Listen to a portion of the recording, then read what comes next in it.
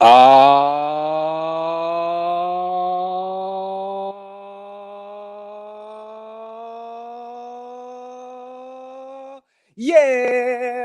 Razor Raze back live again on this Saturday night live extravaganza. How are y'all guys doing tonight? How are y'all guys doing? Oh man, um, tonight we're gonna have a guest. We're gonna have a guest pop on that some of you may know. A guy by the name of Coach John. Yes, Coach John, aka the Dominican Route, shall be here in a few minutes and discuss a situation he had out there where we're inside the Dominican Republic, but also here in the Matrix, aka US of A, with no other than primetime Deion Sanders' son, Mr. Shiloh Sanders, and he will discuss how and why did he get his neck broken by Mr. Deion Sanders' son. He will be here in a few minutes. And man, okay, can you guys hear me? Okay, I'm gonna turn the camera on, but can y'all guys hear me? Mm-hmm. Uh, let's see. All right. People saying what happened to the live? Is the live still on, guys? Can y'all hear me? Can y'all hear me? But for the people that can hear me, put a one in the chat. Put a one in the chat. The Dominican route was he's in here. He said, "Let's go." I said, "Let's go too. Let's go. Let's get it." Let's see. All right, this is Coach John channel right here. We getting lit tonight, guys. We about to get lit. Put a one in the chat. You guys can hear me. Okay, so yes. So somebody said what happened to the live. So we're like, okay, y'all probably couldn't hear me. But yeah, guys, like I said, man, let me turn the camera on a little bit because we are getting lit tonight. We are getting lit. We sipping, of course. We are sipping. Mm-hmm. We are sipping. Did you guys hear the intro? I don't know. Sometimes this Wi-Fi be acting up. Did y'all see the intro? The hot Carter 4 intro, you know? Be ready to moke those. Put a one in the chat if y'all seen the intro, you know? So I'm on multiple different devices and I'm trying to, you know, see if this technology is working. But like I said, man, we got the Dominican route coming in here, and also his partner, Uncle Rico, which a lot of you guys may know. Y'all guys know Uncle Rico. He will be here also. And like I said, man, it's gonna be interesting because I've been hearing about that whole Deion Shiloh Sanders story over the past, years. You know what I'm saying? And John, he's gonna come up here and explain what the hell's going on out here. What happened? And man, oh man. And also, like I said, he will discuss an incident he had with a Dominican female out there inside the Dominican Republic. Let's just say, she stole all his, you know what I'm saying? And he gonna be up here to tell why she stole all his. God damn it! Oh man, sometimes you just never know. I don't know. Mm-hmm. But shout out to you guys. Let me read some of your comments. Let me calm down a little bit until you come up here. We'll go to some of your comments first. Oh, we got Extreme Traveler with the $2 donation to the Razor Raze e-drinking fund. Yes, we are e-drinking tonight. Extreme Traveler says should be interesting. Yes, it should be interesting. We're gonna see. Why did Coach John get his neck broke? You know what I'm saying? I don't know.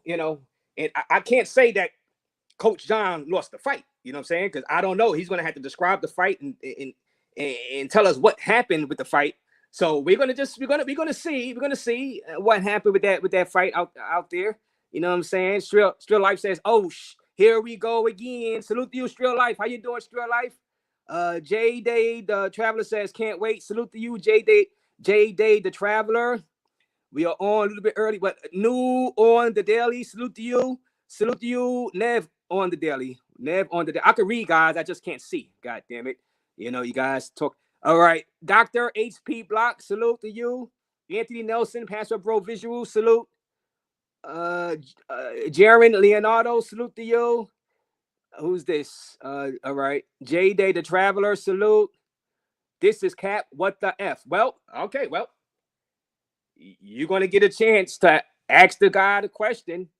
You know what I'm saying? On both cases, the Deion Sanders incident and also the Dominican Chica incident. You know what I'm saying? So, you know, you can ask him yourself. You know what I'm saying?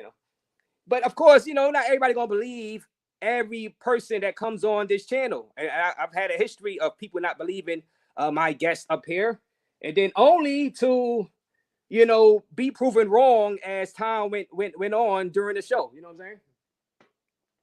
Yeah. Okay. Let me see who else. The Auto Will is in the building. Salute to you, the Auto Will. Salute to you, the Auto Will. Finally caught up on last night's live that I missed. Well, shout out to you and shout out everybody who was on that live. You know, talked a little politics last night. That was a little change up for the channel. That was cool. You know, so salute to you, Auto Will. Salute to you, Garden Scientist. You know, shout out to you, Garden Scientist. How you doing? Jet Log World Travels in the building. Jet Log, salute to you, Jet Log. Let's get it. Let's get it. Haitian Gunman says, salute Coach John. So, all right. So some people, like I said, I think, yeah, I think a lot of you guys know Coach John. He's close to 10,000 subscribers strong. Make your way over to his channel and hit that sub button for Coach John.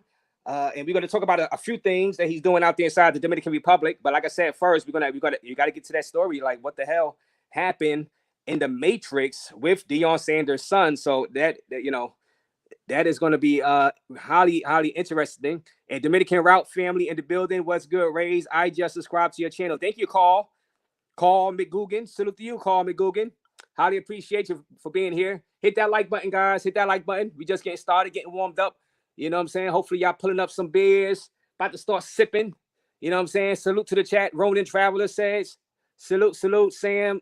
What up, Sam? How you doing? Jima's one. Yeah. Y'all can hear. It's lit. All right. Yeah, guys, did y'all see the intro? I don't know why I didn't see the intro. I mean, Dominican route here. Yes. Salute, Larry Walker. Obadia Phoenix is in the building. Salute to you. All right. Trey. And another old ass man gets finessed abroad. Well, you know, you see those type of comments right there. You know, those type of comments right there, you know, makes people think that it's only older people. I don't even know how old John is. Older people is the only people that get finessed. No, like I said, I've seen young people get finessed also. I've seen it, you know, so, you know, but, you know, like I said, be respectful to the guests tonight. You know what I'm saying?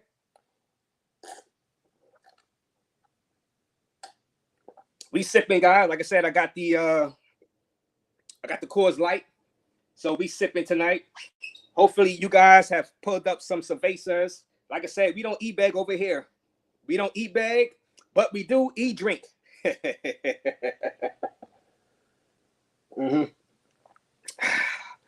And hopefully you guys have been voting for me to be on that Passport Bros reality TV show out there in Santo Domingo.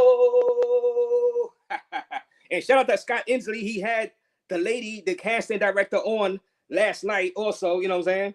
Now, you know, she was telling us about the show, you know what I'm saying? And, you know, but if you vote me on, I'm going to be up in that house or that hotel. She says a hotel. So I don't have to worry about people drinking my beers. You know, she said each person going to have their own hotel room. You know what I'm saying? Because I was worried about that guy from Gary, Indiana, you know what I mean, drinking my beers. You know what I'm saying? Out the refrigerator. You know what I'm saying? And shout out to all 100 people in the building watching Razor Raze live. He's about to get lit. We here early right now. Hello from the Dominican route. Salute to you, Dominga Cuevas. Salute to you. Salute to you. Like I said, guys, keep the trolling to a minimum tonight, guys, because like I said, this guy, he went through a gut-wrenching Y'all think this is fake? You know what? Y'all think this is fake? Let me just show y'all something. Just because you guys, this is who y'all. This guy ain't got his neck broke, guys. Look at this photo right there. That is real evidence of him getting his neck broke, guys. And this the guy you're gonna come up here trying to troll. You know what I'm saying? This guy, look at that. He was in a battle. He was in a war. And you're gonna try to troll this guy? This John. This is John's neck right here. This is not Razor Raze's neck. You know what I'm saying? This is John's neck, and he had to live with this now. You know what I'm saying? Then he had to, get his stuff stolen by a chica out there to add to his troubles. You know what I'm saying? So, guys, keep the goddamn trolling to a minimum. We trying to help this black man tonight. You know what I'm saying? And we're going to hear his story. So you guys won't have to go through the same thing. You know what I'm saying? You guys won't have to go through the same thing. And Uncle Rico is going to keep you guys in check, too. He's going to be up here, too. Uncle Rico will be here, guys. And shout out to you guys. Oh, man. Let me go through. All right, I'm about to bring Coach John up in 2 minutes. I'm going to just go through some of your comments. Razor reading like the kids in preschool. Oh, so now you want to troll Razor Raze. You son of a... Like I said, these glasses, I got to use the broke ones because the fixed ones, I can't really see with those. So sometimes the words get blurry. I can read, though. God damn it. I can read. The Dominican route family here. All right, so I'm caught up to that. He's about to be here in 1 minute, guys. Red Bull Vodka is in the building. Salute Red Bull Vodka. Baller TV. Salute. Old Krusty. Oh, here go Old Krusty Rico. Paulie Rica. Yo, Brace. We listening, bro? Did y'all hear the intro, though? That's what I want to know. Carter, did you hear the intro? Let me see. What up? What up? Oh, people just laughing. People laughing. All right, so I'm caught up. Okay, guys. So like I said, y'all seen the broken neck. Now I'm about to bring that person with the broken neck up here, and he's going to tell what happened with both the Deion Sanders incident and also what happened out there inside the Dominican Republic. So without further ado, we have the Dominican route. Coach John is in the building. What's up, brother? How you doing, man? Oh, Coach John, I am doing great right now. Hopefully you are doing better than me. You know what I'm saying? That means you're doing greater. Hopefully, you're recovering from your injuries. And, we're going to get into all of that. But so, Coach John, tell the people about your channel, man. All right, man. Hey, man, shout out to you, first of all, brother, for all the stuff you do, man. I love watching your channel, all the informative things you do. Hey, I'm in my daughter's room right now because my screen went out and my laptop doesn't work. So anyway, I don't have no Hello Kitty in my room. This is my daughter's room. So, man. Hey, so anyway, man, shout out to you, brother. But man, you make me laugh, man. Being in your mother's basement, you know what I'm saying? So right. Yeah. So man, you're doing a great job, man. I really like laughing, being entertained by some of the stuff y'all be doing. You keep it real, man. That's what I really love about your channel. And shout out to everybody that support Razor Raze. So, man, I'll give you guys a quick breakdown. First of all, the hurricane is supposed to be here in 2 more days in the Dominican Republic. So the light's been going in and out. So if it fades out, just keep it rolling, and then I'll try to come back up. I just want to let you know that, brother. So yeah, no problem. Yeah. So, man, I was born and raised in Baton Rouge, Louisiana. I was born and raised not too far from where Kevin Gates was raised at. I lived up the street from about 5 miles from where Lil Boost is from Baton Rouge, Louisiana. Lived there my whole life. Went to Glen Oaks. I played baseball my whole life. My dad was a big baseball person, and I ended up getting a scholarship in Dallas, Texas, to Dallas Baptist University. Then I got drafted by the New York Yankees in 1997. in the 6th round. I was 6th round pick. I was real fast. It's crazy. It's kind of ironic. I ran the same speed as Deion Sanders. I ran a 4.2 flat 40-yard dash, and I ran a 6.2 60-yard dash. So I was fast. I was drafted on my speed. And man, after I got drafted, and this is going to lead into my story, I met a whole bunch of Dominican people. So my whole time when I was with the Yankees, from 1997 all the way up to 2000, I met Alfonso Soriano. He was my roommate. I played a lot of baseball, and Derek Jeter. So I was, I never made it to the major league. So I never made the big money because I ended up tearing my knee. And so I met a lot of Dominican people, and Dominican people were so fun, and just they always was talking shit and playing music in the locker room and all that stuff. One thing about Dominicans, I don't know, they love grabbing people's ass and trying to touch your balls and shit, playing around. And I hated that shit. I just wanted to say that real quick. Oh man, yeah. So, you talking about the guys? Other guys? Yeah, the guys. Yeah. In the locker room, man. You trying to take a shower. You trying to take a shower and everything. You got your eyes closed. Somebody grab your balls or grab your ass, and you know it's a Dominican, and and white boys do it too, but black people we don't do that shit. Like, man, go on with that shit. So, but Dominicans, and not to say Dominicans are gay, they just they love playing around, grabbing on people's ass and shit, man. I just hated that shit. But Dominicans, they were cool. They loved dancing, partying, and all that. And remind me to tell you about a P. Diddy party. I've been to 2 P. Diddy parties also. So remind me to Diddy parties, guys. Diddy parties. So you're gonna be prepared for some no Diddy, comments in the right. Yeah, no Diddy. So anyway, I ended up tearing my knee up. I got released by the Yankees, but remember, I met 50, 60 Dominicans. So all the way up, I ended up being a coach at a high school. And the high school that I was at was called Focus Learning Academy. So when you're a coach at a high school, I was the varsity baseball coach. And you cannot just be a coach. You have to do something. You have to be a teacher. You have to be a security officer. You have to do something. So I got my license in being a security officer. And after that, Shiloh Sanders and Deion Sanders and his son, Shilo Sanders, they school closed down, and they transferred all their kids, most of their kids, from his school that closed down, the charter school in Dallas, Texas, to my charter school that I was working at, Focus Learning Academy, there.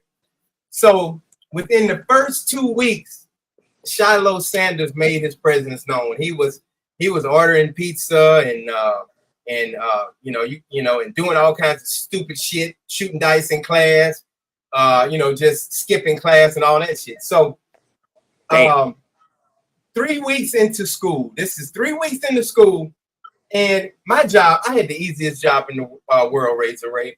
My job was when somebody acting up in class, I had been there for almost 4 years. My job is somebody call you on the walkie-talkie, Coach John, Lil Johnny is acting up, come get him out the class, take him to the principal office. Easiest job in the world. Shoot, and walk around the campus and make sure everything's good. So now Deion Sanders and his posse is here, and everything starts to turn to shit. We was in the hood, and the school was about a C+ school.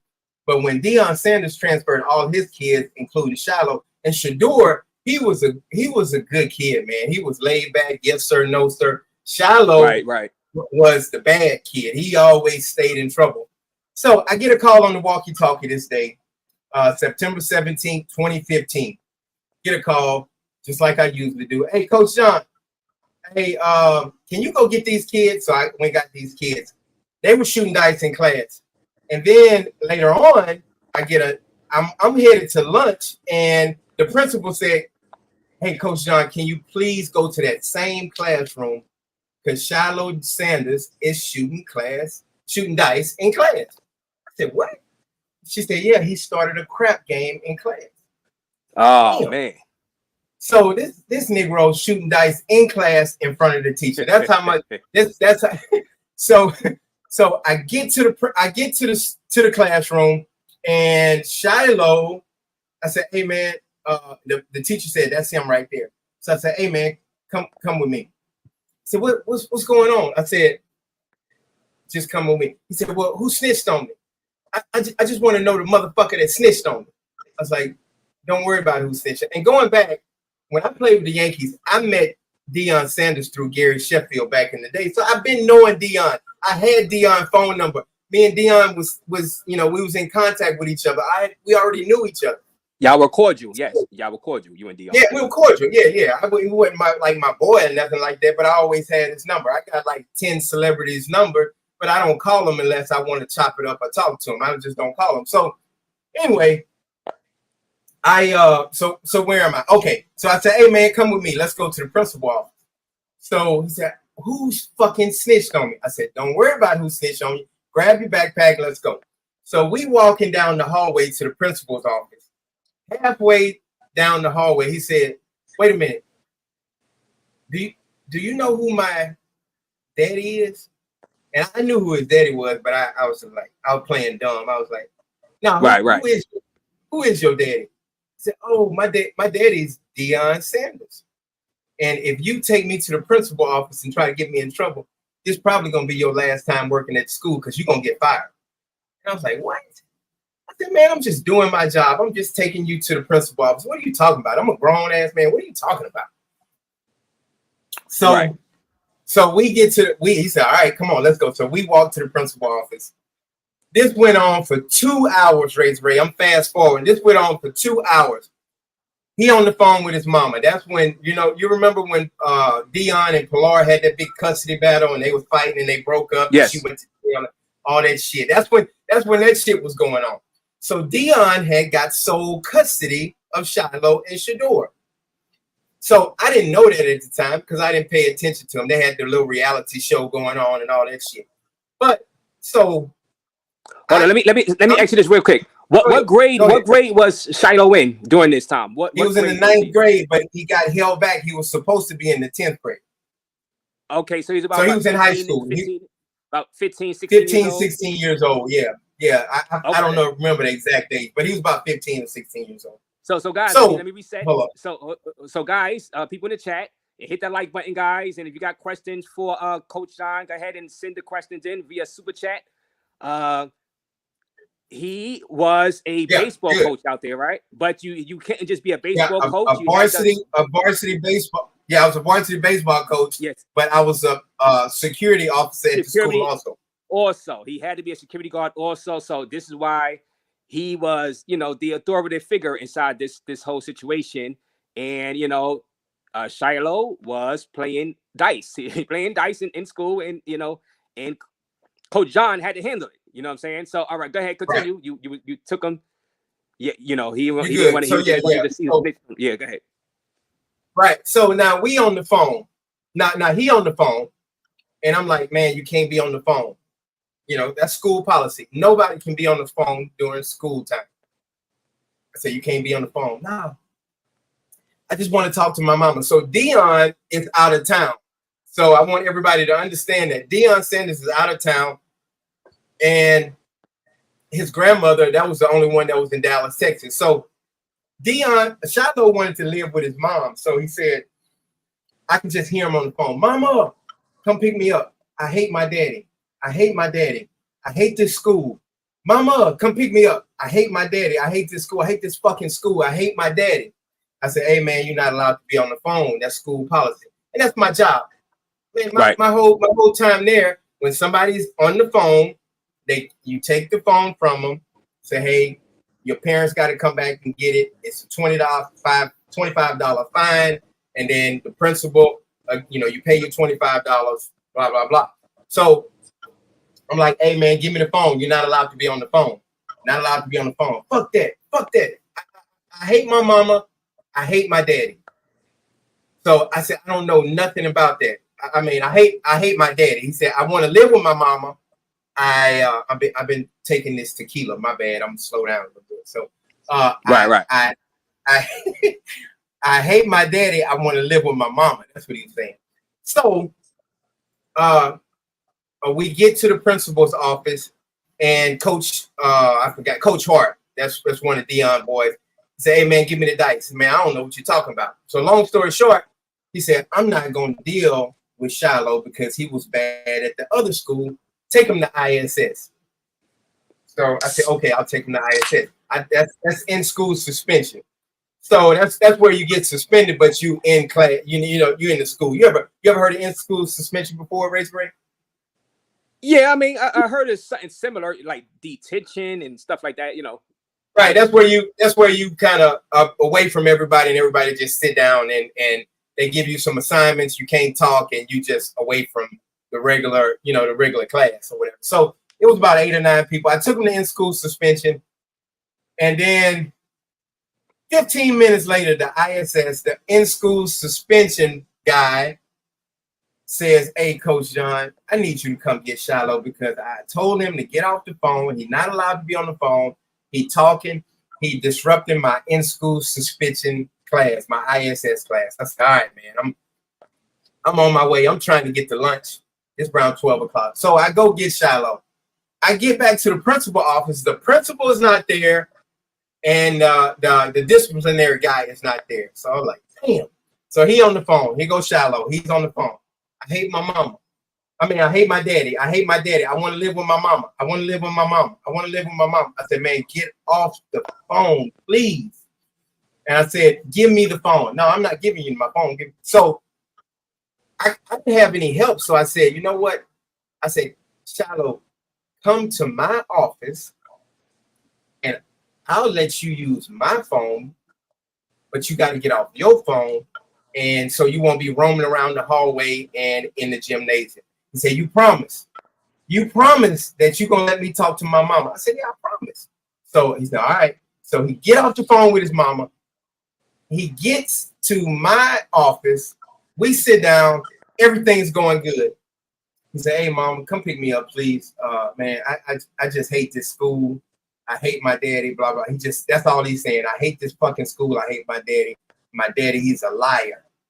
I said, so 5 minutes later, it's a knock on the door. It's Deion Sanders' assistant. She says, "Hey, I got Deion Sanders on the phone." So I said, "Okay, what you want me to do?" So she said, "Deion want to talk to you." So I grabbed the phone from her and I said, "Hey, what's going on?" And then this is Deion talking. He says, in Jesus' name, John, in Jesus' name, can you please get the phone from Shiloh Sanders because I have custody. I have custody of Shiloh. His mama Pilar don't have no custody. She lost her custody battle in court." So I'm like, "All right, Deion." I said, I'll try to get the phone. And so I tried to go get the phone. He's like, "Back up, man. Back up."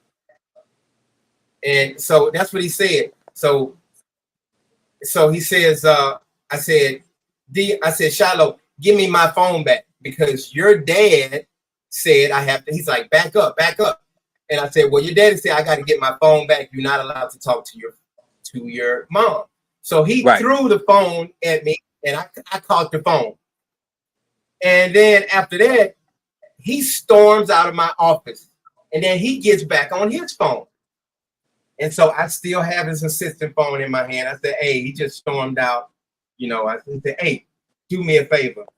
In Jesus' name, please go get it." Now this Deion, y'all know, and that's how Deion talks. He said, "In Jesus' name, I need you to go get the phone."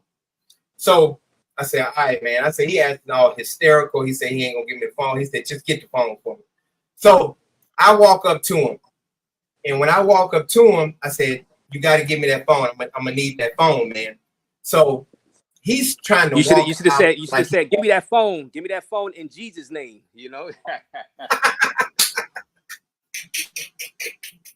Right. I should have said that. You're right, brother. So I get to him, and y'all can see it. It's on TMZ.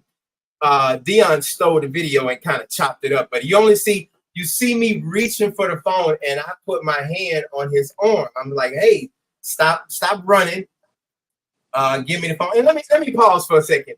I don't know why black people think that, and it's mostly black people. If your child is acting up in class, a teacher or a security officer has the right to get your child and move them out of harm's way or out of the classroom or disrupting class. I don't know why black people think that, hey, you better not touch my child. Don't put your hands on my child. If your child is acting up, you have every right to touch that child and move them to, of course, you can't beat them or hit them or choke them. You can't do, you can't do that. But what you can do is, hey, you can get his arm and move him or escort him to a different area or to an area where it's quiet or whatever. I don't know why black people think you shouldn't have put your hands on them. Like, you put your, you don't call the police officer. The police will get mad. They'll be like, what y'all calling us for? Because you can't move a child from the classroom to the principal office. So that's what you do. I've done it 300 times my whole life. You know, especially the 5 and 6 and 8-year-old kids, you gotta, you know, they cutting up, they trying to hit the teacher or whatever. You gotta wrap your arms around them and say, hey, calm down.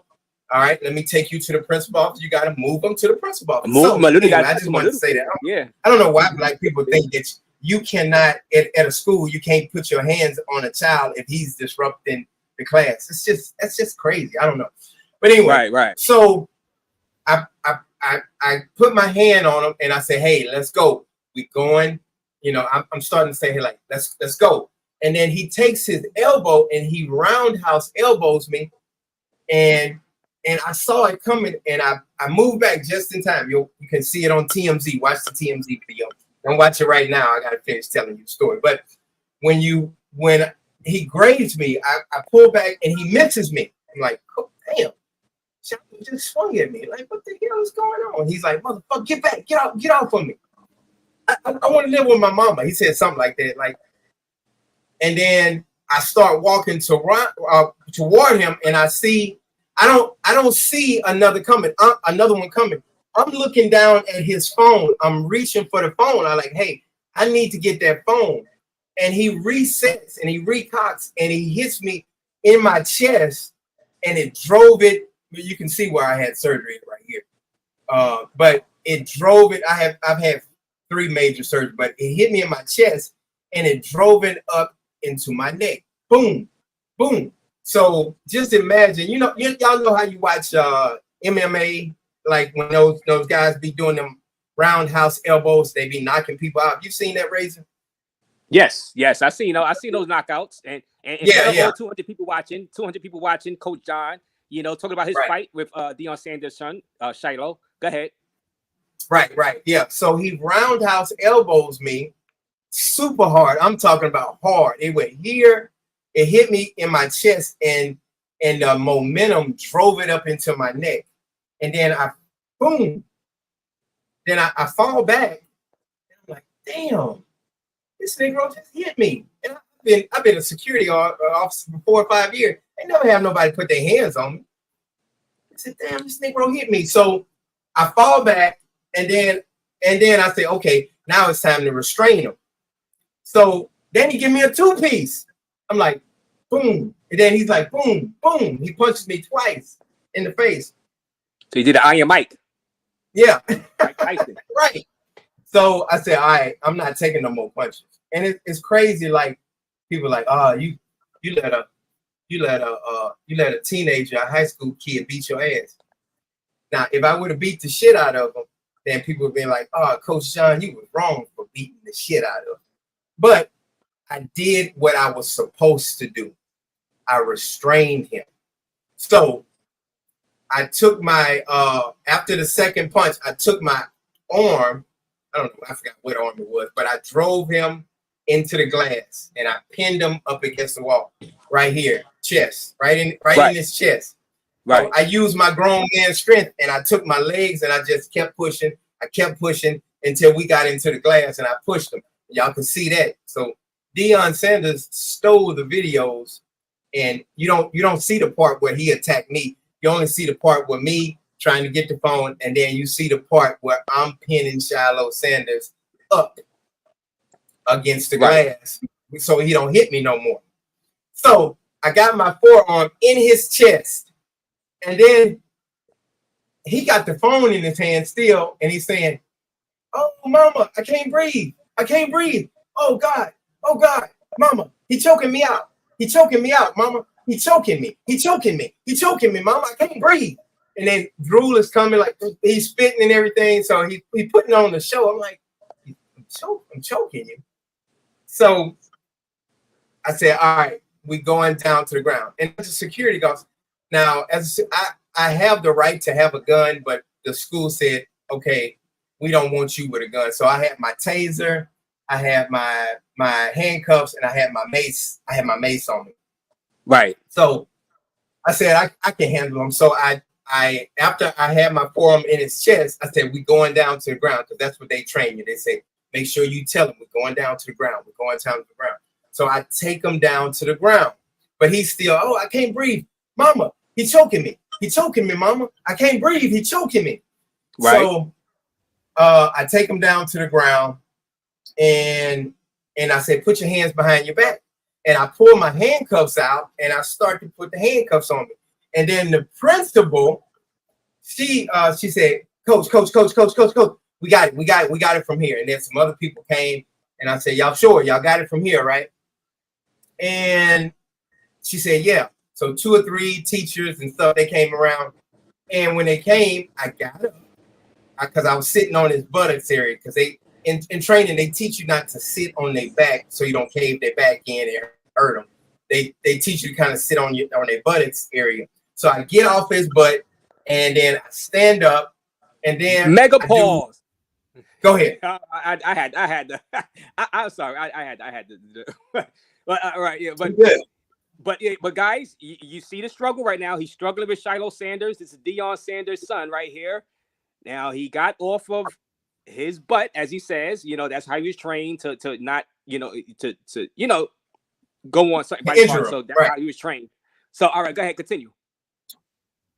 So I get up, and then when I get up, she said, Coach John, this is Nash, Principal Nash. She said, I need an incident report. I need to tell you. I need you to write what happened. So I grab a piece of paper, and I write what happened. So while I'm writing what happened, and I wrote it fast, while I'm writing what happened, my equilibrium is off, and I'm starting to feel dizzy. I'm like, what's going on? So I write something real fast. Shiloh elbowed me, he roundhoused me, blah, blah, blah. I wrote that down. So this is the crazy part. I don't care. I've been teased 100 times. I don't care about no trolling and all that shit. So I'm writing, and then as soon as I finish writing, I say, let me walk away and walk down the hallway and get a breather. And I'm starting to walk down the hallway, and I started peeing on myself. It's like, what the? Oh man! Why is piss running down my leg? And then I can't control my pee. And I just feel it, and I'm trying to. I stop, and I'm like, I'm just trying to hold it. Like, I ain't nervous. I'm from Baton Rouge, so I didn't been into a couple fights before, and I'm from the hood. Went to Glen Oaks, and I ain't nervous, but because of that, and I'm like, I'm peeing on myself, and I don't know why I'm peeing on myself. God damn. And I get down the hallway, and one of the teachers in the class, she walks out, and she sees me. She said, Coach John, she said, you okay? And I said, I don't know. She said, Coach, you got water running down your leg. I said, yeah. I said, I'm peeing on myself. I don't know why I'm peeing on myself. So I got my hand on the wall, and my equilibrium is off, and I feel dizzy. And then and then she said, we need to call the ambulance. I sat down, Mr. McClure, the owner of the school, he came, blah, blah, blah, got into the ambulance, and then they took me to the hospital. And then I'm kind of fast forward. If y'all need to stop me and say, hey, Coach, what about this, and this? It's fine. So I get to the ambulance. They put an IV in my arm. They give me pain medicine. I told him what's going on. Oh, wait, before that, the police officer did an incident report, and I told him exactly what happened. So he wrote an incident report. So I get to the hospital. Long story short, they said your neck is fractured. They said it has been shifted from one side to the other one. So I had a 1-level neck fusion. So when I played with the Yankees, I had a 1-level neck fusion. People like, oh, he was already injured. That's what right. Deion Go ahead. I'm gonna put this up here while you talk. Go ahead. Yeah, go ahead. No, you're good. So he hit me in that same spot. A lot of people probably say, "Oh, Nick, that roundhouse elbow didn't mess your neck up that bad." So he hit me in that same spot when I played with the Yankees. Right. So I had to have that 1-level neck fusion. When he hit me in that same spot, it messed up the 1-level neck fusion and tore it up. So they said your 1-level neck fusion is completely torn. It's shifted. It's we gotta remove the 1-level neck fusion and put like a 5-level neck fusion in your neck. Now this is the doctor talking. So I was like, so this is what we're looking at right now. I want to see, right? This is from that elbow, right there. What we're looking at. Say it again, brother. Yeah, this is what we're looking at right now. Right. So yeah, okay. Right. So he said you're gonna have to have probably a 5-level neck fusion. And I said, well, doctor, wait a minute. I'm in the hospital for like an hour. He said, maybe no, about 2 hours. He says, I said, doctor, I said, guess what? I said, I'm feeling good now. I'm good. He said, you're feeling good right now because you got morphine and Dilaudid and you feel good because you don't feel nothing. You feel good.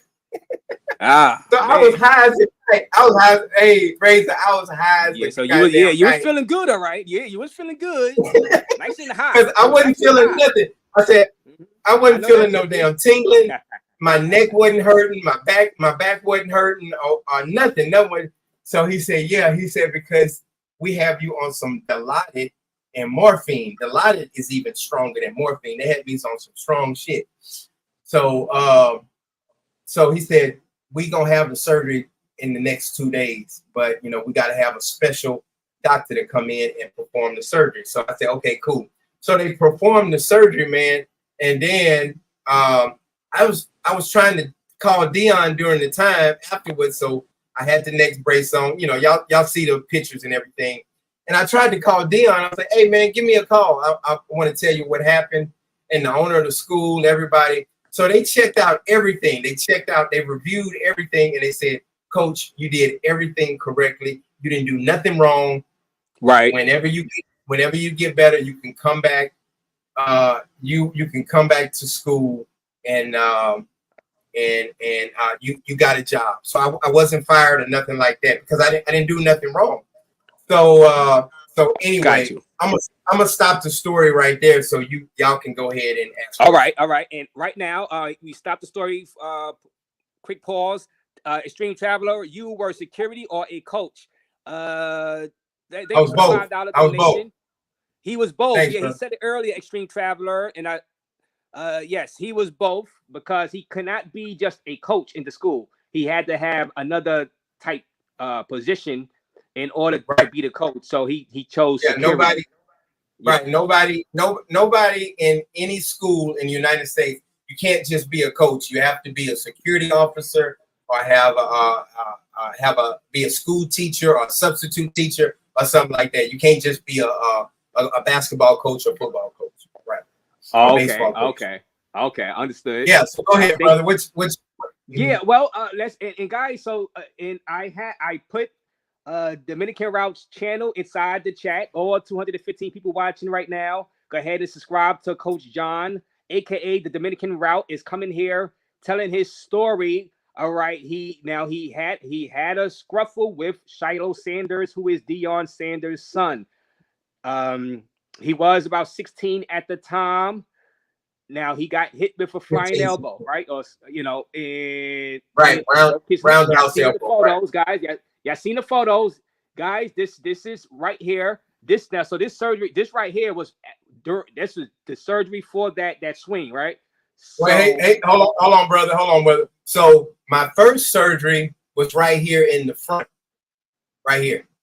So that's the first surgery. They had the 5-level neck fusion. So when I played with the Yankees, I had a surgery, and then they went in the same spot because they had to remove the other one, and then they put it in. I just had this surgery 2 months ago because they said your condition is getting worse, and I was losing feeling and I couldn't control. So I couldn't control my bowel movement and all of that stuff. So I get Botox. So let me say this real quick. Every 6 months they take a needle, because people always say, "Oh, he faking it" and all that shit.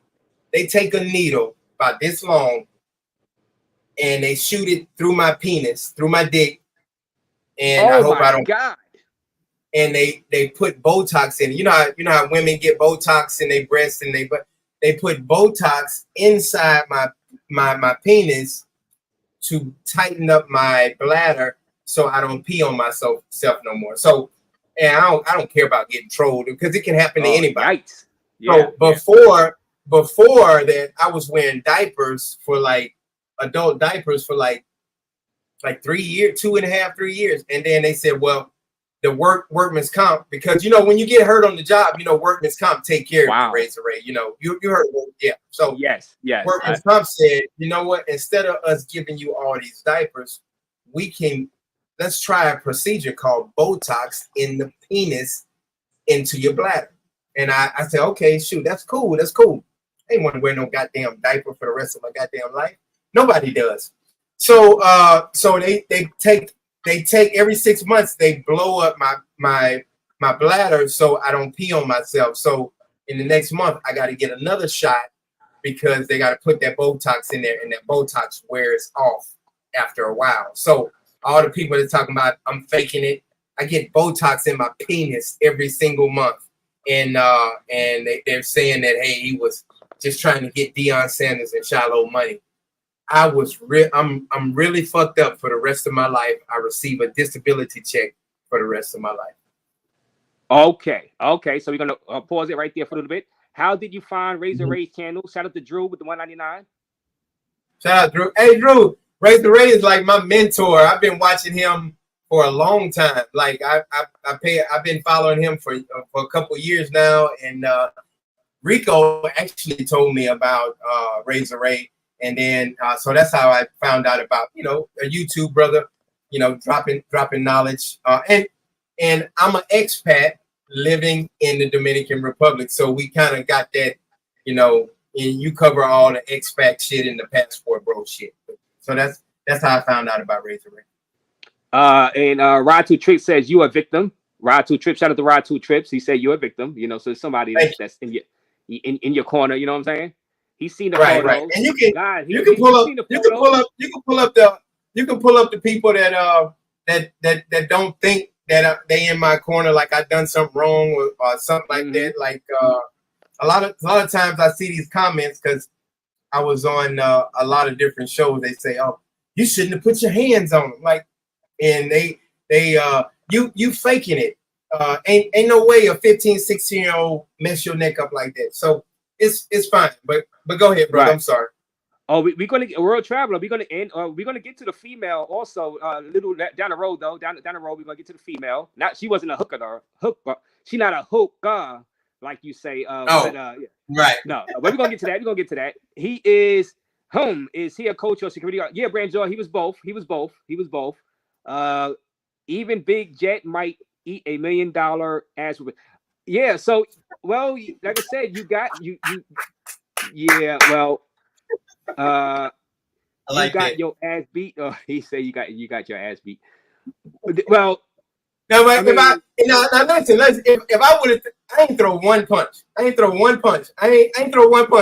But if I just think Razor Raze, if I would have swung on him, I'm already having a hard time. People saying that I did something wrong and all that. Just think if I would have raised my hand up and beat the shit out of him. What you think would have happened, Razor Raze? Right. So I think the reason you got hit is because of that stigma of a security guard. You really not like, yeah, if you would have hit him and really hurt him, then you would have been the one getting sued, I guess. So or fired. Yeah. I would have lost my job if I would have swung on him and hit him and knocked him out and beat the shit out of him. I probably would have lost my job. Right. So but that's just how it is. So it was a lose-lose situation for me because I couldn't, if I was in the street, I probably would have hit them back or whatever. I don't care if somebody put their hands on you, you can hit them back.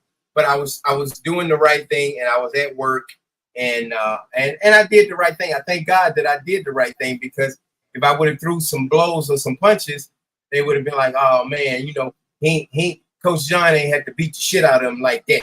That they probably would have said that. Well, now, as far as you contacted a lawyer, right? And you contacted, I guess, Deion Sanders, right? I don't know if you wanted to continue for that. And you told him what happened, and injuries.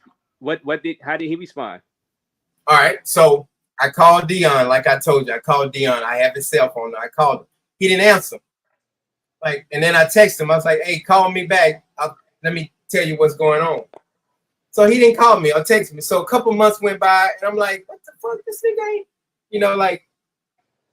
I'm trying to tell him what his son did. So he doing a bitch move. He don't want to hear what happened. He know what happened. He know his son messed up. So let me tell you this.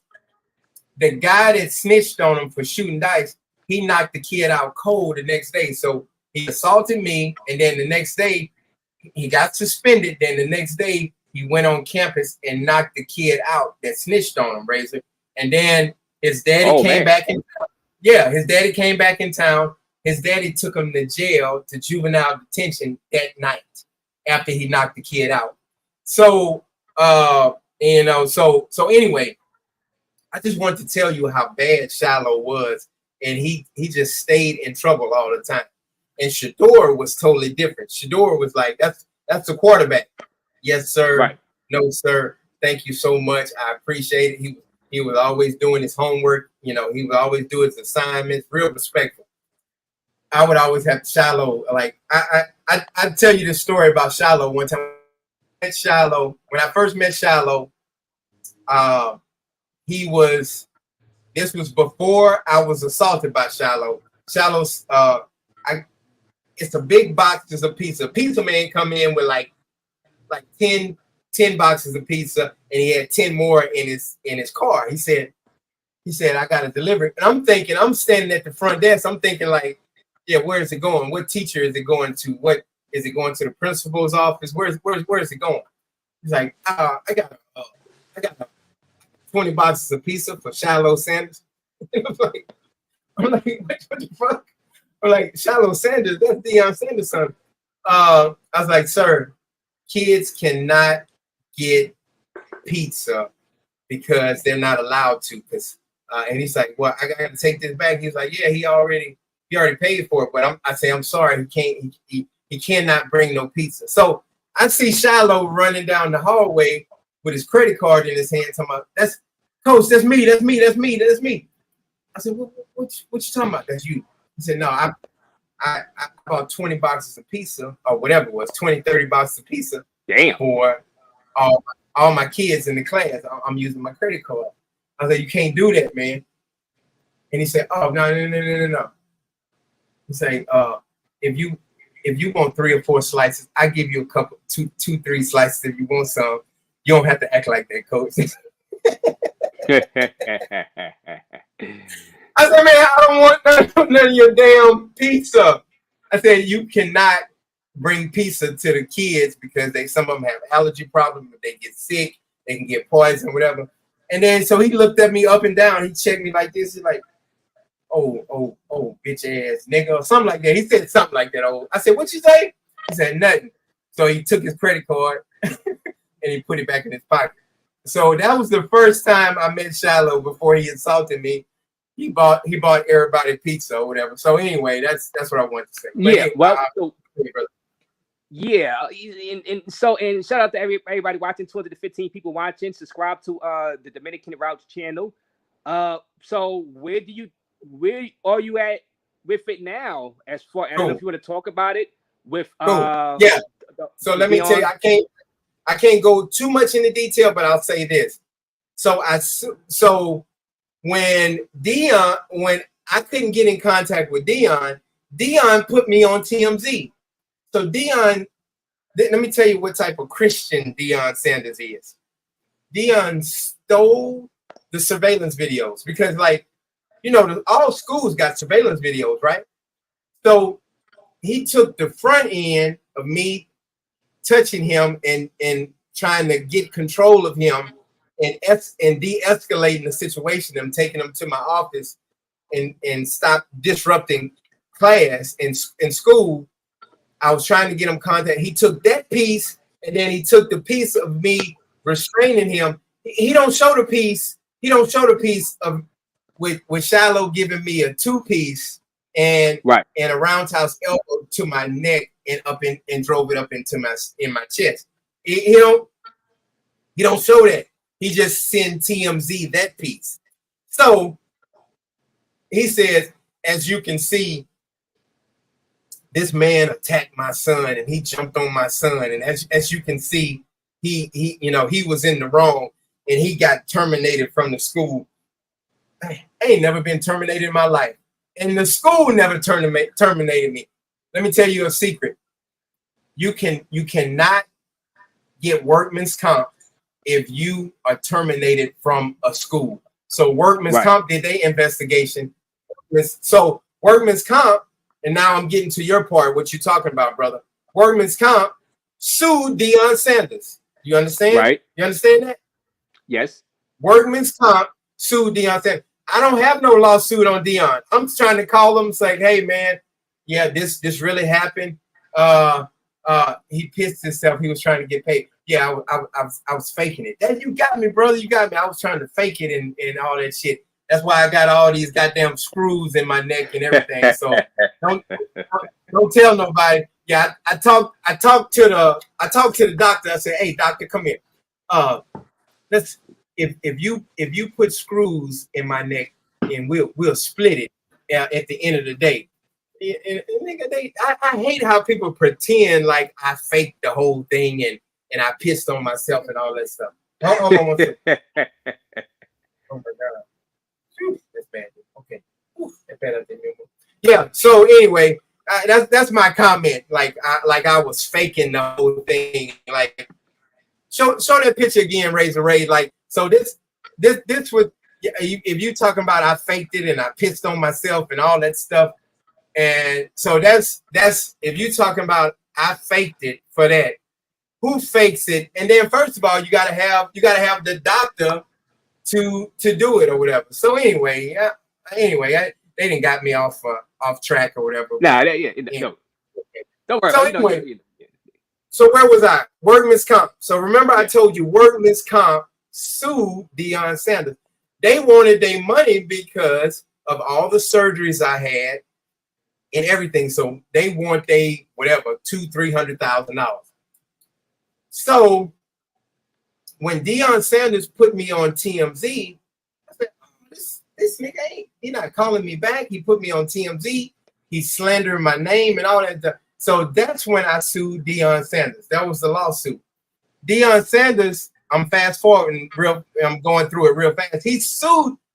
He got out of it. I don't know how he got out of it. I don't know. And it's crazy. My lawyer, he stepped out of it and all that stuff. And Deion stepped out of it. So Shiloh and Pilar, his mom, that was the only ones that I was suing. So long story short, Shiloh didn't show up for court. And I won $12 million. So wow. I was awarded $12 million.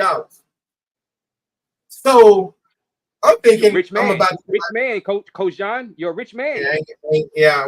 Once I get the money and or whatever, and then guess what? I still got a lot of treatment to do. I still have another surgery I gotta have. I gotta have a whole bunch of shit. I have nerve damage. Thank God I live in the Dominican Republic, because when it gets cold, it really hurts my body. I gotta have another surgery, and I gotta have treatment and therapy and all that shit. So people think that, oh yeah, he finna be rich. I would trade that $12 million for a brand new body and not in this situation. I wouldn't put this on nobody. I wouldn't want nobody to go through this because, brother, I go through nerve damage. I go through so much pain every single night. Nerve damage, and I got to get Botox every single month. I don't want no damn needle to go through my penis every 6 months, and they got to fill it up with Botox. Man, I don't want. God. Yeah, Damn, but that's what I don't even. Yeah. I don't either. Maybe with 12 million, I don't know. Would you? Guys in the chat, what do you got? Right. For 12 million, guys in the chat, put a 1. Would you? Do you mind a needle for 12 million? Put a 1 for yes, put a 2 for no.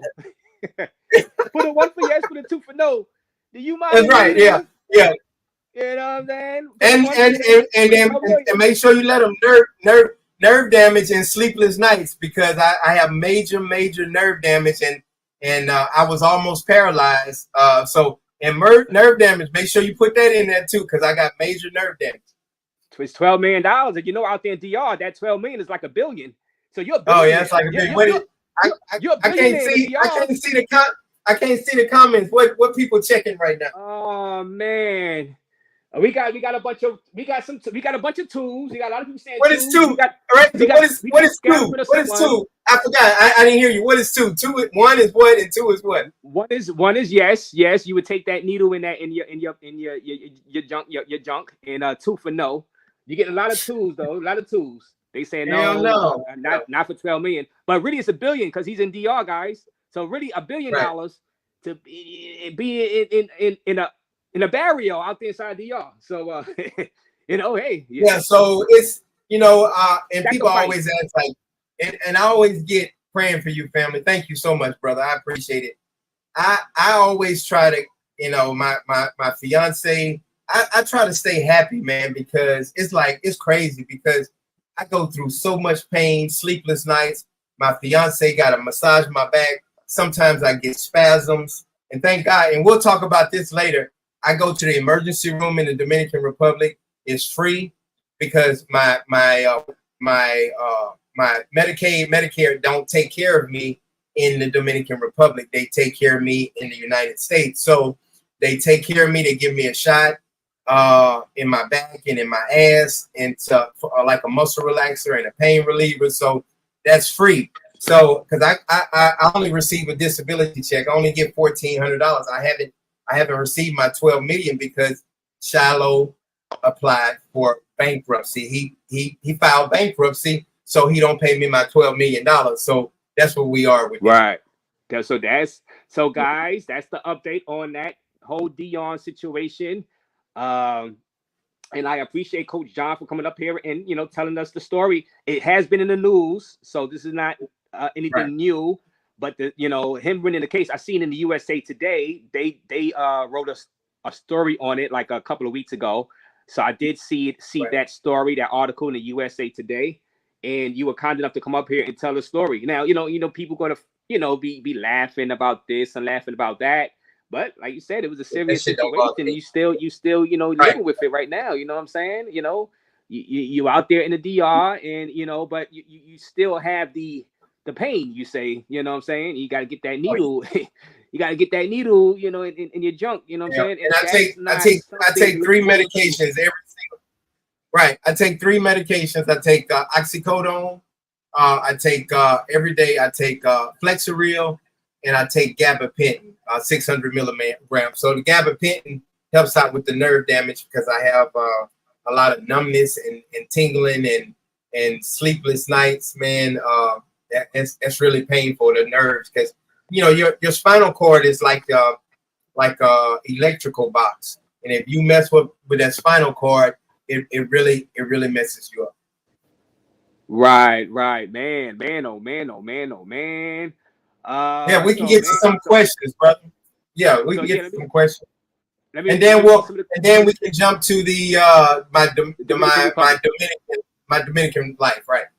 Yeah, we're gonna bring Rico up too for a little bit after, during that time, because he's in DR too. So, any questions, guys? I'm gonna read your questions off. If you want your questions read faster, send a super chat. God damn it! And I'll read the question faster, but mainstream media don't like Colorado and media coach John just breeds better representation. Okay.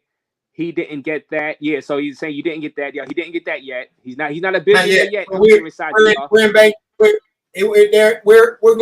in court right now. So I just wanted to let everybody to know that we're in court right now. 12 million. You need security. You need security. You need Rod 2 Tricks for security. I might because I'm gonna win my case, and you know, I'm gonna still do my thing with helping kids out and doing my thing. Go ahead, brother. Sorry this happened to you, coach. Do you follow the Colorado team, and are you hoping Shiloh gets drafted? Salute to you, Fresh Prince of Poblado with the $4.99. Salute to you on your channel. Thank you for $4.99. What you got that? You want to answer that? Do you follow Shiloh? Yeah. I mean, I don't hate nobody. You know, I don't have no hate in my heart. You know, I don't hate Shiloh. I don't hate Deion. I know that Deion's a liar. I know Shiloh's a liar. But I don't hate nobody. I hope he does get drafted, that so he can give me my damn money. You know, so oh man. So,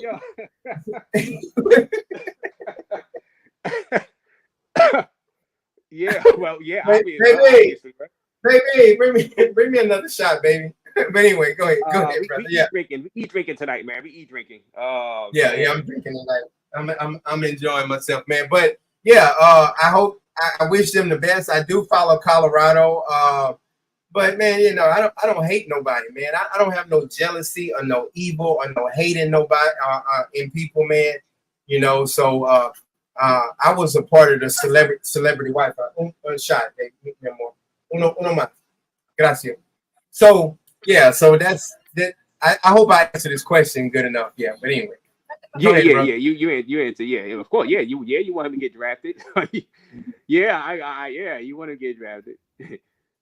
Yeah, so I believe I'm gonna win. I'm gonna win this case.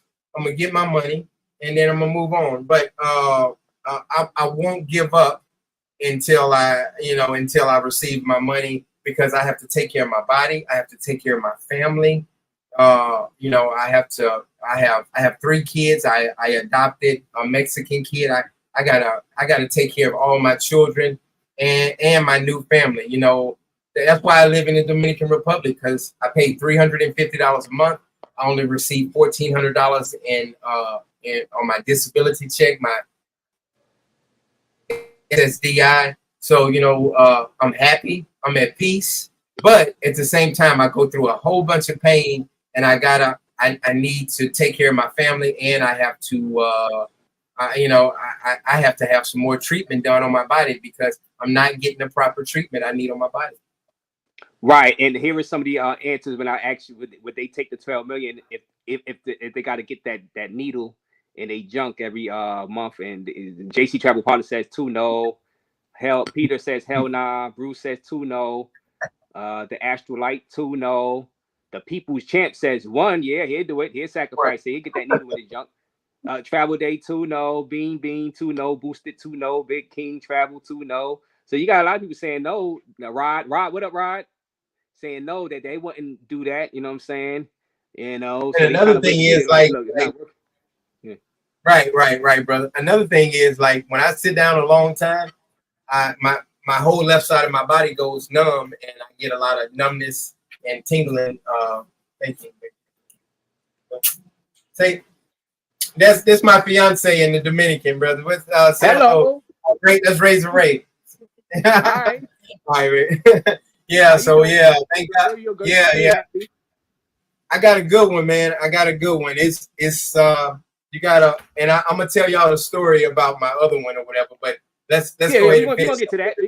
Let's finish up these questions with the Deion stuff, and then we gotta, like I said, I'm gonna make this into his own little video about the whole Deion thing. You know what I'm saying?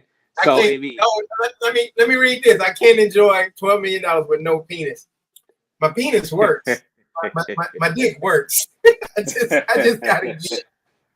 gotta get Botox, and that's where they shoot it through, so they can, so I don't have to wear a Depends diaper for the rest of my life. But go ahead, bro. Oh, okay. You know, I would ask you a follow-up question, but it's gonna be too pause. It's gonna be too much of a pause type question, so I'm not gonna. I'm not even gonna ask you to follow. I mean, hey, Razor, I heard your ass be on the. You be on here for 5, 6, 7 hours, 10 hours sometimes. Hey, because I be losing track of time. I be having so much fun. You know what I'm saying? Yeah, you're fun, right. I be having so much fun. When you have fun, time just it flies, and I don't realize that I'll be on for so long. But we're not gonna be on too long. Like I said, so we got 225 people in the chat. I'm dropping Coach John's channel. Hey guys, please sub up to this brother's channel, and we're gonna get into the Dominican stuff with the Dominican girl, and also you got some kind of charity out there. Also, you was doing out there inside DR. So we're gonna get to that, and if people want to help, good. I'm just stretching when I sit down a long time, my body be hurt. I gotta stretch. But go ahead, I'm listening.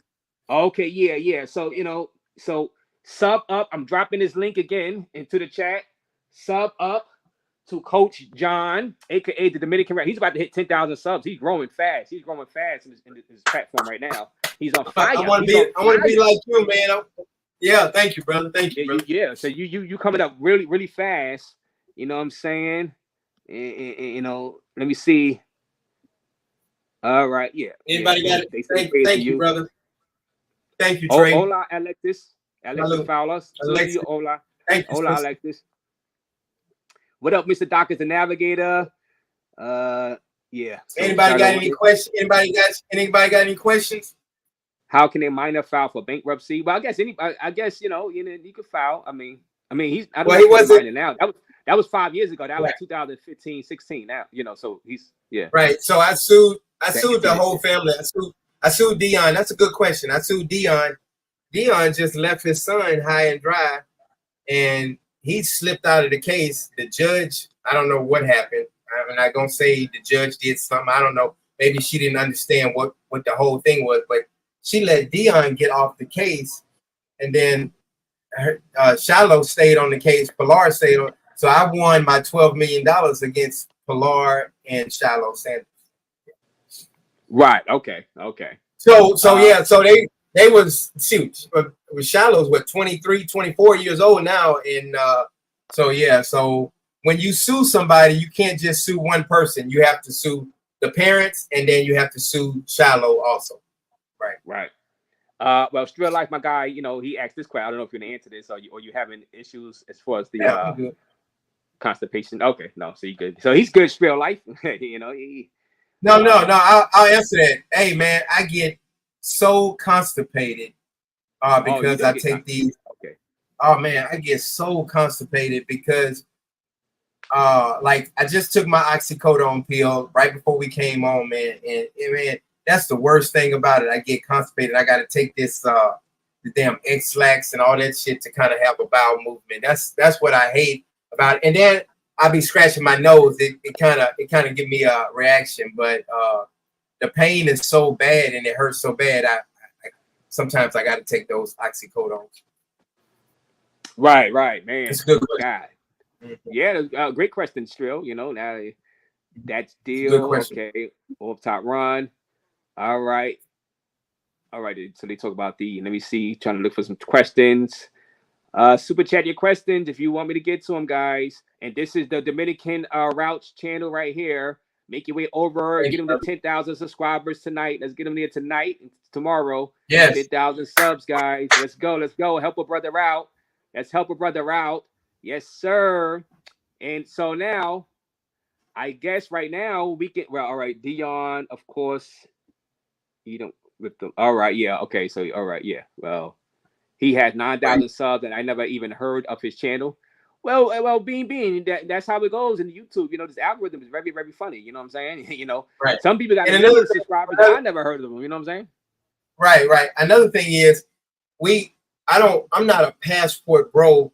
I have a family, and I focus on like showing the culture of the Dominican Republic. My family, I hang out with showing different things with the Dominican Republic. So some people love. Now, if I move just to ass and titties and start filming a whole bunch of ass and titties walking down the street, I have. Oh yeah.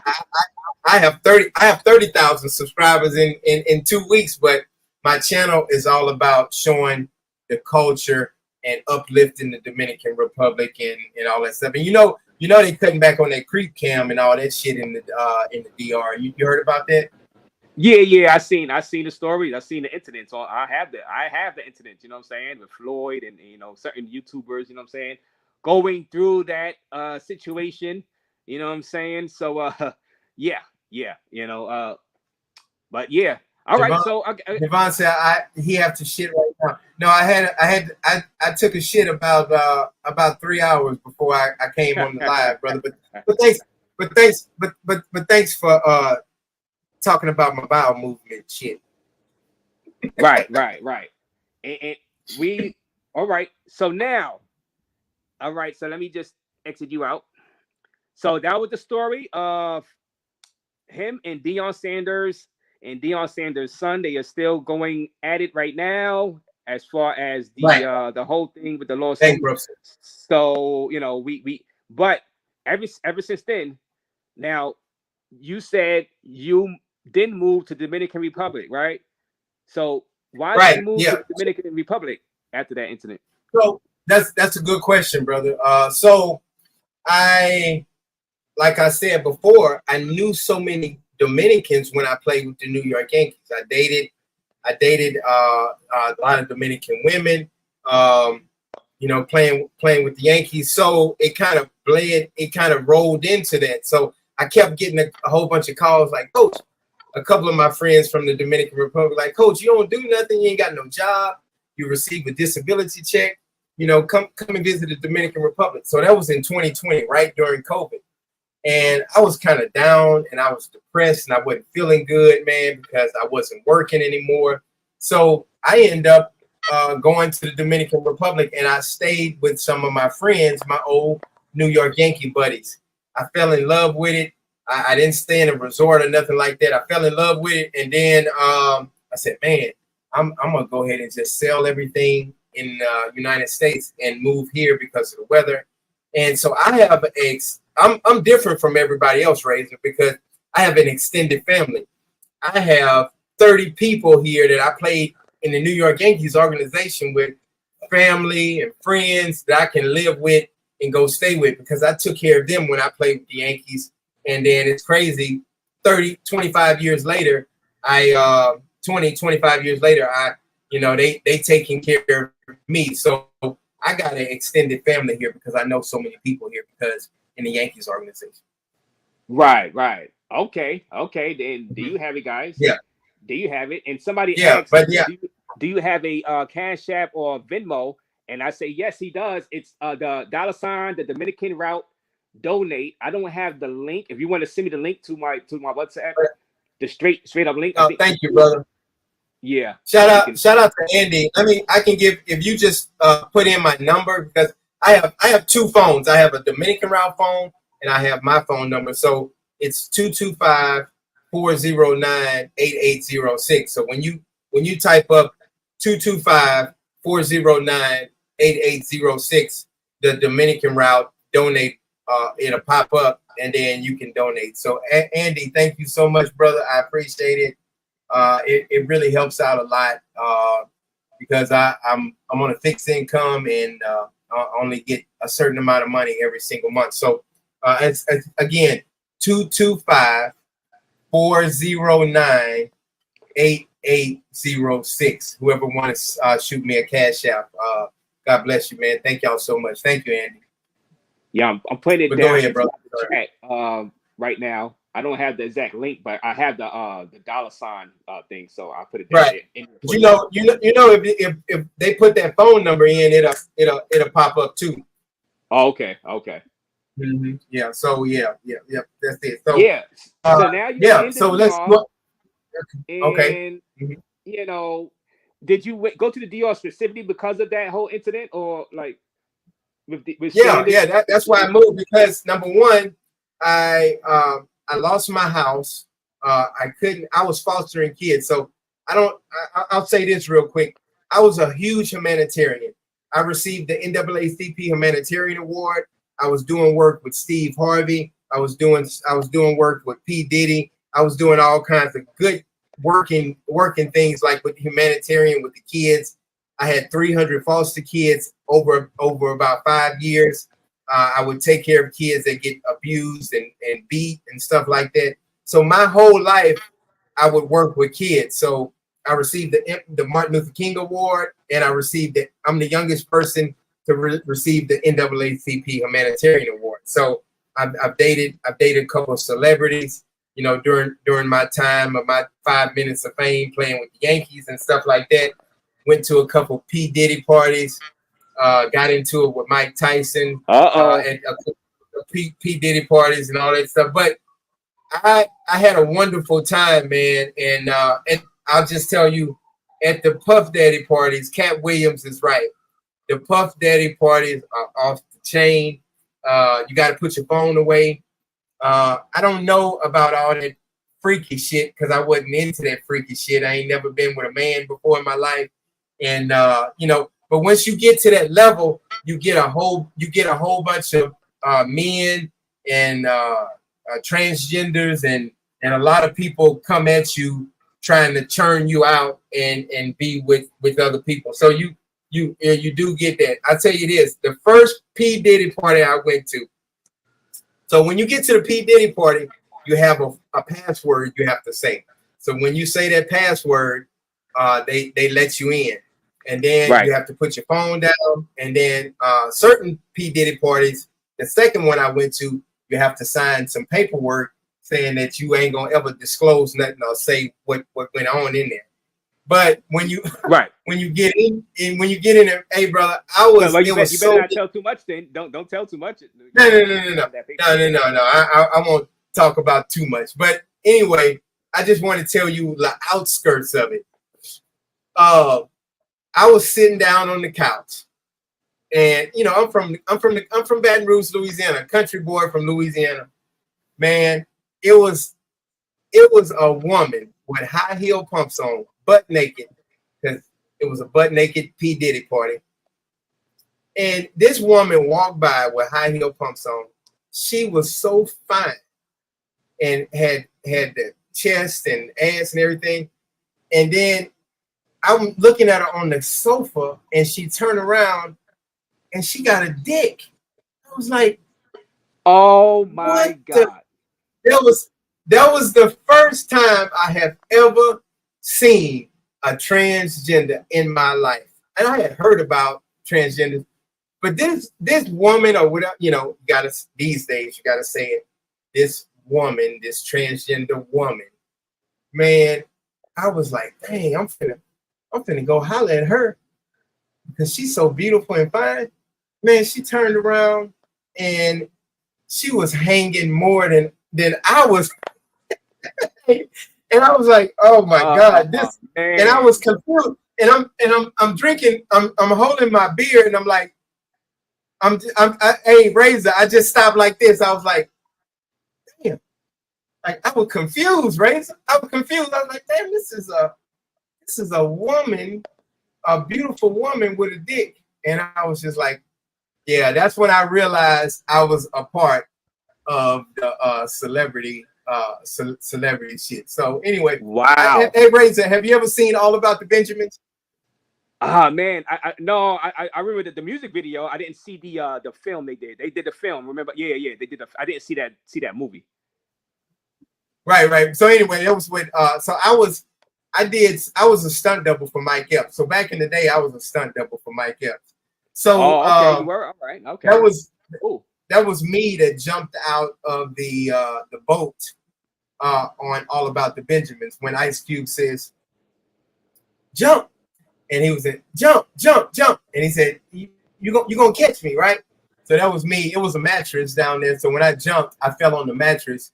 So a lot of people gonna laugh at that. But so I played in 3 major movies. My biggest movie I played in was For Love of the Game with Kevin Costner, and I was the shortstop, and I had a speaking part in that. So anyway, I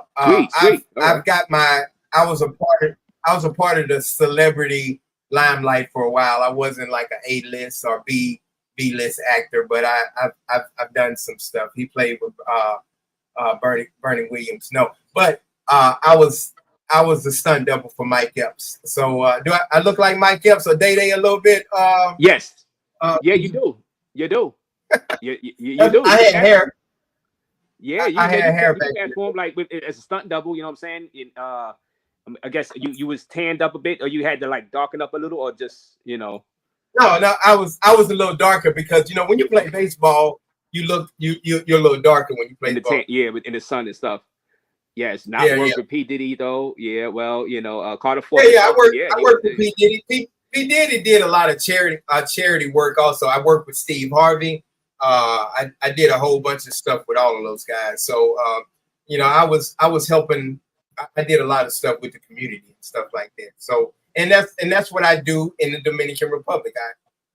Me and my fiance, we work with kids.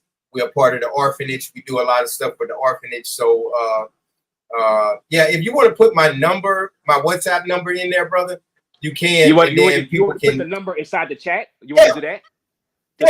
You can, because I have two phones. I got my private phone, and then I got my Dominican route phone. So it's 225.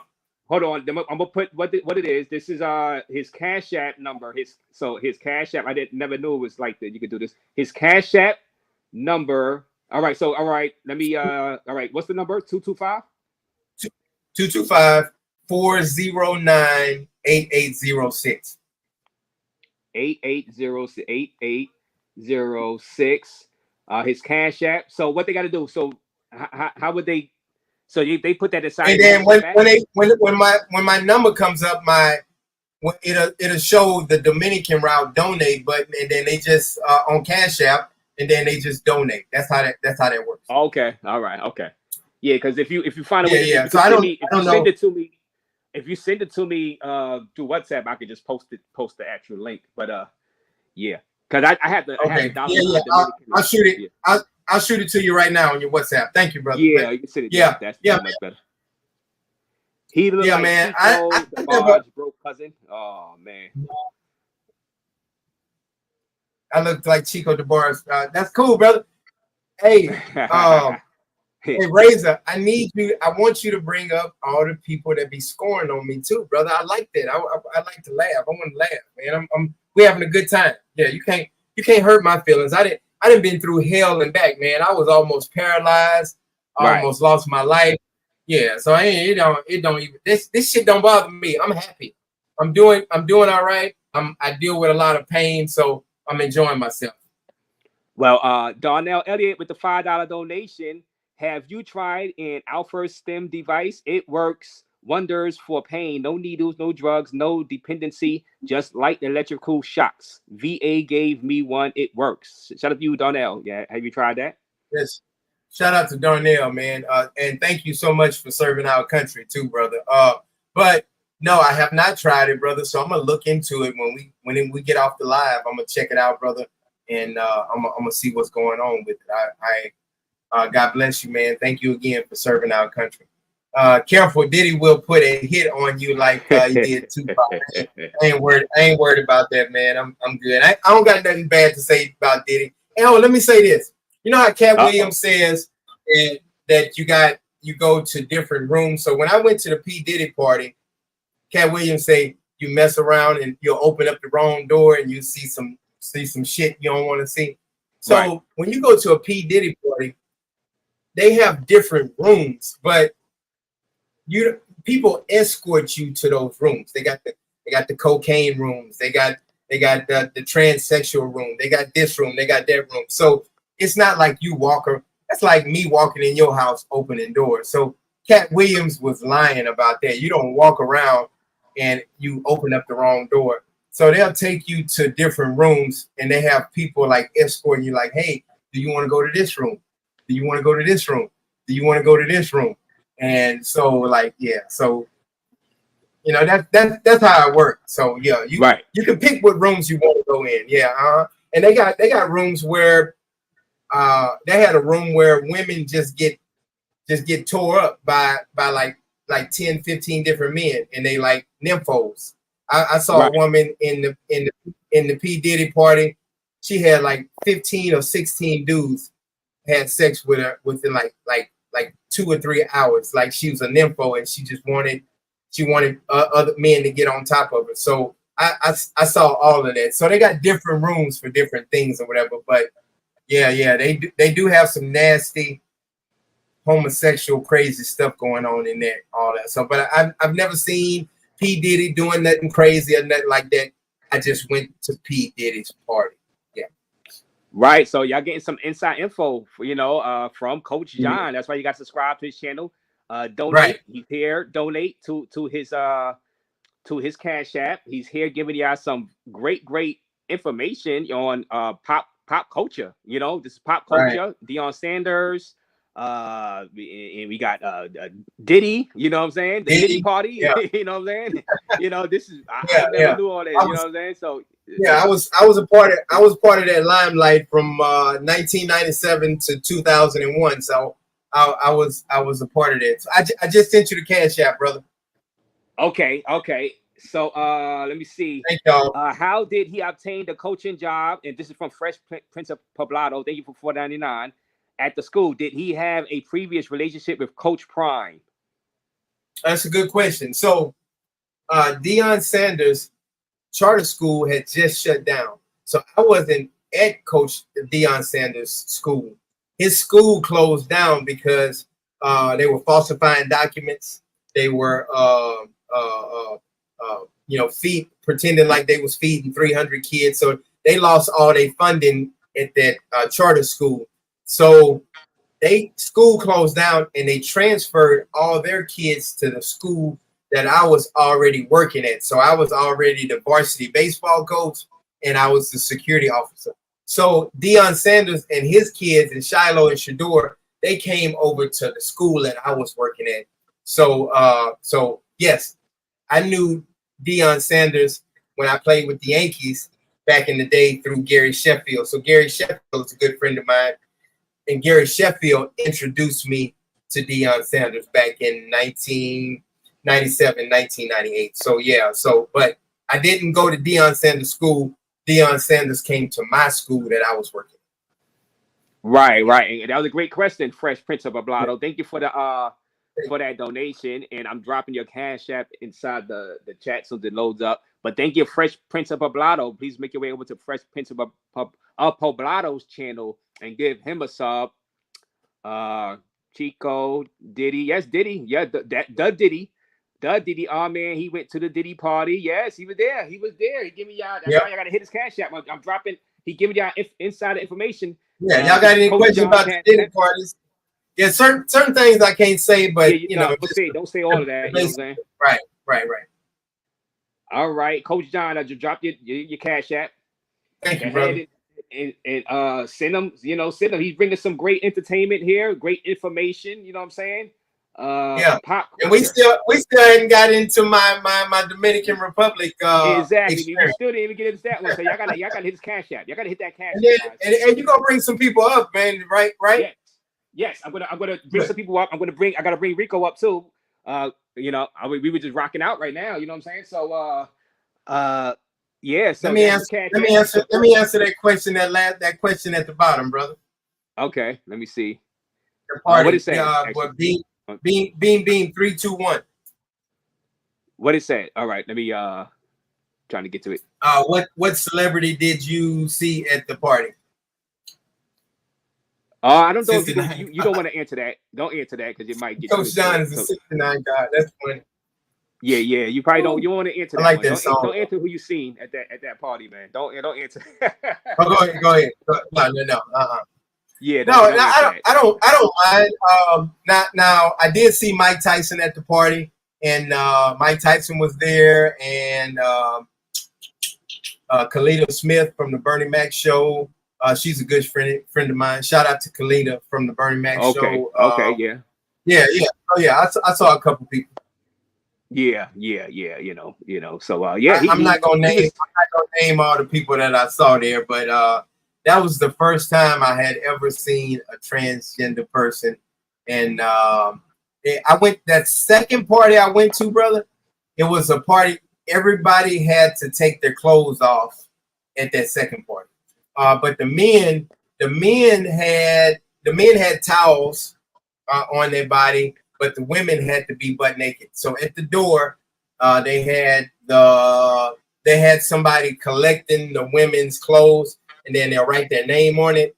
And the men, they could put their boxers on or put a towel. I decided to just keep my boxers on, but you can do a towel or boxers. But the women, the only thing they could keep on is their jewelry and their high heel pumps. So I've been to a party where everybody had to be butt naked, and that was a fun. That was back in the day. I don't do that stuff no more, but that was a crazy party. How did you get invited? Did he invite you himself, or like it just how did you get an invitation? Well, once you're a part of that lifestyle, you get part. And I'm not gonna say who invited me, because if I say who invited me, because I signed some people. I signed a non-disclaimer, and I can't really talk about it. But the person that invited me, leave it alone. Yeah. But the person that invited me, he added me to the list. That's how it works, bro.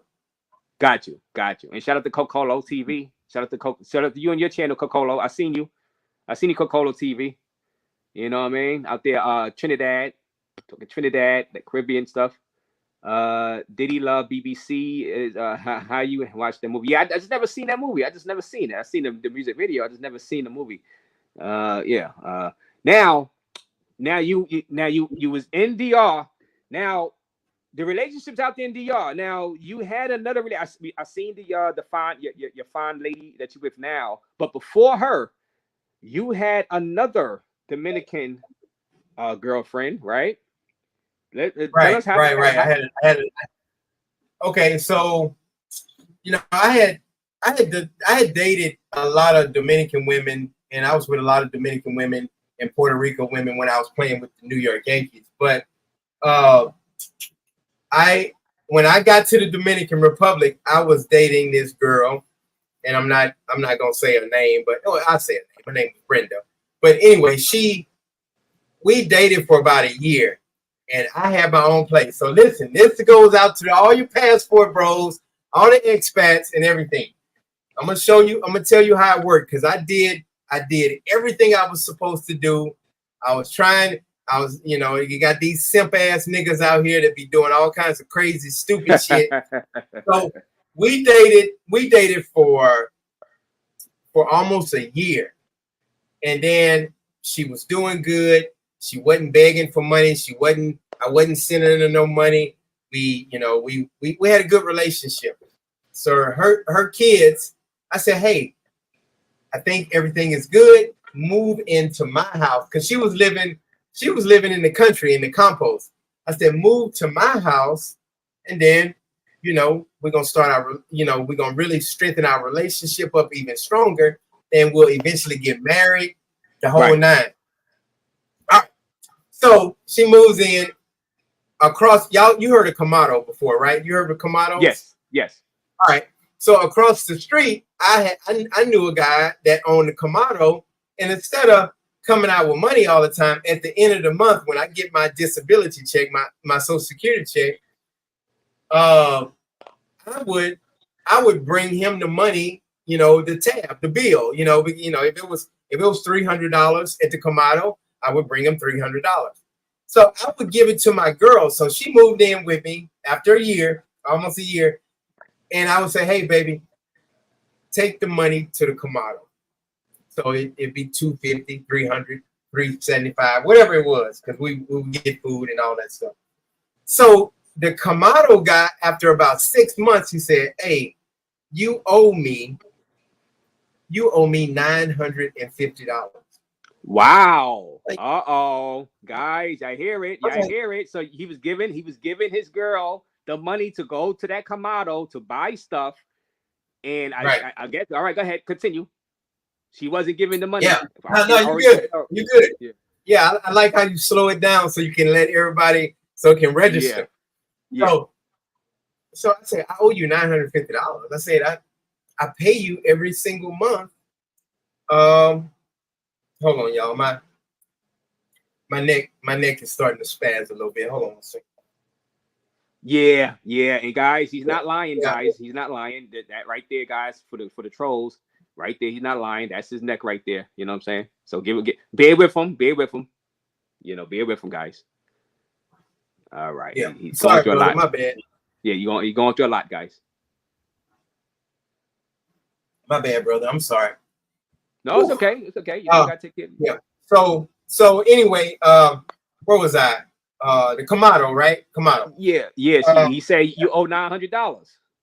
Right. He said I owe $900. I was like, I don't owe $900, and every single month I pay my tab. I pay my bill. And he said, well, your girl has been bringing 80% of the bill. And she said, we always short because I don't have the money. Like, I got the money. And she was like, well, for the last 5 or 6 months, your girl said that, so if my bill was $300, she'll give him like $200. Oh. So for 6 months, he was like, hey man, like, yeah, you owe $900. And he's like, and he had the documented. He's like, yeah, she paid. Here you go, right here. You owe $300. She paid $205 right here. You owe $400. She paid $315 right here. Yeah, okay. You owed $175. She only gave me $75 right here. So I'm like, what the fuck? What's going on? So I confronted her. So I raised her. So I confronted her. I said, what? I said, he say we owe him $900. And she's like, oh, he lying.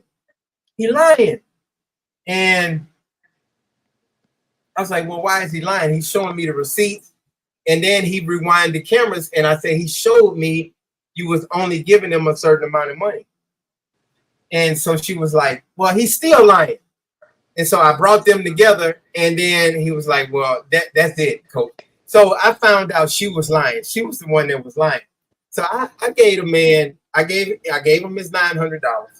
And then I sat down with her that night and I said, hey, we can't be together because you were stealing money from me and I'm not no simp. You can't, I thought you was bigger than that. I thought that if I gave you the money, you would take care of the business, you would pay the bills and all that. And she did. She paid the house note, she paid the electricity, she paid the water, but she found a way to put some extra money in her pocket. She was skimming off the top. And she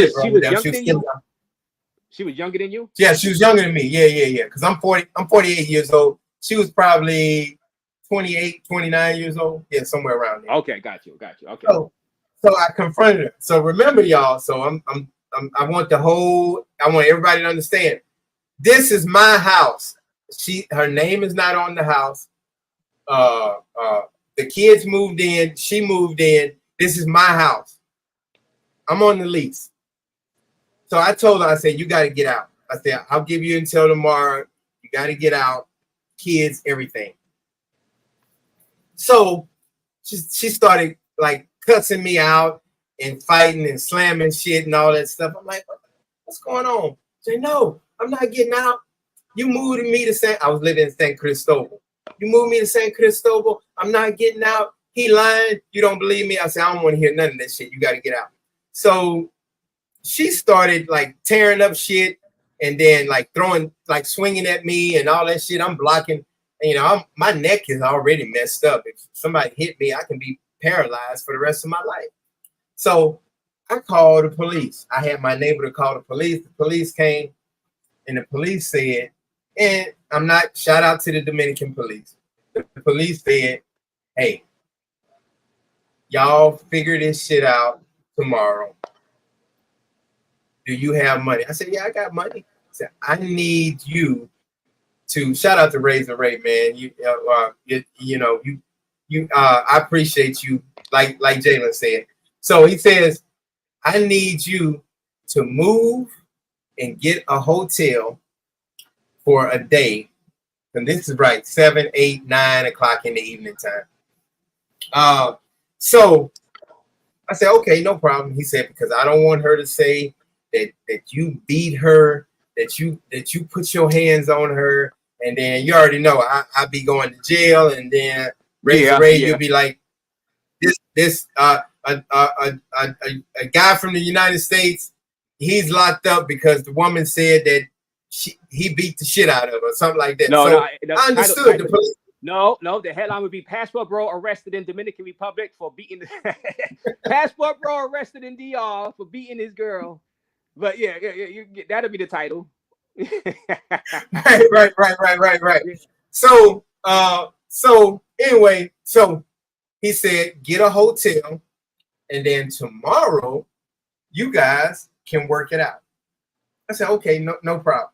So my son was with me, my biological son. So I got my stuff, I got my medication, I got all the basic things. I got my underwear, I got my clothes and all that stuff. And we went into the hotel that night. So I told her, I said, we'll talk about everything in the morning, like the police said. She said, okay, all right, that's cool. Man, 7 a.m.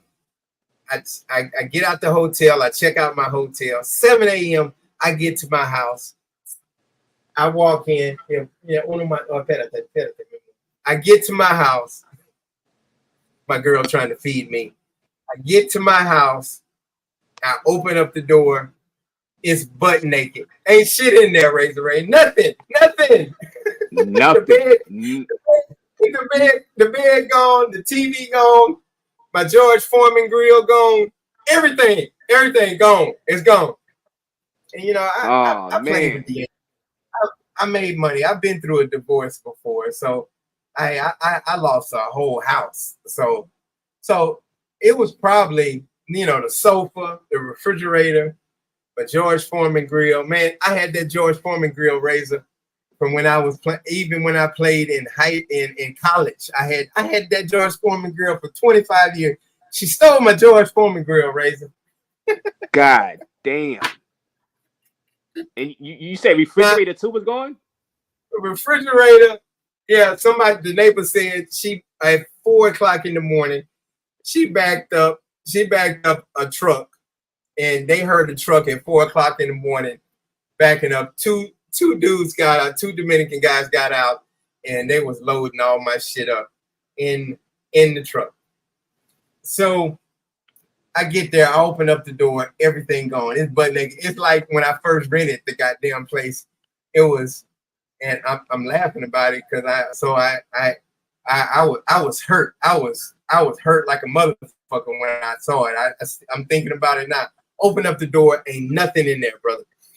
So I had the apartment was in my goddamn name, and she still I did everything that the police told me to do, and I got screwed. That's what happened. Well, technically the apartment is still in your name. It's just that the stuff that you bought is just not inside the apartment. You still got the apartment. You just don't got the stuff inside that was inside. So man, so what? Well, how did you get it back, or what happened? Did you ever talk to the girl again?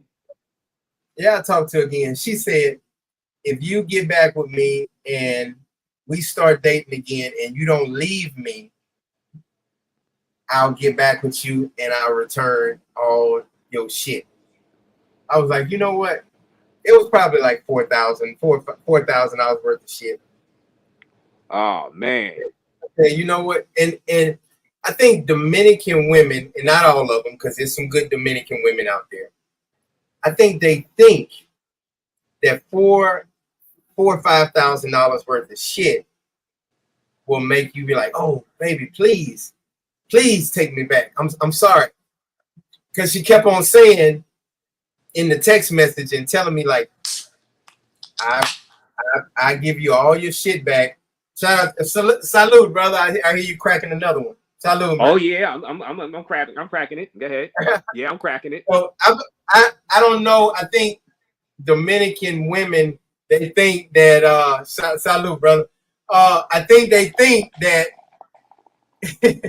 they think that like Americans are gonna say like, oh shit, You got my shit. Give it back to me. I'm sorry. Yeah, let's get back together. Let's work this thing out. It made it worse. So I was like, if you wouldn't have stole my shit, we could have talked about it, and maybe we could have got, worked it out, Razor. But she's like, no. If you take me back, I give you all your stuff back.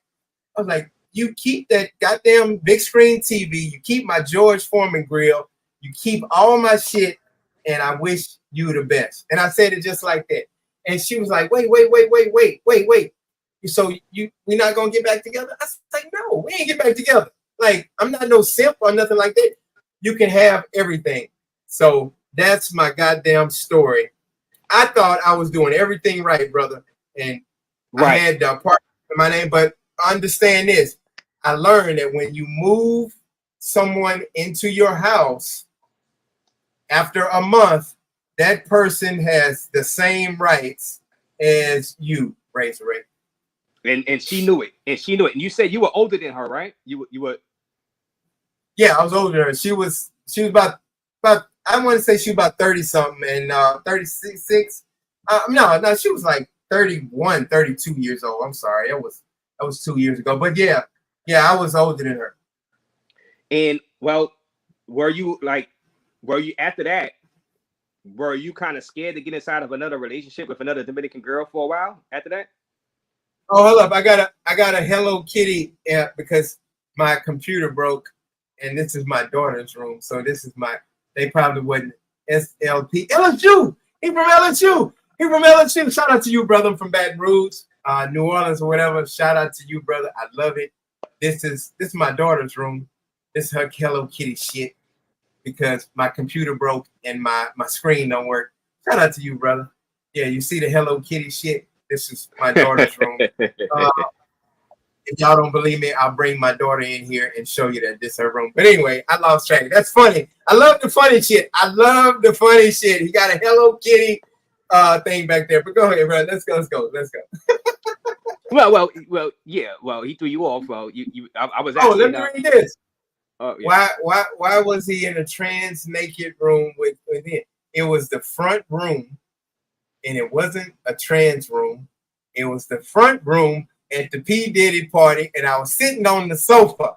So that was it. So I didn't go in a transgender room. Then King travel. I didn't go in a transgender room. It was, I said, that was the first time I had ever seen a transgender woman. She was butt naked, and she walked by me, and we was in the main room, and I ain't go to no transgender room, but that's fine. That's a good one, brother. And I want to thank Jay for the Cash App to me for the e-drinking. He just said e-drinking. Thank you. We are e-drinking tonight. Salute to you, Jay, for the Cash App. And Big Boss Real Talk is yeah. But like I said, Raze be finding these guests. No, well, sometimes the guests find me sometimes. 42 layover, you know what I'm saying? The guests find me. Hey, Hey, thanks for the Cash App, brother. I got 2 Cash Apps. Thank you so much, brother. Thank you so much. Yeah, and his Cash App. So that's what happened, brother. So if you want to bring some people up, we can have some more fun. I like when people talk to me personally because it brings more energy. So that's my story. Okay. You know what? I'm going to drop the link right now. Anybody got some questions? Like I said, as I'm dropping the link, like I said, did you lose trust inside the Dominican girls for a while? I don't know when you got with the woman that you're with now. After that, did you lose trust in dating out there? No, I really didn't lose trust because I've dated celebrities. I've dated tens. I've dated supermodels. So I never had a problem getting a woman. So a lot of people come here and they be like, I came here because my neck was messed up. I had nerve damage. A lot of people move here because they're trying to find a woman. I moved here because I never had a problem getting a woman. Never. So even when I was younger, I had women. So a lot of people come here because they try to get dime pieces and beautiful women. I've always had dime pieces and beautiful women and celebrities and all of that stuff. So I'm finished with that shit. I'm done with it. That's why I have a beautiful fiance. She take care of me. We've been together for 2 years now. We're about to get married next year and all of that. So shout out to all the brothers. Shout out to all the passport bros that come over here and want to get their rocks off and be with women and all that stuff. I don't knock them for that. But I'm done with it because when I was 17, 18, 19 years old, I was with dime pieces and with celebrities. And when I was playing with the New York Yankees, every time I went to a different hotel, I had a dime piece waiting at the hotel for me. So shout out to all the brothers that's getting it in at 35, 40, 50 years old. That's cool. That's cool. But I just don't do that. Right. No. I see. Yeah. And I'm dropping the link, guys. Anybody want to pop up here? Ask Coach some questions about whatever, the Dominican, the girl. I gotta stand up for a second. Go ahead, brother. Go ahead. In the Dominican Republic or whatever, Deion Sanders, whatever he can answer about the Deion Sanders stuff. If you guys, shout out to all 230 people watching. Go ahead and hit the link. Keep it respectful, guys. Don't be. And Rico will be coming back. Rico, you can come up now. Rico, I know you was in the back waiting, but Uncle Rico, if you're still around, come on up and I'll bring you on up. Not smart. Don't put your phone number in the chat. Well, I mean, yeah. All right. Did he mad as hell? Did you see Jennifer Lopez? No, he can't answer that. He ain't answering all that. Yeah. Yeah. I saw J-Lo. J-Lo was there. I saw it on the first time. I saw J-Lo there. She's a cool person. Now, this is my daughter's room. Who's Hello? Scoot over a little bit more. Who's Hello Kitty? Hi. Stuff there for that's Razor Raze. Shout out to say hey to Razor. Hello. That's your room, right? That's your room. That's not Coach John's room. That's your room. It's my room. we want evidence. Who's that's Hello? Your room, not Coach John's. What evidence do you want? You see? Well, they people have makeup in there. Yeah, Coach John, that's your makeup, Coach John. That's not Coach John makeup. They did one confirmation. He was at the Diddy Party. He was at the Diddy Party. They want confirmation. So who is this room for? That's your room. Okay, all right, yeah.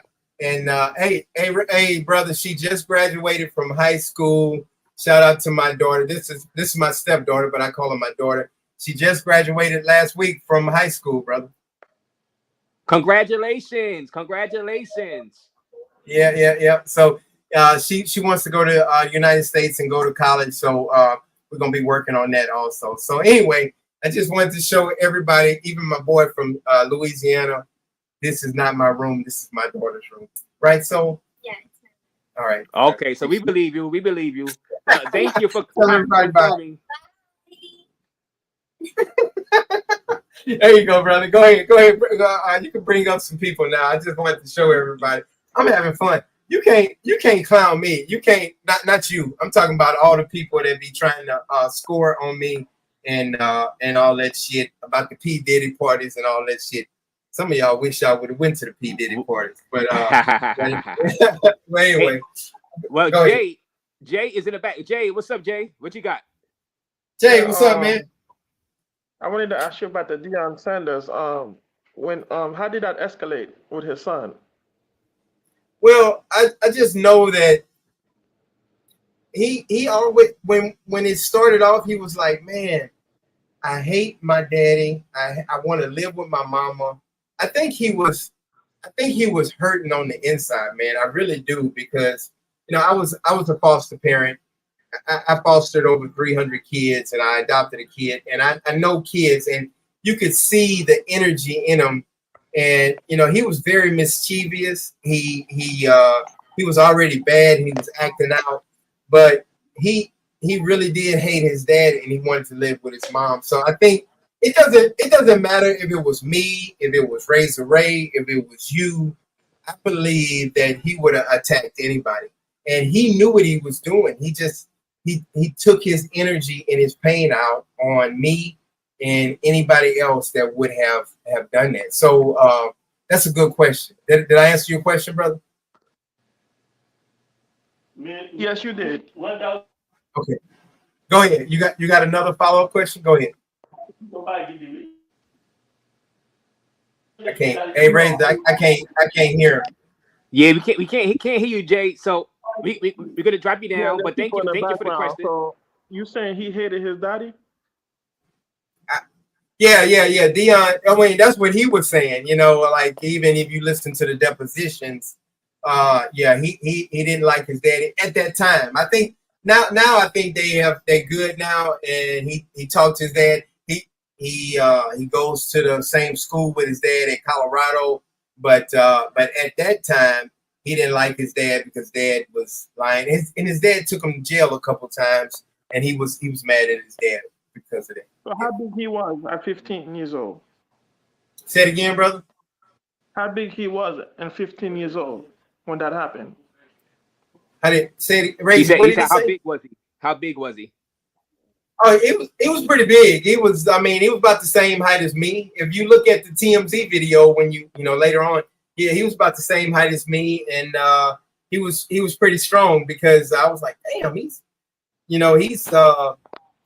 threw his weight and he that roundhouse elbow and that two-piece, and he also boxed with Evander Holyfield, not Evander Holyfield, I'm sorry, with Floyd Mayweather.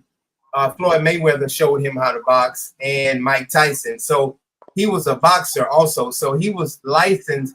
So he had been through boxing for like 2 or 3 years before he assaulted me. Mm-hmm.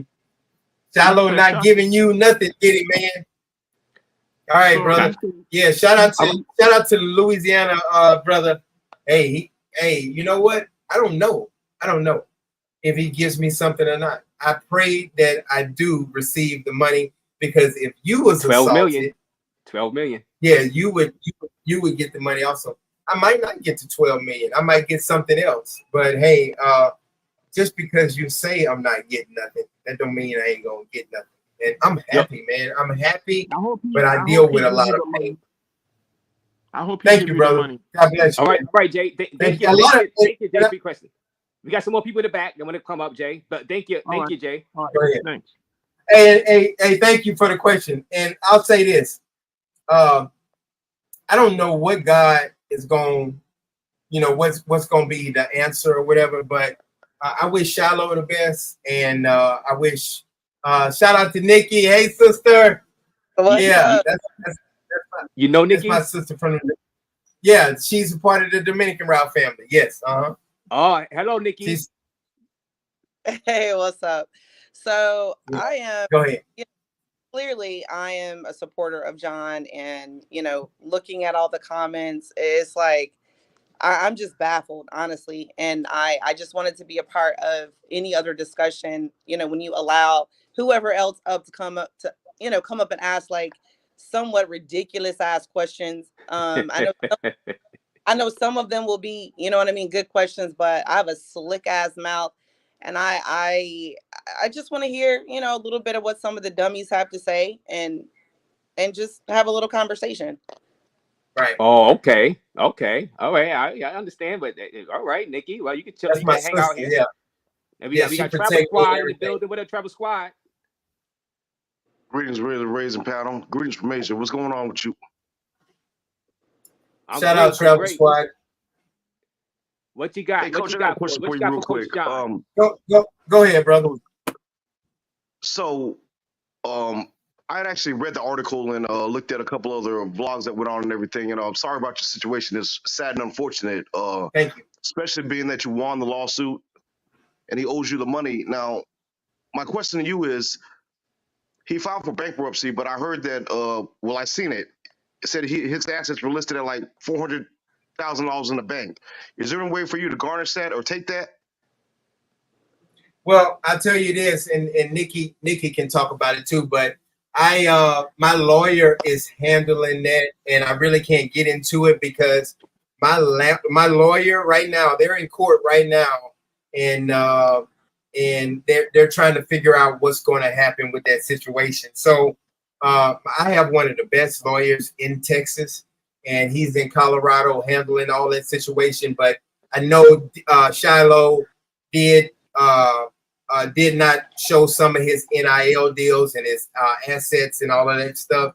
So that's pretty much the farthest I can go. But my lawyer is doing a great job in showing, because they're trying to hide some assets and pretend like, and now he got his Don't get too chain. detailed. Don't get too detailed. Yeah. I know. No. I was Yeah, gonna but he say, got. Go ahead, Nick. say legally, John really can't go into all of that because they're Right. currently in court proceedings. But on behalf of myself, what I can say legally, as far as this is concerned, in my opinion, and I'll maybe even say allegedly, what's going to more than likely happen is assets will be attacked. I mean, I think we all kind of know that. But that's pretty much all that we should say about that. We don't want any further issues on legally, and that's another reason why I'm on here, because I do defend him and I want to protect him. So I feel like that's really all that we should say about that. Right. Yeah, And this is the Low Nikki official YouTube channel. What's that? Low Nikki, La Nikki. I'm going blind. Yeah, official. Oh, okay. And nice to have you here. Nice to have you here. Nikki is like, they have sausage parties over here. You know what I'm saying? It ain't no Diddy party. This ain't no Diddy party, Coach John. Yeah. Right. There you go, brother. Yeah. And Nikki's like family to me. But one thing, man, it's like a lot of people keep on saying like, "Oh, you ain't gonna get no money. You ain't gonna get paid or whatever." Man, I hope I do receive money so I can take care of my body and take care of my family, because for the last 10 years I have been struggling. But I'll put that in God's hands, and I'm gonna keep on enjoying my life. But I deal with severe pain. Nikki knows about it. I call her all the time, and I thank God that I have a fiance. And it don't matter what other people think. And my boy from Louisiana, I don't care what he thinks or whatever. You know what? If Tom Cruise's son would assault me, a white man, it'll be a whole different story. Get your money, Nick. Get your money. Go ahead and get your money. But now it's Deion Sanders, and you think I'm hating on him and all of that stuff. That's fine. If you want to suck Deion Sanders' balls, that's fine. If you want to suck Shiloh Sanders' balls, that's fine. But if it would have been you or your cousin or your family member, you would go through the same thing, and you would file a lawsuit, and you would do the same thing. So that's all I want to say about that. They would be crying for their money, sir. You better believe it. Right. And let me read this. First and most major mistake: never deal with a woman with kids. That's the problem. Second mistake: why are you going to move some skank and her brats into your place? Crazy. Do you agree with that? Yep. No, Joe. That's a good point. I don't look at it like that, because there's a lot of women that are good women that so you're pretty much saying that every woman that has a child is a skank, and that means that your cousin, your nephew, your mama, or somebody else is a skank. That's what you're saying. So and my fiance right now, you just saw her daughter. She not a skank. So, and she's moved in with in my house, and everything is going good. So it depends on the person. Am I right? Am I right, Nikki? Am I right? Am I right, Razor Raze? And can we some logical thinking here? What 40-something and up, 9 times out of 10 woman, I am the only 42-year-old woman that I know out of like 2 friends of mine that don't have kids. Like, what are you talking about, yo, Joe? Like, bro, John is in his late 40s. You think he can meet a woman who is close to his age who doesn't have kids? Like, what are you talking about? Yeah, and then, a lot of people think, you're absolutely right, Nikki. A lot of people want to go get an 18, 19, 20, 21-year-old girl that's listening to TikTok and want somebody. I want a relationship. Exactly. Yeah, if I wanted to, when I played with the New York Yankees, I was with a whole bunch of women. So if I wanted to, I can be like the Passport Bros and just have sex with a whole bunch of different women, get herpes and get crabs, and then and just keep on rotating and keep on doing it. But I choose not to do that. So don't forget about all these Negroes that be going and sleeping with all these women in Colombia and Dominican Republic. You raw dogging these women and you getting crabs from these women. I choose not to do that. So if the girl got one child or two children, it's okay. So people, go ahead, Nikki. And clearly he wasn't listening to your story. You already learned your lesson. You dealt with a 28-year-old. You left it alone. You moved on to someone closer to your age. Pay attention. Right. Follow the story. And I read what he said. He said something about, oh, I was 40. And when I met my wife at 29, she didn't have kids. Yo, you got lucky. What do you want, a cookie? Lucky you. Right. Everybody's different. That's right. That's right. Yeah. Well, anybody else want to respond to that? Well, we got Darnell up here and Chris Cash. Yes, sir. First of all, Razor, thank you so much. And Coach John, thank you for coming on. Coach John, since this is a travel channel, I just wanted to ask a travel-related question. Honestly, what do you wish you would have known, or any advice for people, especially if you cats from the U.S. who maybe don't have that social net that you had, with the baseball, coming into DR if they want to live there? So we're talking about finances, we're talking about culture, we're talking about everything you wish you would have known, Coach. I like that, man. That's one of the best questions, man. That's an awesome question. Like you said, I was blessed because I already had an extended family already over here. But number one, I wish I would have learned Spanish at an early age. It would help out. Number two, understanding that the Dominican Republic is different from the United States. So you got to take everything out of your mind and throw it in the trash can, and then understand that the Dominican Republic is operated on a different system. They don't certain things they don't tolerate. They will, if you don't, I came here during COVID, and I never had, I had to put a mask on. If you didn't have a mask on, they'll say, hey, put your mask on. And if you don't, they'll take a billy club and they will bust you across the head. So right. that was an example. Like, Americans, and especially Black Americans, we think we can do anything we want to, but this country is totally different. And even with the Haitian stuff, so they will take Haitians. I watch them every single week. They load Haitians up in the paddy wagon, illegal Haitians, and they take them back. So I think the thing that really registered with me was, and what's your name again, brother? I'm sorry. Hey, brother, my name's Chris, man. I've been to DR a few times, but I'm thinking of living there. But again, I just want the knowledge that you got since you've been living there for a while. And let me ask you a question. Are you Caucasian? Are you a white guy?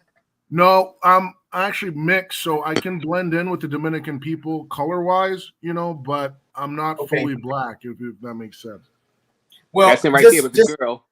Okay, cool. Just understand that their culture is totally different.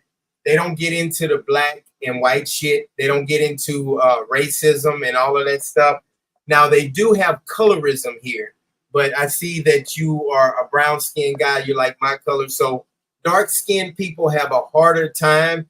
But once they find out that you are American, they will kind of pull back from you and understand that money, they will treat you differently when they understand that you are American. So I love it. I believe, this is my opinion, I believe that Dominicans treat Americans better than the regular Dominicans. That's what I believe, because when they find out, and I don't care what it's for, I don't care if they think that you got a whole bunch of money, they're trying to get your money and all that shit. I don't care about that, because I know some people in the text gonna say, "Oh, because they want your goddamn money." So what? So my point is, you don't have to worry about, because they treat you like royalty over here. Once they find out that you are American, are you dating someone right now, brother? No, man. I mean, but I've been coming over the DR for a few years, but my problem is the same thing you said. Spanish. Español es mucho poquito. You know, it's not Right. very good. So it's learning Spanish. But my main thing is that I want to know the mindset of the biggest mindset that the Dominicans have, which just shocked you, which you're just like, man, I can't believe this. You know what I'm saying? I wish I would have known this. Like, I imagine her, when that woman you were dating or whatever took the stuff, I imagine that was a shock to you, right? Yeah, it was, but the shock is not that they're stuck to their ways. Like, so when the way we think is totally different from the way that they think. So I really can't say that anything just stands out. Now, what did stand out for me was they will load up a dark-skinned person in a minute. That's what I noticed. They will load up a dark-skinned man. They will pull over. It's no racial profiling or nothing like that. When a car pulls up, and if you're dark-skinned, because my channel, I picked up a couple of dark-skinned brothers, and when they pull up and they're dark-skinned, they will stop my car and say, "Hey, I want to talk to that dark-skinned guy because he looks like he's Haitian." And they'll Right. say that. And that's the only thing that really stood out to me. So everything else is good. It's positive. So I can't say anything bad about the Dominican Republic because I love it. The trash, of course. I see trash everywhere. You see dogs everywhere. I wish they could change that. But the dark-skinned people, like when they say on TV, like, "Hey, be careful. They're profiling American people." They're not profiling American people. They're profiling dark-skinned Dominican people Americans and Dominicans, because dark-skinned people look like Haitians, so they give them a harder time. That's the only thing that I saw. And then, of course, you have, and of course you have chapeadoras. You have women that all they do is try to come after your money. And the biggest thing in Rico, hey, bring Rico up. Rico's trying to come up right now also. Rico need to hit the link. Well, he got the link. He could come up.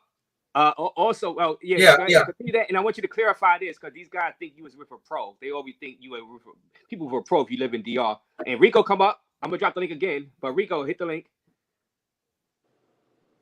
Yeah, I'm going to finish answering this brother question. Women, and I've been around the world when I played with the New York Yankees. I've been to Mexico. I've been to a lot of different places. But women in the Dominican Republic, they will pretend like they really do love you, and they don't love you. And they make you feel like they'll take care of you. They'll feed you. They'll have your coffee in the morning. They'll take care of you and all that stuff because they want a way out. And a lot of guys, black, white, that are simps, and people call them simps.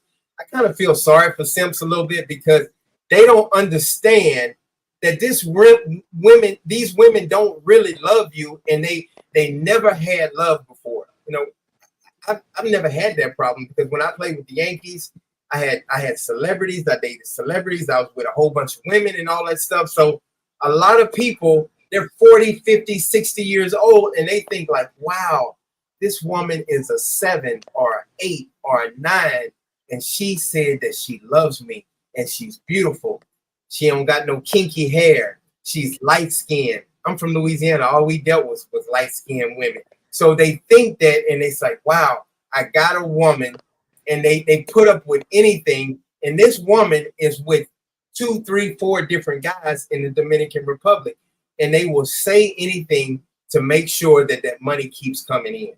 And if you cut that money off, if you cut that money off, if you stop giving us $700 a month because her rent is due and a dog got shot and a cousin and a cousin in the hospital and all that shit, whatever kind of excuse they give you, they will treat you like trash. And the reason I'm with my woman is because she takes care of me no matter what. If my Social Security check stop, I know my woman gonna get a job, and then everything's gonna be fine, and she not getting rid of me. So I feel sorry for those guys that really believe like, oh, I'm taking care of my woman. She's she on hard times and she got 2 babies, and I got to make sure I send her $600 a month. If you stop sending that $600 a month, she's gonna move on to the next American guy, and that's it. Can I interject? Yeah. All right, Nikki. Yeah. Well, first let's let them clear this up, because people just assume everybody that go to DR is there for the pros. Now the lady you was with wasn't a pro, right, at all. So you clear that up. Why you dealing with a pro with kids? Not everybody goes to just a sewer, guys. You know what I'm saying? And Right. deal with pros and marry girls. So your lady wasn't a pro, right? So I just wanted to clarify that. All right, Nikki, go ahead. Thank you. Yeah, I agree with that. I wanted to just quickly say that, John is talking about a vast majority, of course, not all Dominican women are that way, and not all Dominican men are that way.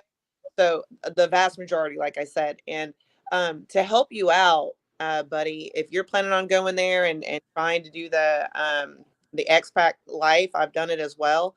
My suggestion would be to definitely listen to what John just told you, and absolutely, you may have to throw some tests out there where maybe you don't send money or pay for something a couple times to see how the person who claims to love you will behave. That's something that I personally have done in relationship with a Dominican, and the first couple of Dominicans that I dated, they acted stupid and was like, oh, okay, now I know that you really were just trying to date me for money. But the person that I'm currently with, that is not the case. He's never asked me for money. So, yeah. So again, you want to throw some tests out there to see how are they going to react. And that's how you'll know, like, if they act up and treat you like shit after the fact of when you're, not helping out with money or whatever. That's how you're going to know right then and there. Right. Thank you guys for the question. Thank you guys for answering. Well, hold on. And now let's get to Darnell. Darnell is here. Well, Darnell probably wanted to speak to John. He's not right there. And Flint DR is here. Hey, Razor Raze, can I ask a question real quick, if you don't mind? Yeah. Oh, Travis Squad. Go ahead, Travis Squad. Just real quick, for you, I kind of want to know, like, how do you feel about us, some of these Dominican men? I heard you say that you was a professional player, you know what I'm saying? And you know what I'm saying, dealing with balls out in the field, you're taking a shower, then they're tickling your balls. Like, oh man, was that locker room talk? Or, I mean, I heard you giggling, joking about it, and I mean, that's not typical, is it? Hold on, 2 parts, and then I'm gone. Hold on. The second part is, I heard you say that you was in a room. You was not in a room. You was in the living room. It was just a whole bunch of men there dressed like women. Did you leave or did you stay? You gonna let me answer the first question? You gonna let me answer the first go ahead. one? Okay, cool. Sorry. All right, the first one. No, you good. So first of all, I have never even thought about being with a man in my life. I love women. I love women. So, and anybody that decides to be a transgender, I don't hate on them. A lot of people talk about transgender and gays, and when you talk about them, people want to put you in a profile like you gay or something like that. But shout out to anybody that wants to be whatever they want to be. I choose not to be gay, and I've never been gay.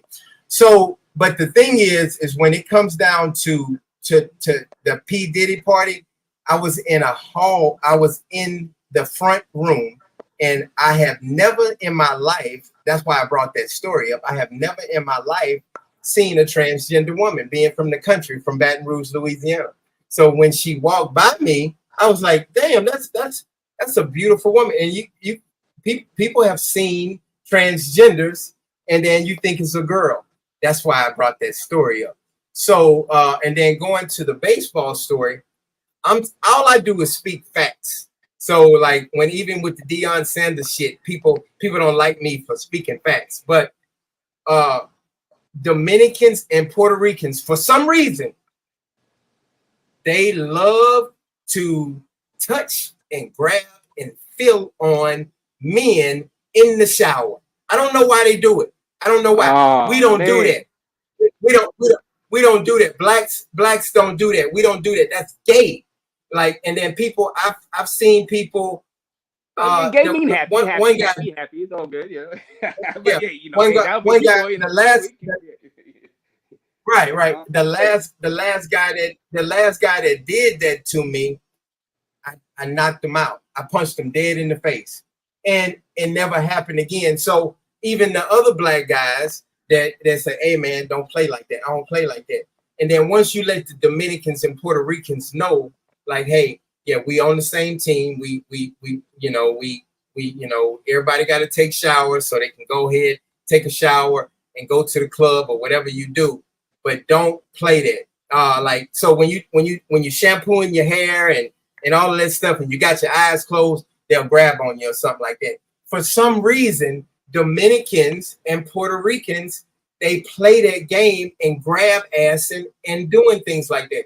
And some of them might not be gay. I'm just telling you the facts that I dealt with coming out of Louisiana, and when I was drafted by the New York Yankees, and Puerto Ricans love grabbing on your ass for some reason, and it's nasty. And that's just what it is. I think Phil did a.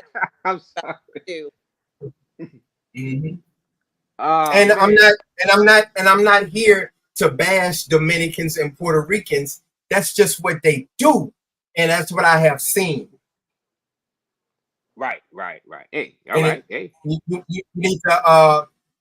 And my brother, did I answer your question, brother? Trevor Squad, he answered your question. Trevor Squad, you good? Yes, sir, you did. And I just want to throw this out there too. I'm sorry for your injuries, and I hope that you get the your money that you're paid and deserve, man. Great topic of conversation tonight. Razor Raze, I got to bounce. Y'all take it easy. I'm out.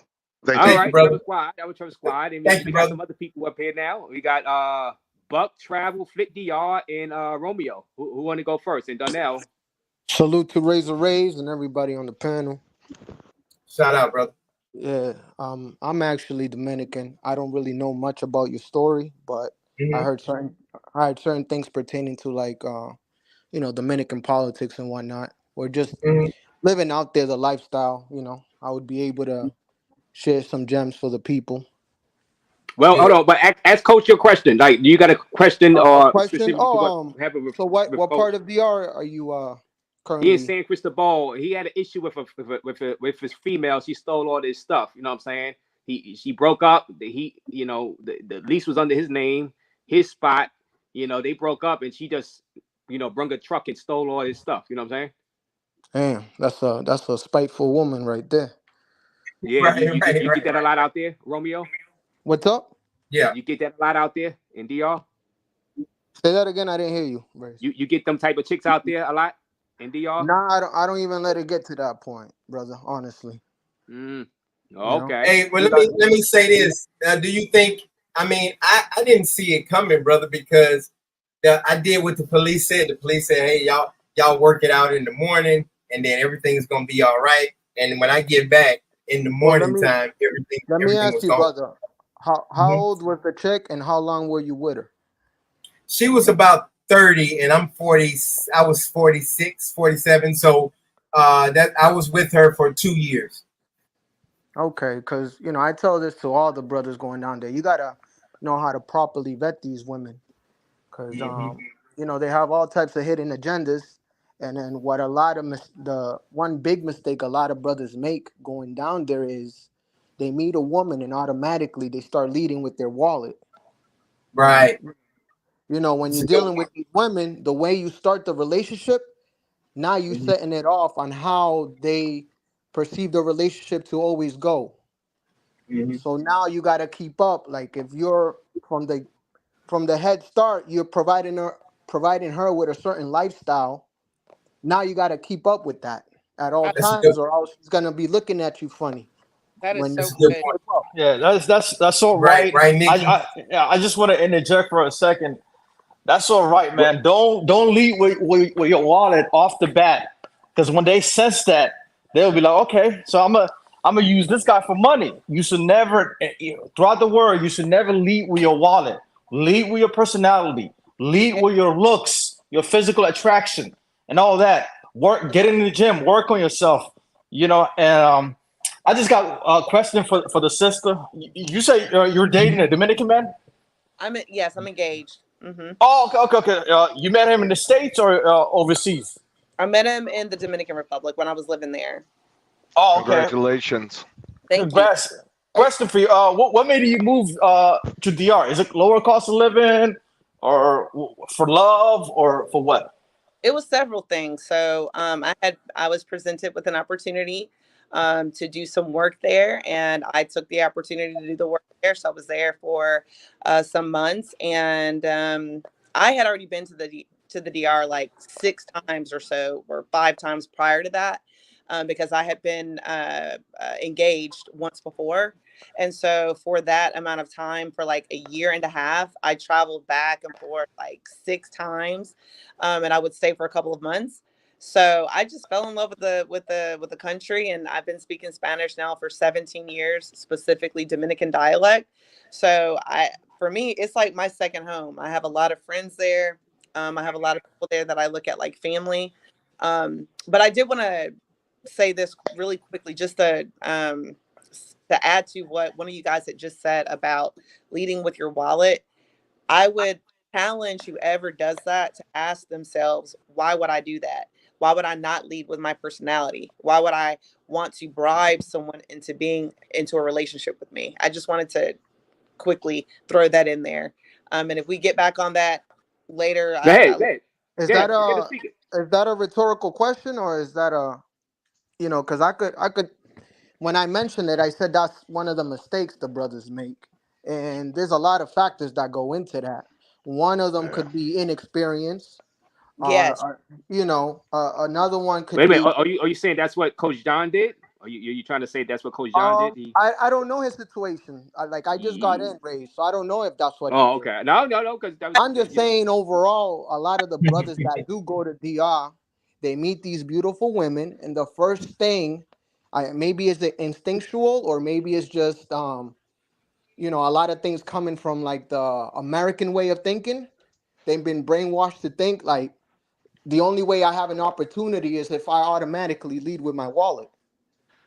You I see think a what I'm lot saying? of that. I think a lot of that has to do with what you said earlier about inexperience, and then the fact that what I'm saying, especially in the States here, you probably what I'm saying, I don't want to use the term incel, but like you probably striking out with the women here.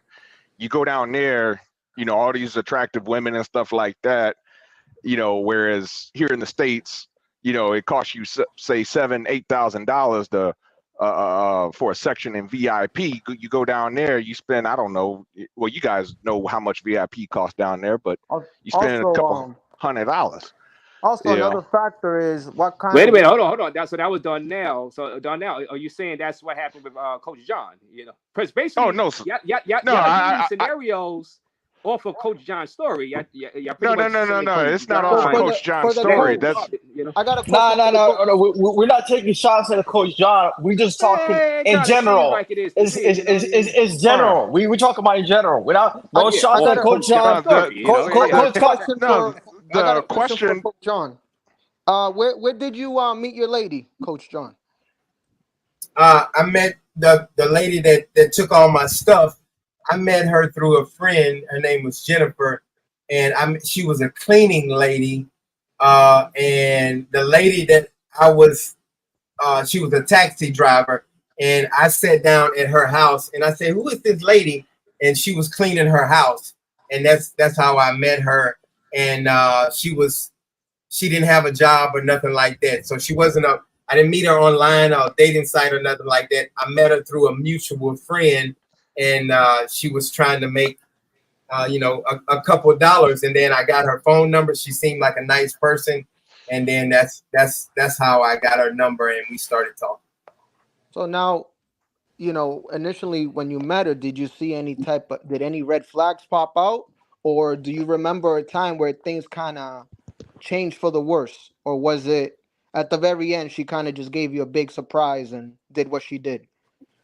Yeah, it surprised me once I found out that, I didn't see nothing, and I'm not, like I said, I since I was 18, 19 years old, I've seen everything. When I played with the Yankees and all the way through, I've seen it all. I've been, I had women take advantage of me. I saw all that stuff, but I didn't see any signs that she was stealing money and skimming money off the top from the Kamado. And then when I approached her about it, then I told her about it. I saw a different side of her, and I said, "Hey, you don't have to leave today, but tomorrow I'll help you. I'll pay for your stuff. I'll help your children. I'll get them. You got to move back in with your mom and your dad or whatever." And then everything flipped from there. Now, this whole time, were you living with her in DR, or were you like in the States and she was over there, or how was that? I had my own place. So after I got assaulted, and then I got my own place. I put my deposit down and all of that stuff. So the place was mine. And then I asked her to move in with me. And then when she moved in with me, we had planned on getting married and all that stuff. And then I that was the first warning sign that I saw. Now she was a little jealous. She was jealous. She was like when I would do my YouTube channels and do my videos and interview other people, she'd be like, "Hey, who is this woman? Blah, blah, blah." She was real protective. Like, she didn't want me around women, but I never seen her stealing any money because she always brought the receipts back or whatever. So I think she thought she can get away with the Kamado, and she was like skimming money off the top. Damn. Now hold on. Now, Flit DR, what up, Flit? What you got for us? Flit, you on mute. Flit DR, you on mute. So I just okay. We can't hear you, Flit. We can't hear you, Flit. Let me just say this. Quick question. Go ahead. I know. Earlier you said that Dominican women, they like to pretend that they love you and all that. Some of them. Okay. I just want to get that clarification out of the way, because we're talking about generalizing. It's like you can't just label certain groups of women like that, So it's like, that's where I was trying to get more clarification, and I like how you break it down right now. Yeah, some of them. I'm not saying that all Dominican women are trash, because I'm engaged to a Dominican woman, but you got to really be careful. My opinion, I've noticed that the country girls, the ones that's in the compost, the ones that has not been linked on to this TikTok and this bullshit, this Instagram and YouTube and let me get all these nice clothes and Louis Vuitton and all that shit and BBLs and all that shit. When you get a country girl, and my girl is a country girl, she was from Barahona. When you get a country girl, Barahona. So it seems like country girls are more like more submissive. I'm not saying in a bad way. I'm saying submissive in a good way. Like, hey, I'm gonna play the taking care of the house role. I need you to bring the money in. We're gonna work together as a team, and then we're gonna love one another. We ain't gonna let nobody come in between us. And that's the type of girl that I have. And and I'm happy because a lot of people think it's easy, but it's not easy to get it's easy to get a woman, but it's not easy to get a good woman that's gonna have your back. Well, this is the thing about that, brother. You mentioned the Dominican women from the countryside. See, these women are less susceptible to being influenced by the feminist American way. So when you take that out of the way, yes, you're gonna find them to be much more feminine and all that, And if you wanna, again, it's like what you're targeting. If you want a wife, yeah, they got some beautiful women in Jarabacoa, Moca, all the countryside little cities. You find beautiful Dominican women And I that could think Yeah, potentially be a good wife. But I think yeah, again, see, you still gotta vet these women no matter what, because a for lot of them sure. play the long game. So Yeah. See, the long game. So that, and that's a good point. That's a very good point. The long Yes, game is yes, it's not just a Dominican women thing. It's worldwide. And also it's also common in East Asia, in the Philippines. In the Philippines, the women over there, they will treat you like a king. They will Hmm. treat you like a king, like a king. But Yep, then you don't realize that they're playing the long game on you. 5 yep, years, 6 years down the line, next thing you know, I mean, they're taking like most of your assets. right. I got a question for the sister. yes, Um, so you said you're engaged to a Dominican guy, correct. correct? All right. Where did you guys meet? So he was actually my driver, and we became best friends for a good bit of time. And after, I realized after being such good friends, well, initially when I met him, I wanted to hook him up with, a friend of mine or a cousin of mine or just somebody because I wanted him to be able to come back to the U.S. so that we could still hang out because we had become such best friends. But then I became single and I was like, wait a second, he is a really good catch. Like, I Right. don't need to hook him up with anybody like that. He is good for me because he would do things that I would think to myself, damn, I hope like I meet a guy like I want my husband to treat me and take care of me the way that this guy does. I just always felt so safe with him. He never overcharged me. At one point, he stopped charging me for rides, and I was like, okay, that is definitely different because um, some Dominican guys are sanky pankies, and for those of you That, who don't that's know what sanky I He was was panky, smart. gonna. He That was was smart to my. stop charging you. That's how he That got was in. gonna be my where He I was was smart. going at with it. I was gonna be like, if you met him at a resort or something, tread lightly. nah, yo. Speaking of which, I've been to a resort and I didn't give not one of them a chance because I'm like, come on, stupid. Like, yo, let's be very clear, okay? I am one of the thousand of women that you meet every single goddamn week. And again, please note that I've been dealing with Dominican men for 17 years. I've only dated Dominican men for the past 17 years. So I know the ins and outs of the chapeadoras, the chapeador, like the sanky pankies. I should be a Dominican professor, like really and truly. You know what I mean? So when I met or when I got into the relationship with my fiance, it was just weird for me because I've never been in love with a best friend or even looked at a best friend that way. So Right. it just was different. You know what I mean? It didn't start as a romantic thing or anything like that. So it was Um, like a connection that organically developed all yeah. throughout time. And it scared me, both of us actually, because we were like, we can't do this. Like, you're my best friend. Like, if we hook up, then you're gonna be jealous when I get a new boyfriend, and I'm gonna be Testing. You can hear me? You Yeah. know yeah. what I mean?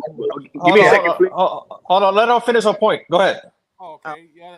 You can hear me. Okay. thank you. Finish up, Nikki.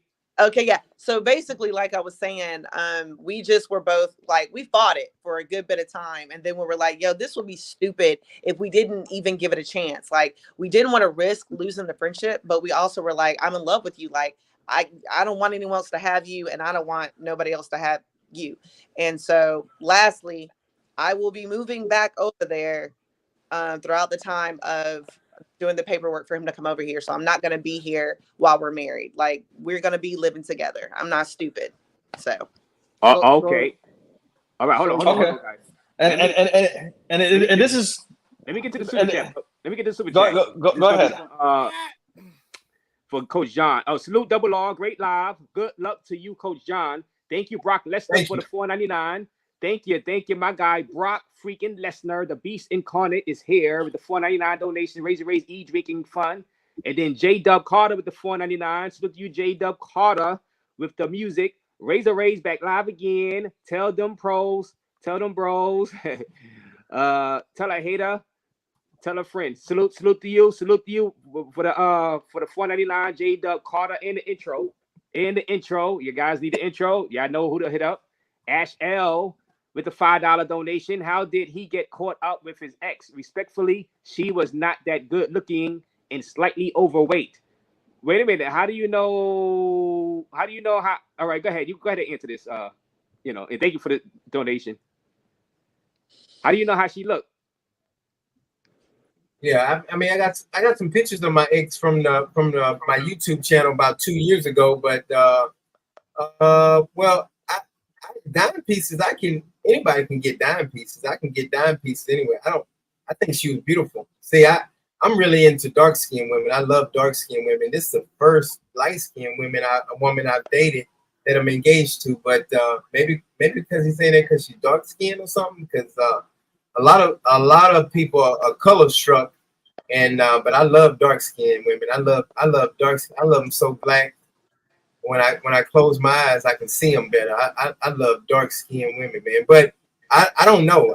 I thought she was beautiful at the time. But I don't even think about her no more, so it don't even matter. But if he think that she wasn't pretty, that's fine. But she was on the darker side, and I'm not with her no more. For a different one. To the coach John, this is something pertaining to your case. What I'm gonna say is I'm not offering legal advice or anything like that. But Are you good, brother? yeah, a lot of times what these people will do is put their assets under a living trust just to hide it and whatnot or protect it. Have you considered putting a commercial lien on the brother, just so you could get your just due? My lawyer. Well, hold on, no, don't answer all that. Don't answer all that. No, this is my answer. My lawyer is taking care of all of that. So that's my answer. All right, but I'm not trying to dig for anything. Yeah, you're gonna leave that alone.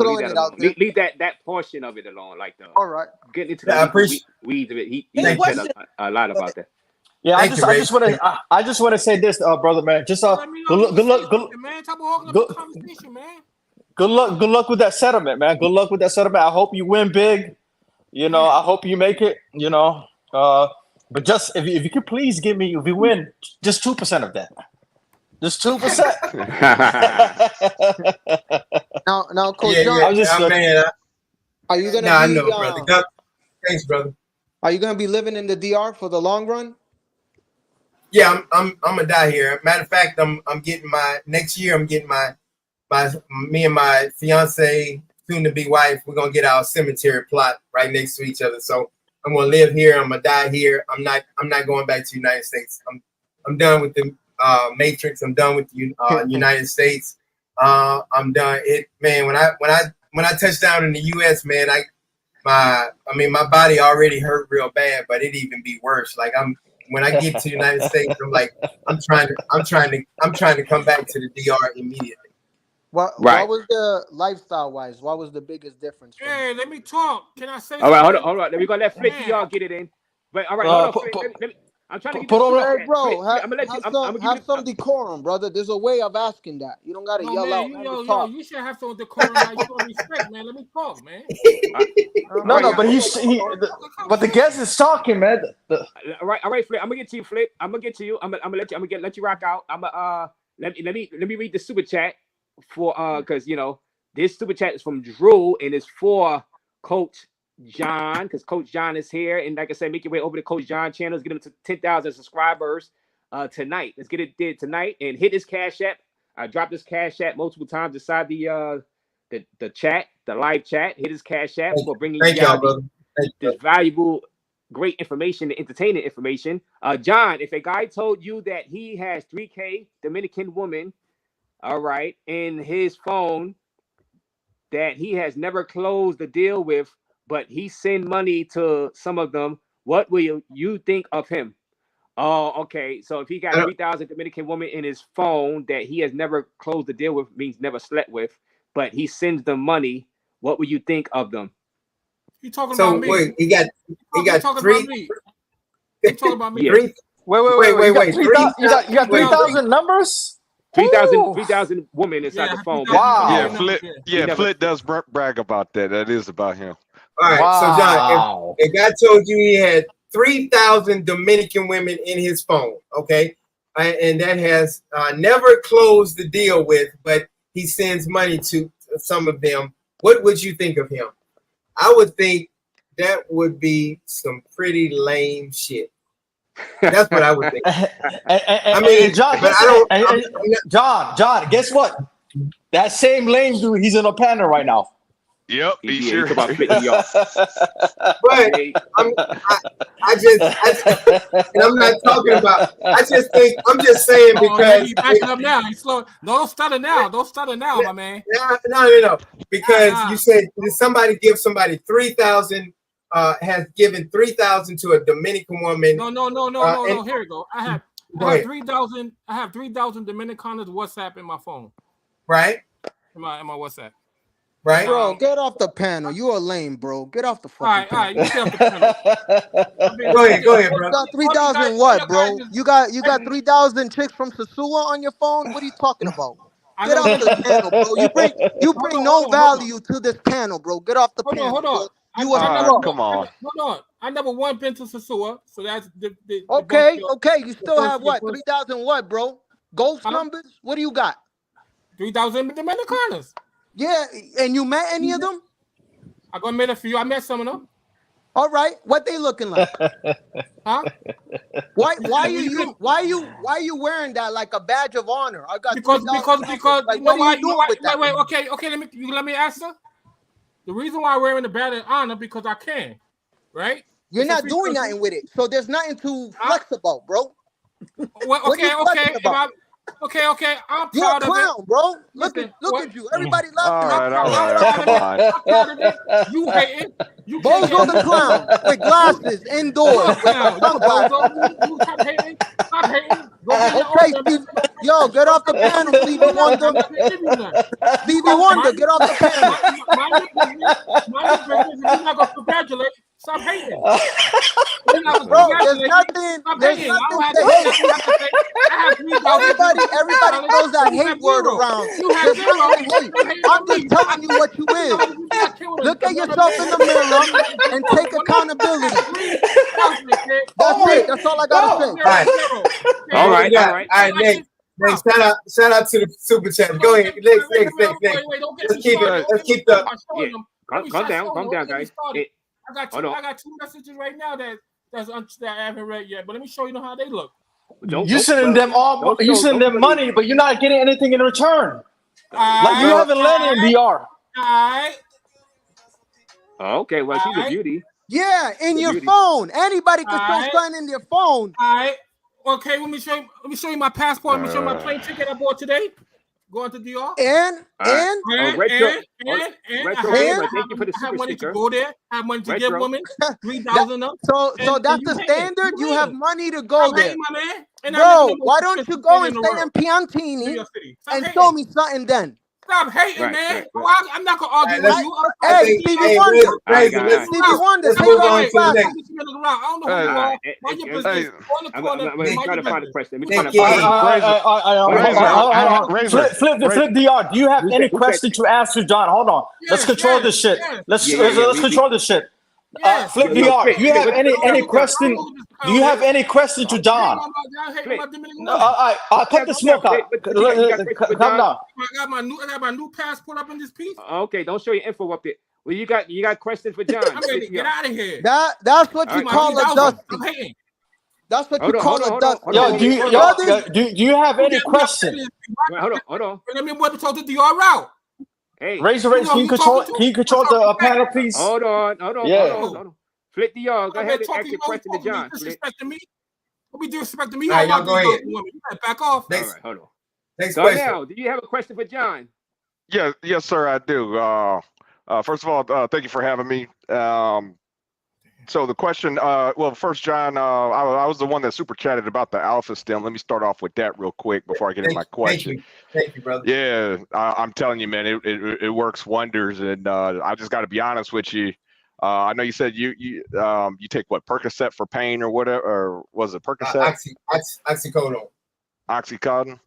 Yeah, you gotta just, you know what I'm saying, just be real careful with that stuff, man, because you know, the risk of dependency. Yeah, a lot of veterans right now, you know, and I notice you drink too, you know what I'm saying, that's a bad combo.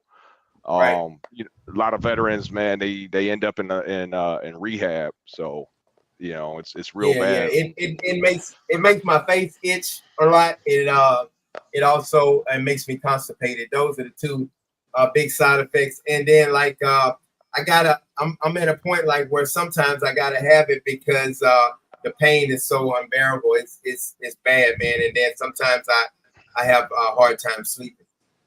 Okay. I mean, hey, I get it. Like, you know what I'm saying? I know a lot of people like that too. So, you know, Right. that you know, but anyway, Appreciate it. You had a question? so Yeah, go ahead, brother. so yeah, let me go ahead and just get in my question. So I heard you earlier say you know, you're on SSI or no, or is it SSDI? Yeah. Right, right. Okay, so you're on SSDI. Right. Do you, I mean, not that I'm trying to check your pockets or nothing, but you know what I'm saying, like, do you have money from the Yankees still, or No. you know? I was in the minor league, so I didn't. Uh-huh. I end up getting injured, and then I didn't make all the millions of dollars. So Okay. I do get residuals from the movies I played in. I get some residuals from that because I was one of the main characters in For Love of the Game with Kevin Costner. I played in the movie For Love of the Game, and I had a speaking part in that. So I get money from that, and I get money from my my disability, and I live comfortable. But hey, I have a lot of stuff I need to take care of. My children, Yeah. my medical needs, and I need to be compensated for all this stuff that I'm going through. Oh, no doubt. I mean, go ahead, get your money on that.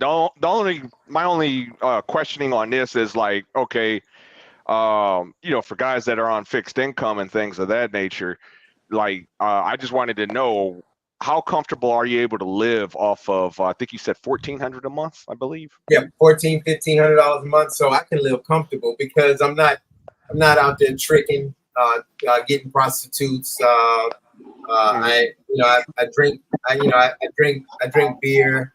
But me, my fiance, she's not a choppy eyed daughter or a gold digger. Uh-huh. Here, somebody in the background, like yeah. But anyway, it's like, so I don't have any major problems with money because we live comfortable. Sometimes I run into issues because I need to pay this or I have to go to the hospital or something like that. But I got a small nest egg saved behind. But you can live $1,400-$1,500. You can live comfortable because my rent I pay $350 a month for a 3-bedroom, 2-bath, and in the One Bosch area, a nice gated community. So you said I'm sorry to cut you off. You said 3-bedroom, 2-bath. 3-bedroom, 2-bath, brand new 3-bedroom, 2-bath. I pay $350 a month. Does that include utilities? No. That it comes with nothing. So come butt naked with nothing, no electricity, no nothing. So my electricity bill it runs about $28 a month, and then my water is about $6 a month, and then my internet is about $65 a month. Right. Okay, And, yeah. So that's not bad. It's not bad. Hold on, and guys. Go ahead, please. Hit his Cash App, Coach John's Cash App. I dropped it in the chat again just now. Hit his Cash App. Help him out. You know, he's in the situation out there, and he's bringing y'all great information about the Diddy parties, about the Deion Sanders thing, but especially the Diddy parties, which I know, you know, a lot of people was wondering, you know, what goes down out there. So hit that Cash App for that information. He's been dropping. And Retro Gamer with the $5 super sticker. Thank you for that, Retro Gamer. Salute to you and your channel. And Easy E Eric with a $4.99. Cheers. Thank you. We eat drinking tonight. Brother. I'm sipping on some beers while I listen to you guys. And we got a couple of new people up here. New York City King is up here. New York City King, what up? In the building. What's going on? Yo, salute Coach John. Salute to everybody What's up, in the brother? chat. Salute to everybody on the panel. Yo, Coach John, you got a passionate story, brother. Thank you, brother. with the surgery and the nerve damage. I could definitely relate with you with nerve damage. It comes from the back. It goes all the way down to your legs, and it's difficult to walk. The temperature and the weather changes affects it. Everything that he's saying is absolutely correct, and I did do my research on you. Thank you, brother. Collecting that money, I truly hope you do. I'm pretty sure they're going to make it a difficult time for you to get that under your circumstances. You know, keep your chin up. You know, you did the right thing. You couldn't hit that kid in school because the tables would have turned on you. You know, sometimes you got to take these things on the chin. The tables would have turned on you quickly. You probably would have been arrested. Yeah, absolutely. Yeah, So- man, you're right, brother. Go ahead. So hold on, man. I'm gonna finish up in 2 seconds. Anyway, my blessings go out to you, and I could relate to you with your pain, man. And keep your head up, man. Like you truly deserve that money. And I've been where you are when it comes down to your health. It don't matter how much money you got in the world.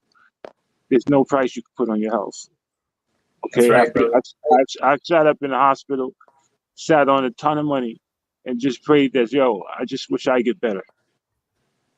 All right, Well, you can go let ahead. me ask you, if you don't mind me asking, what have you been through something like I went through? I have Like back pain, injections. back injury.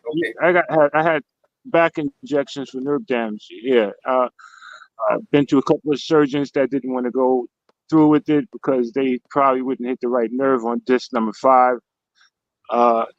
It's painful. It's painful. I've took pills for the painkillers and oxycodone and all kind of weird stuff. You know, it's a painful situation, so I can relate to what you're going through. You know, Appreciate it.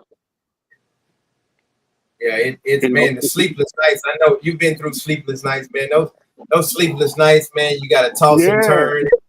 Yeah. Many. I'll say this, and I'm not trying to make it a sob story. I feel I go through a lot of major pain. I feel sorry for the people that have MS. My auntie has MS, man. And I don't have MS, but man, I can imagine what they go through with the pain with MS. Yeah, it's crazy. All right. Let me tell you something. You know, I had the back injections because I had nerve damage to the legs. It's an effed up situation when you wake up one day out of nowhere and you ain't got no legs to walk. That's what nerve damage does. It don't tell you when it's coming. Yep. It just comes.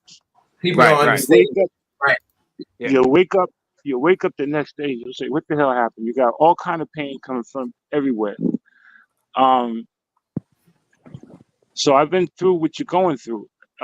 If it was too hot in a room, my feet would be on fire. Okay, just intense fire, intense pain. Yeah. I put my primary doctor on notice. What the hell is going on? I've seen so many doctors. I mean, I might have $200-300, $1,000 in hospital expenses. Okay, it's all paid for. Right. But I'm gonna tell you, I went through everything. I broke tears in front of people. People started to pull away from me because they didn't want to deal with the emotion I was going through. Okay, they don't understand that I'm not acting out because I'm trying to hurt them. I'm acting out because I'm hurt and I'm in pain. And they see me instead of that strong lion to where I'm just a human being. I'm just a human person. And let's let Flip y'all. I'm gonna finish it. Get this. Oh, go ahead. Land the plane, New York City King. I'm gonna let Flip y'all get this thing out. Let me finish up.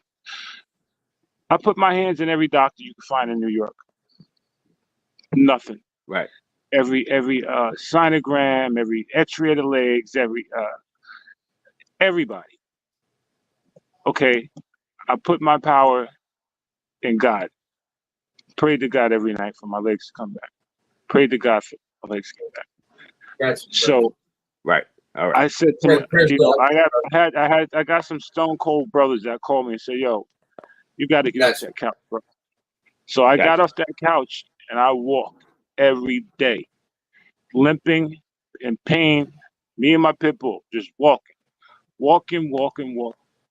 Right, Thanks right. to God, I got my legs back. Hey, and we happy you did. You know what I'm saying? Good We to happy hear you that, did. man. There's been no Good to tripping. That's hear it, that. brother. Shout out to you, bro. Thanks for But your message. and, Go and ahead. I, All Go you know right. ahead, what? Ray. So Let keep your head up, 50 man. y'all go ahead and get this question in. I don't know how much longer Dominican Rock gonna be here, but go ahead and 50 y'all go ahead and get your question into our guy John. Go ahead, brother. Okay, Dominican Route.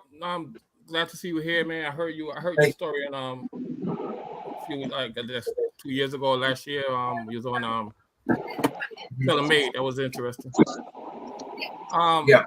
I have a question for you regarding the lawsuit. I know you don't much talking to it, but as we know that Deion Sanders' son is doing really well, right, in college, so more likely he's going to be a top prospect in the NFL.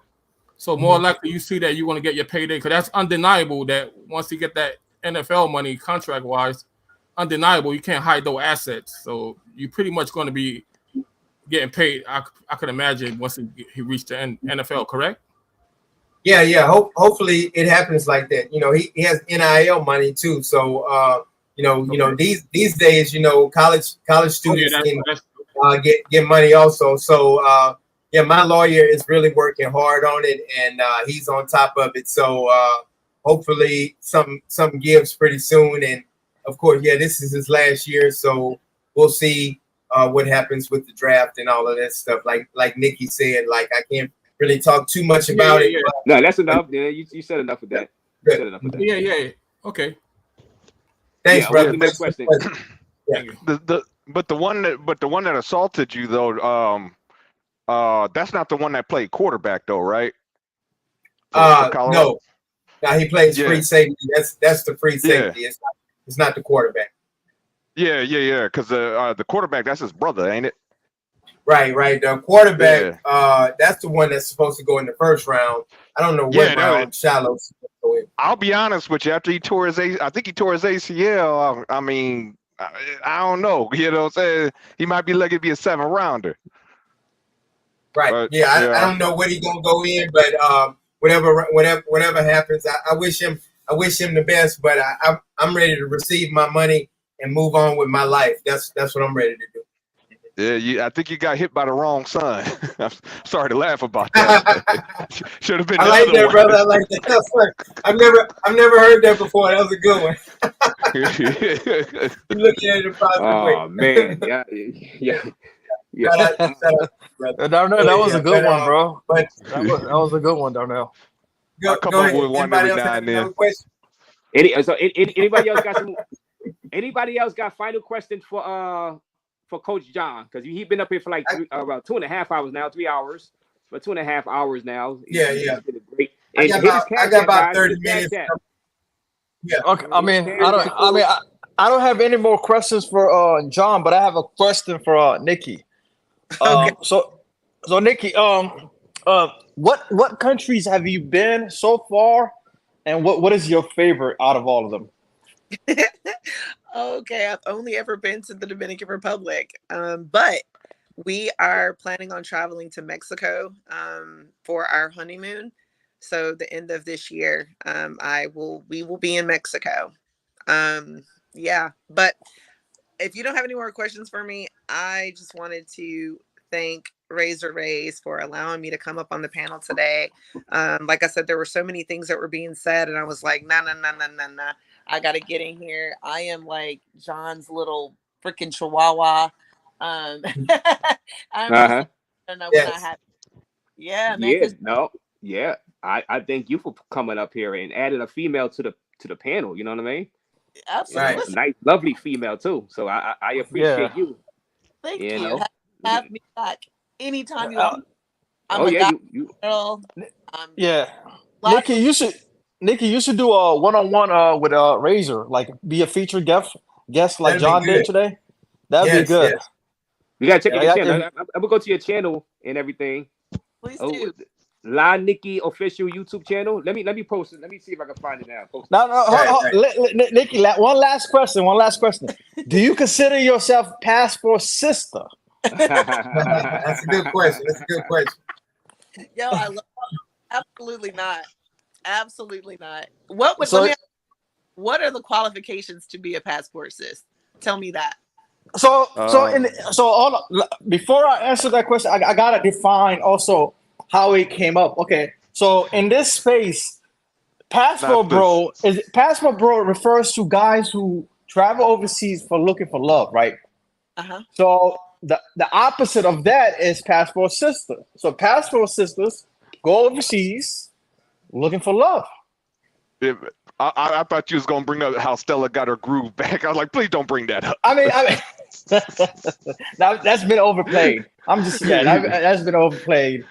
Okay, so with that being the definition, I guess by default I would have to have been a passport sis. But my thing is, from my understanding and what I've seen with the passport bro thing, it's been a lot of disrespect when it comes to talking about American women and how, foreign women are so much better than American women and all this kind of crap, and like putting American women down. And so the difference for me with the passport sis thing, I never talk badly about American men. And specifically about Black men. I just don't do that. And I see that a lot in the passport bro movement, where they talk badly about Black women. And here's the deal. I recognize that I am an anomaly. I'm a Black woman who's 42, with never married, speak fluent Spanish, has a dope personality, hilarious. I'm a guy's girl. I cook, I clean. When I work, I make good money. You know what I mean? So I'm just not your typical anything at all. So I'm not a passport sis, bro. Nah. I want Okay, well explained. Well, Okay, I'm trying to find your channel. Anybody can find a channel, send it and I could post it. If not, I'll post your channel inside the description. Me personally, I just want to interject and say, me personally, I never bashed American women, because I always say this, and when I come on these panels, I always say this. I always say, women around the world are all the same, bro. There are good women, there are bad women. But the only difference is, overseas, you get more bang for your buck. You get more lower cost of living. Here in the States, women are asking for a guy to make over 200K now. It used to be 100, now it's over 200K. Got to be a certain height threshold. His penis got to be over 6 foot. He got to be over 6 foot, 6-pack abs, and all that. And they got all these criteria going on. So a lot of passport bros, what they're doing is they're like, okay, we're taking our talent overseas, and we get more bang for our buck. So here's the deal. Let's be very clear about something. So one thing that I do is I keep it 100% real. Okay. So again, a couple of things here as it relates to me and these other people, what I don't do. So because I speak fluent Spanish, I have clear communication with my partner. So I don't go over there confused about, well, who was this and what's going on? And I don't know. And no, it's very clear. We don't have that issue. That's first. And then second, the way that I date, I'm not over there taking care of anybody. Like I'm not going to do that. And I think that when it relates to passport bros, that they lead with the money, right? Like, oh, I can take care of you and I can do this and I can do that. But it's like, yo, what about you, bro? Like, do you care that this person really doesn't know anything about you and quite frankly doesn't care? You know what I'm saying? And that's one of the things we always bring up in this space, in this channel, in Razor Raze panel. We always criticize other passport bros. Like, we make fun of the other passport bros in this space. Right. Like we criticize them. We learn from them. We learn from their mistakes. So the other guy cannot repeat the same mistakes. So I see what he's saying is like I see some guys getting finessed overseas. It's like at one point they're like, oh, I'm not gonna date any. I don't want single moms so in the States. You know this, but then they're gonna go overseas and bail out another single mom. You know, make that make sense. Talking about she different. Hey, all right. Well, hold on, guys. I got Hold on, guys. Give me a second. J Day the Traveler says, Nikki, what you doing on the panel? LOL. Or we doing our live tomorrow? So you have something with J Day the Traveler. I just subscribed to you, J Day the Traveler. I was looking for Nikki's channel, but I can't find it. So I subscribed to your channel, J Day the Traveler. I put it in the I'll chat. shoot it to you. I'll send it to you. Hey, I got about 20 minutes, brother, but I got less than that, and because my back is, I gotta take my medication and everything. Anybody got any questions? But I do. I got a final statement to make. You dropped my channel in chat, Razor. But go ahead, Coach. I got a final statement to make. You know, salute to Coach John. I just wanted to say, I would suggest you looking into stem cell therapy for the pain.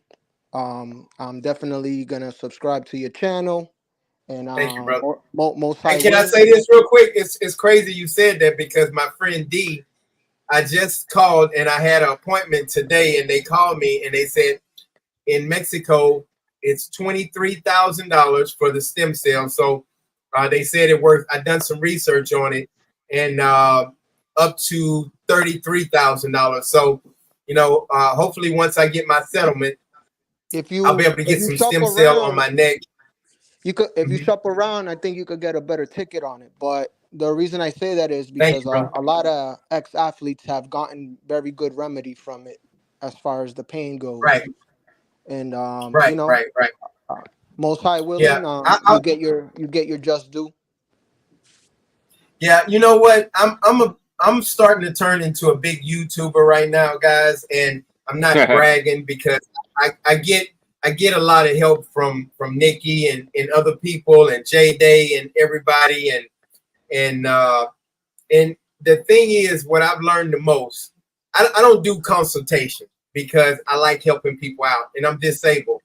So this goes out to the entire panel, all 200 people listening.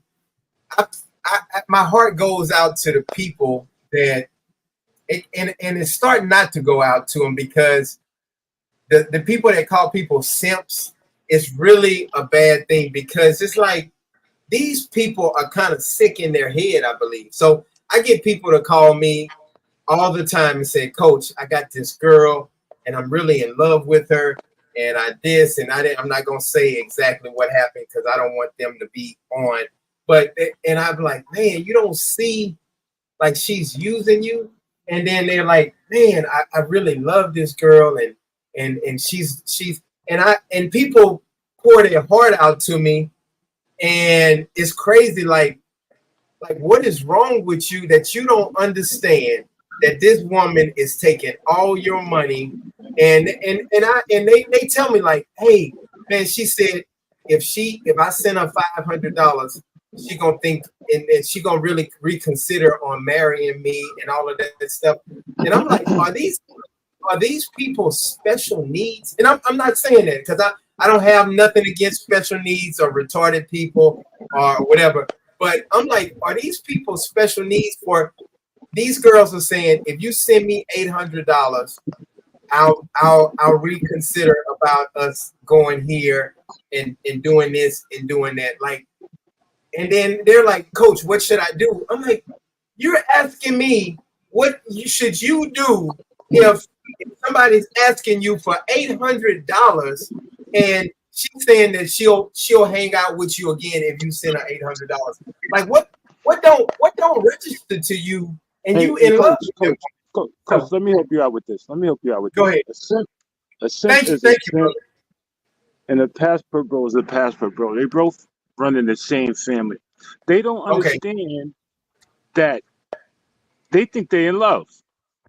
They think that if the more money they get as chick, the more loving they're gonna get. They over there taking pictures with these working women, bringing them back to the state, showing all co-workers, yo, this is my girl in DR. This is my girl in DR.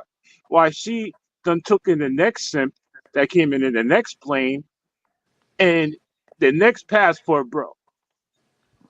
Then She's he's getting, sending all the money, just like all the other simps were sending it, but they blinded.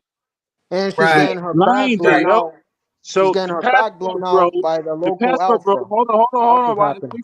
the passport bro and the average day simp don't see it. They're blind. It's like a dope Mm, fiend trying to get a hit. They don't understand that they're doing right. something wrong.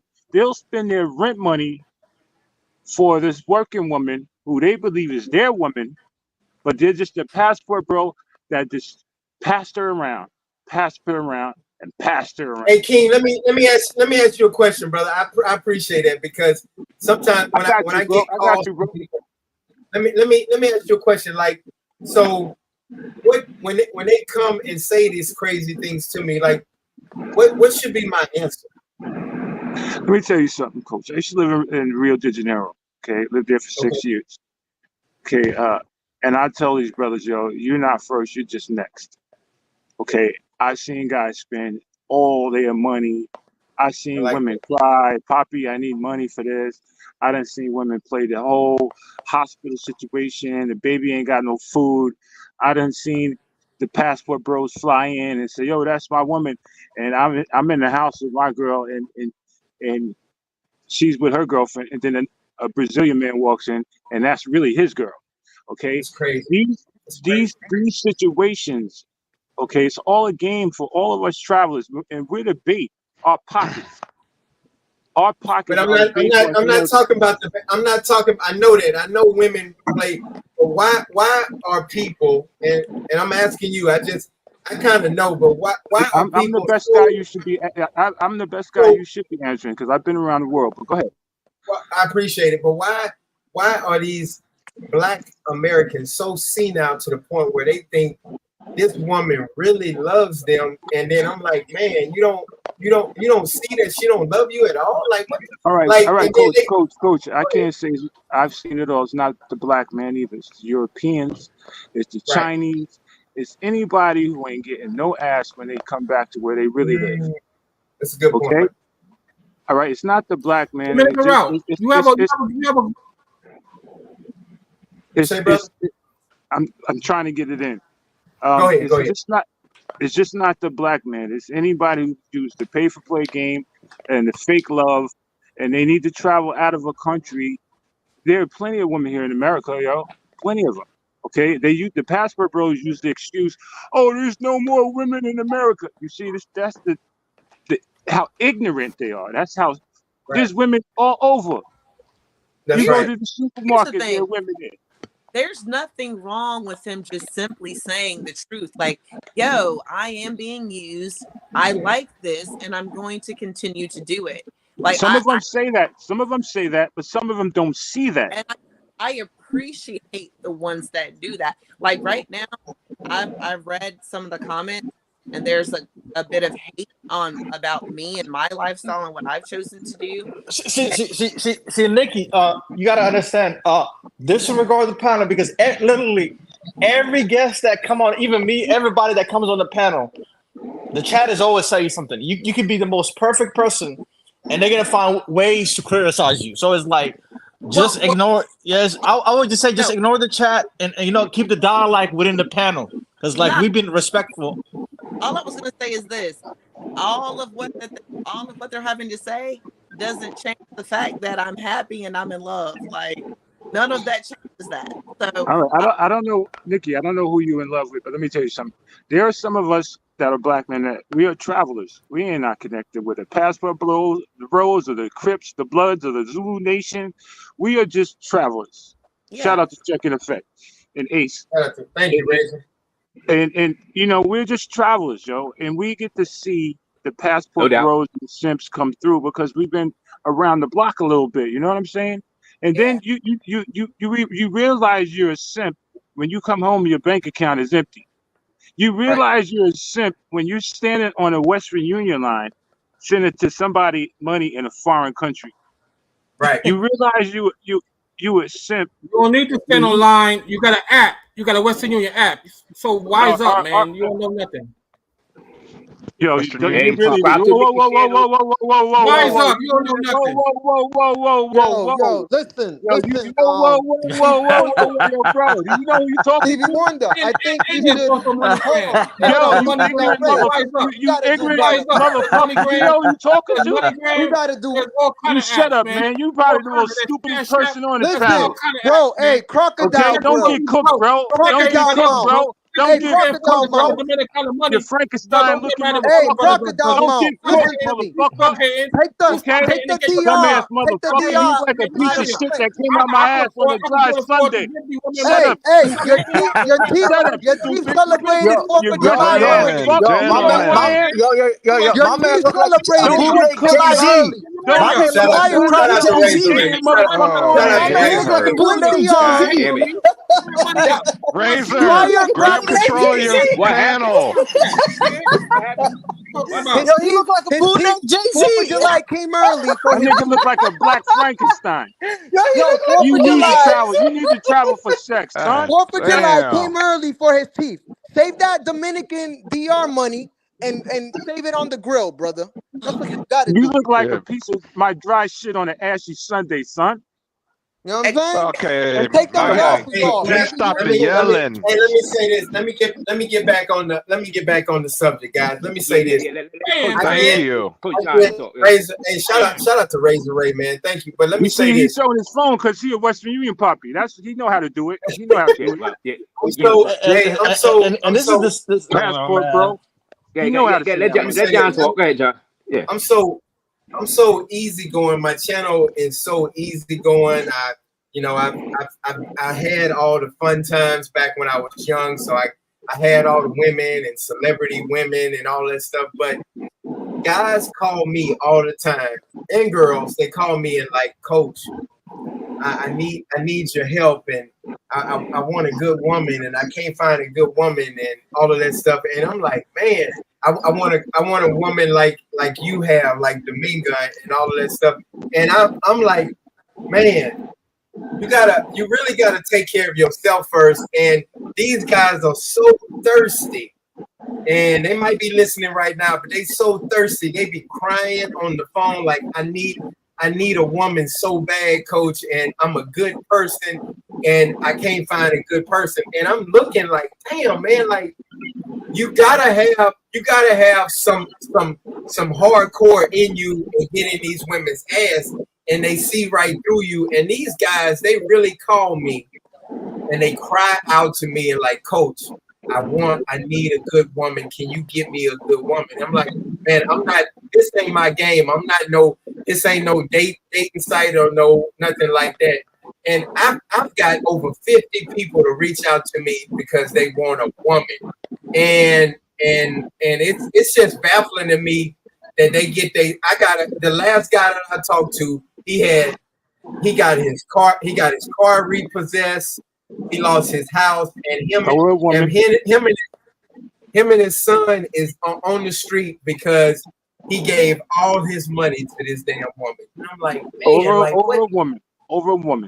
woman, man. And it's insane, brother. It's really insane. If they want a woman, tell them pick up a Bible, yo, and just tell them to try to be more of a person, a human being, and maybe a woman will come to you. You can't buy a woman.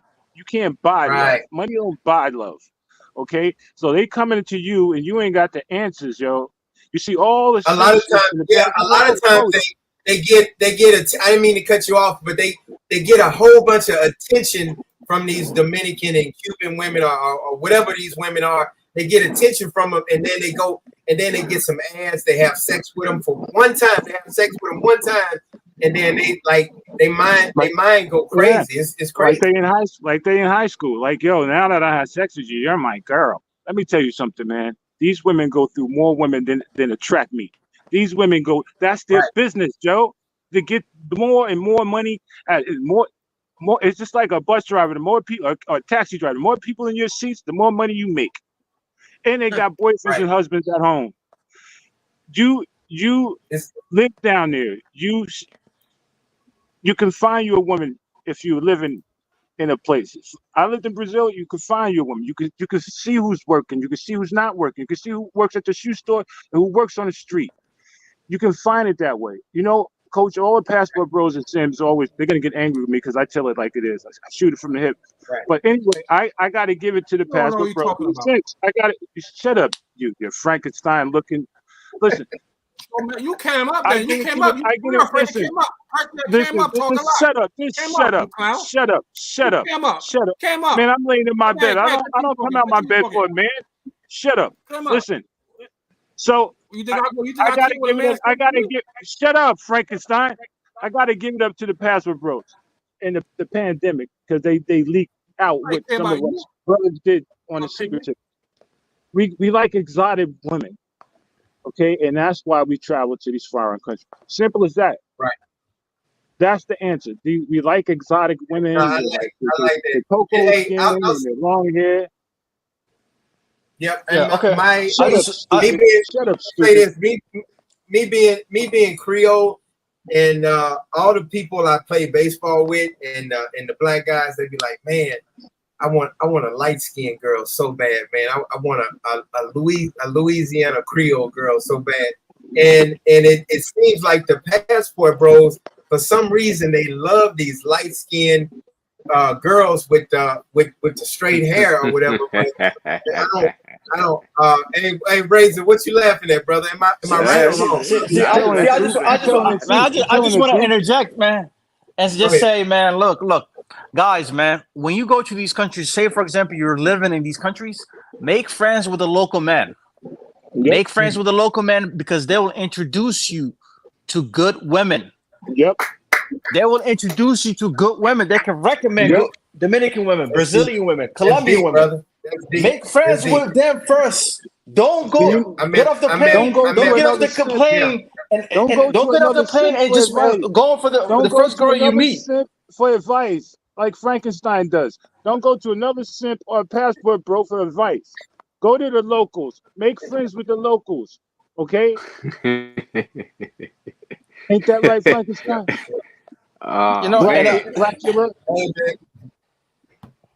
Hey, Razor, I'm gonna say this because I'm gonna go ahead and go, man. My back is hurting, and I'm having a lot of pain. I'm gonna take my medication and lay down, man. I appreciate everybody on the panel. Shout out to everybody. Shout out to Nikki. I don't know what happened to Rico, but shout out to everybody. Man, I had a lot of fun. Y'all subscribe to the Dominican Route. What my channel is all about. I love Razor Raze channel. He's one of my favorite YouTubers because he get a lot of people on here. Y'all talk shit. You can't hurt my feelings. You can't, nigga. I go through pain and all that stuff. So you can't hurt my feelings. I done been through it all. So, but my point is like, keep on doing what y'all doing. Razor, keep doing what you're doing. My channel is all about talking about expat life and living the expat life. I don't talk about ass and titties all the time. I will start tomorrow. We got a model. We're gonna be doing supermodels. I got supermodels that's gonna be on every single week. So I got a supermodel every single week. We'll have a supermodel from the Dominican Republic. We're starting that on tomorrow. So we'll be showing up. We'll show our first supermodel tomorrow. So y'all make sure y'all subscribe to that. And man, shout out to everybody on the panel. Shout out to even the people that don't like me. Shout out to y'all. Also, I'm happy. Make peace. Yeah, why wouldn't y'all like this guy? This guy is mad cool, man. This guy one of the coolest guys that was ever on the panel. He gave y'all the information about the Diddy parties. You know what I'm saying? Come on, man. Yo, y'all guys got to subscribe to this. But you always gonna get haters, and then you got people like the Donald Trump supporters that Donald Trump can do anything he wants to, and I don't get into politics, but you got people that suck Deion Sanders balls no matter what, no matter what. So he can't do no wrong. His kids can't do no wrong. I'm hating on him and all of that stuff. I've been investigated by the police department, by CPS and everything. I was found not guilty of everything. Deion Sanders and Shiloh Sanders were found guilty of everything. and they still hating on me. But if it be a white dude or somebody like that, they'd be like, Coach John, go get your money. Get that white boy money. Get that money. But it's Deion Sanders, and he can't do no wrong. So they say, oh, he trying to steal his money. He trying to do a money grab and all that stuff. I'm messed up for the rest of my life. And sometimes me being nice and the person that I am, it backfired on me because I never thought that Deion Sanders would turn his back on me and be like, oh man, he's pretending like he's messed up. My son didn't do nothing wrong to him. So it made me a stronger person inside. I'm happy. I'm at peace.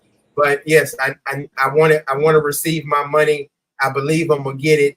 But at the same time, I'm gonna keep on helping people out. I love my YouTube channel. I'm gonna keep on pushing my YouTube channel. Nikki's helping me out. Everybody's helping me out. So man, I'm at peace. But at the same time, hopefully I do get my money so I can have my treatment, my therapy, my next surgery, and all of that stuff. So shout out to Razor Raze, man, thank you so much, brother, for having me on. Shout out to you. This is the channel, guys. Make your way over to the Dominican Route channel. Let's get him to 10K. 10K by the end of next week. And you know, he's very close. He's very close. I'm sure he's gonna have a 10K subscriber celebration. Hit his Cash App also. Help a brother out, man. I dropped his Cash App. His Cash App link is in the chat, and we drop it one more time on his way out. Give him a sub real quick, guys. Real quick. Come on. This guy came up here, highly entertaining. One of my favorite guests of all time, actually, because you talked about that Diddy parties, man. Come on. You know the Diddy party. Yo, epic. Coach, I understand your pain, bro. I understand your pain. May And God be the crazy part is, people always try to.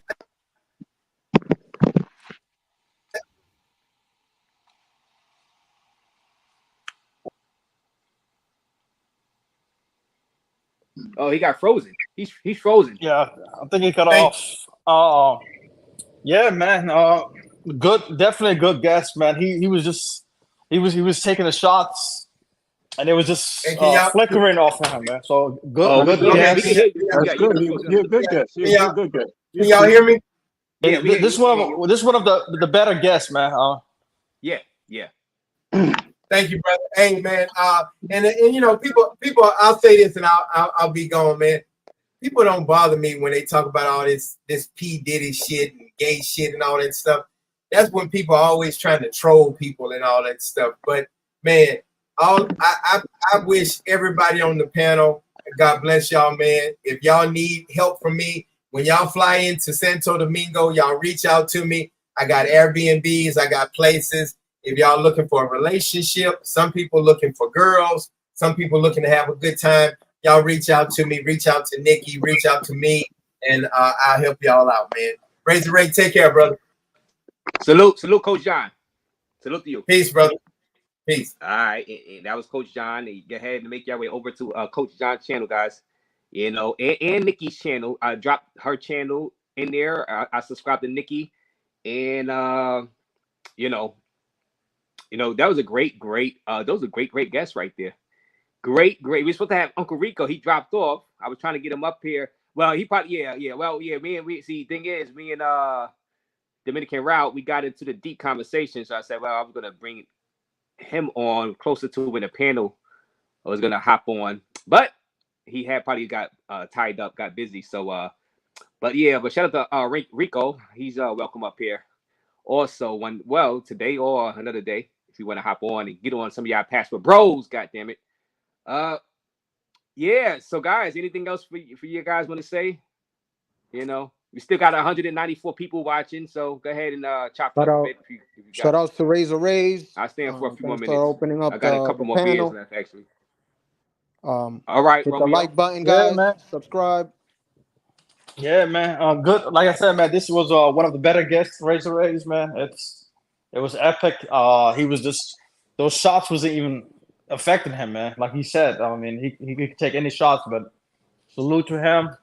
You know, salute to Nikki. Actually, if you could do like a one-on-one with her too, being a featured guest, that would be good. Yeah, I'm gonna check out her channel and see exactly what she got up there. You know what I'm saying? But subscribe to Nikki's channel. She's very cool, very cool. You know what I mean? She a passport sis. They said Nikki is a passport sis. JJ says. Yeah. And she saved it. She saved it from being a sausage party up here. You know what I'm saying? Which is great. You know. You know, you can't say we just a sausage party. You know.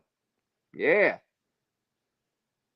Yeah, there are good and bad women everywhere in this world. Most guys who talk down on their race never have a good ending in life. World Traveler said, you know, Nikki, send me a Western Union right quick. Oh man, why y'all messing with Nikki? See, the thing is, He Nikki said cool, Nikki man. sent a See, you Western know, Union. Hey, yo, God damn it. Raze, on behalf of your channel, he was a good guest. His story adds up. You know, he's got a real good story. You know, I'm glad he came to you, tell your story, and let us know. You know, that's part of your popularity. Of you coming up, you get these great guests. You know, like I Yeah, said, thank I understand. I can relate with nerve pain, and it's something I don't risk on nobody. It's like having a bad tooth with nerves. It comes throughout your whole body. So me looking at his insertions on his back, I completely relate to the brother, yo. So right. nerve damage affects your hands, your legs, your feet. You get tingling feelings. You get stabs, and you feel like somebody's stabbing you on your toes and your legs. And it's a horrible thing. And then being that what he's been through, and then you go through doctor after doctor after doctor. You know, I thank God that I found a way out of it by just hard work and exercising and being on my Floyd Mayweather, just walking, running if I couldn't, till I got to a point where I got back to normalcy. Because, like I said, any money when I laid in that hospital bed and I'm still sitting on a ton of money. I'm like, yo, I'm thinking about who I can give this stuff to, because it ain't no good to me. I would give it all up if I could walk again. That's where I was. Right. Yeah. Money don't Yeah. mean nothing when it comes down to your health, guys. So you guys are eating bad out there. Get it together, please, because diabetes runs throughout the Black community and everybody. Just get it together. Try to eat healthier. Try to do right, because when these sickness will hit us, it's just like death. It's gonna hit you somewhere around. It could be your liver, your kidneys, your back. It will hit us the older we get, because we're not the same. But we got to take care of ourselves, yo. Cut out the chitlins and all that other stuff. Just Oh man, no chitlins. nah, Man. no chitlins, man. You gotta cut out some of that stuff, man. You gotta give your body a break, man. Even you drinking all the time, Ray, that's not good for your liver, bro. No. Yo, I was an alcoholic, Ray. I was an alcoholic, man. I'm clean 7 years now, bro. Well, I'm happy for you. My I'm best happy. my I'm best friend's happy. name was Jose. My best friend's name was Jose Cuervo. Jose. Straight Oh, up. That was my best friend, man. I loved him to death. Jose Cuervo Dark was his name. One day well, you wake up and you say, yo, the party's over, man. Can't drink every day. right. And Big Boss, real talk with the $2. The manga version of Password Bros pay per transaction. Okay, thank you, Big Boss, for the $2. Your best friend, New York City King, and I still remember that live stream y'all did. I had to put that one to members only, but Oh, yeah, I that was know. an epic live stream. That was an epic live stream. That was an epic battle, though. People still talk about it. People still talk about it to this Yeah, day. I got y'all in the intro though. I got y'all in the intro that That's what's up, thumbnail. man. That's what's up. You know what I'm Yeah, saying? but yeah, You that got one I had to put that one in the members. But that was if y'all guys want to check out that epic live stream with New York City King battle Big Boss takes no loss. Go ahead and join the members, only $2 a month. $2 a month. Join the members only and take a look at that epic battle between it was a 1-on-1 Big Boss versus New York City King. Yes, take a look at that. That's worth the $2 right there. Just to it's look worth at the that live stream. $2. So you guys join Razor's channel. It definitely is worth the $2. You know what I'm saying? Shout out to the Big Boss, man. You keep doing what you do. And Duct Tape D with the $5 donation to the Razor Raze. Let me turn the camera on. God damn it. Let me turn the camera on a little bit. You know, I had the camera off because of the Wi-Fi sometimes be a little iffy when I had the camera on, and especially when I have a bunch of people on the panel. So ask Romeo, is he okay after that verbal beating last night? Oh, duct tape. We talk about the Trump election, the Trump and versus Biden. So he was here. Yeah. Well, he fell off. He went off. He went off duct tape. But thank you for that. So y'all seen that. So yeah. Thank you for that $5 donation to the Razor Raze Cerveza Fund. Duct tape. Yeah. He just dropped off. You know what I'm saying? He just dropped off. You know. Oh well. He's back. Let me let him answer that. Hey, Romeo, you want to answer that right there? Hey, duct tape, get that meat out of your mouth. Why don't you get on the panel and show your face? That's not what I remember. I remember something different. I remember somebody apologizing. Sucker. All right. There you go, Romeo. I respect you, Romeo, for popping up there, popping back on, and answering the super chat. You know what I'm saying? You know, that's integrity right there. You know, that's integrity, Romeo. You came back and answered the super chat. Oh man, we're gonna keep our big super. I we're need gonna to keep on our now. foot on their neck. Yeah. None of these suckers get passes. That's you, duct tape. Yeah, man. Hey, question to the panel, man. Y'all got any upcoming trips?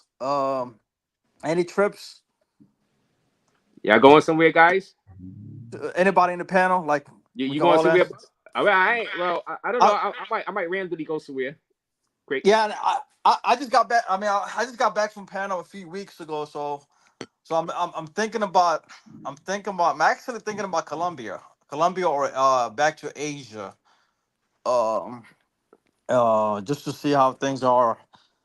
All right. So might do back to Japan or Thailand and see how it is. I know that Thailand is currently in the rainy season, so yeah, you don't want to mess with Thailand right now in the rainy season. It's soaking wet out there. Pause, you know. But yeah, I'm thinking Asia. So I'm thinking about going back to Japan and seeing discovering more places, man. So Japan not rainy out there too, like Thailand? No, they have similar seasons as us. So if it's summer over here, it's summer over there. If it's winter, it's winter over there. Spring, same. Right. Yeah, guys, pay that $2 to see that epic. You see, Drew even said it. He said that was an epic live stream. It was. Yeah, that was epic, man. Only. I think I was also one of the other guests on the panel. Because I was actually on the panel with both of them. Yeah, you was there. I remember you was there too. I was at a panel. But salute to both of them, Big Boss. You know, I gotta give Big Boss respect because he tell her how it is. It's he's proud of it. There's nothing against it. As long as look, guys, people can have fun, man. As long as legally, man, it's nobody cares, man. Right. And when you're going back to DR, Raze. Who that? Oh, that was Romeo. Yeah, I was just there like a few months ago in Punta Cana, which was one of my favorite trips. But I kind of want to do new places. You know what I'm saying? Now I just want to do new places. Now I'm in the zone, like, well, let me try new places each time. I probably shouldn't. I should just double back, right? I might double back to Costa Rica, double back to DR. Or if I do double back to either Costa Rica or DR, I would add another place. I'll be in Santo Domingo in a few weeks. I'll be in Santo Domingo. Right, or a new spot in DR, a new place in DR, a new city that I lived in. Yeah, have you been to La Terrenas? Something like that. Have you been to La Terrenas? Hey, no, I never been to La Terrenas. Salute to Drew. He know what time it is, and salute to everybody in the panel, and salute to everybody on the chat. I got much respect for everybody on the panel and in the chat. Okay, I'm about King, salute. Salute, my brother. I'm out. Yeah, I'm about to travel. I got to pick which car I'm gonna take to the store. I'm out. All right. Thanks, brother. Yeah, thanks. man. Respect and love. Yeah, I think Razor Raze. I think Razor Raze. You should try Asia, man. I would say you're gonna experience the culture shock. Right now. That's the thing. Yeah.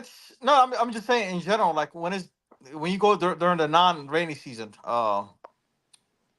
I'm definitely going. I'm definitely going. I just don't know exactly when. You know what I'm saying? Yeah, because Asia is just something different, man. I was like, It's culture shock. It's different. Who's this on the panel? Hey, what up, Charles? Hey, Charles, what up? Oh, it's me, Charles. That's good. Yeah, it says Charles anything or yeah, right. What's up? What you got for us? Oh no, I'm just saying, yeah. Yeah, what up? I mean, yeah. I mean, see, I got a couple of special places I travel to, but if I ever give it out, a lot of people gonna come and just gonna destroy it, right? Because yeah, I mean, like Asia, Costa Rica, there's some nice places you can go to. I mean, this just awesome, but like, I don't want to share too much info. Yeah, I just gonna come and kind of mess it up. Yeah. So who gonna mess it up? I mean, you guys gonna. Yeah, your Pastor Bro gonna mess up. Cause like I've been to like Costa Rica and Colombia like 10 or 15 years ago, right? It was, man, we were treated like king, right? But then nowadays it's just down there like, I mean, it's just bad. I mean, things just getting very bad. I mean, all these YouTube videos, all this, creep cam. I mean, just yeah. I mean, it's not the same. I think this is a troll. I think this is a troll. Razor Raze. YouTubers in general gonna mess. I know. He's.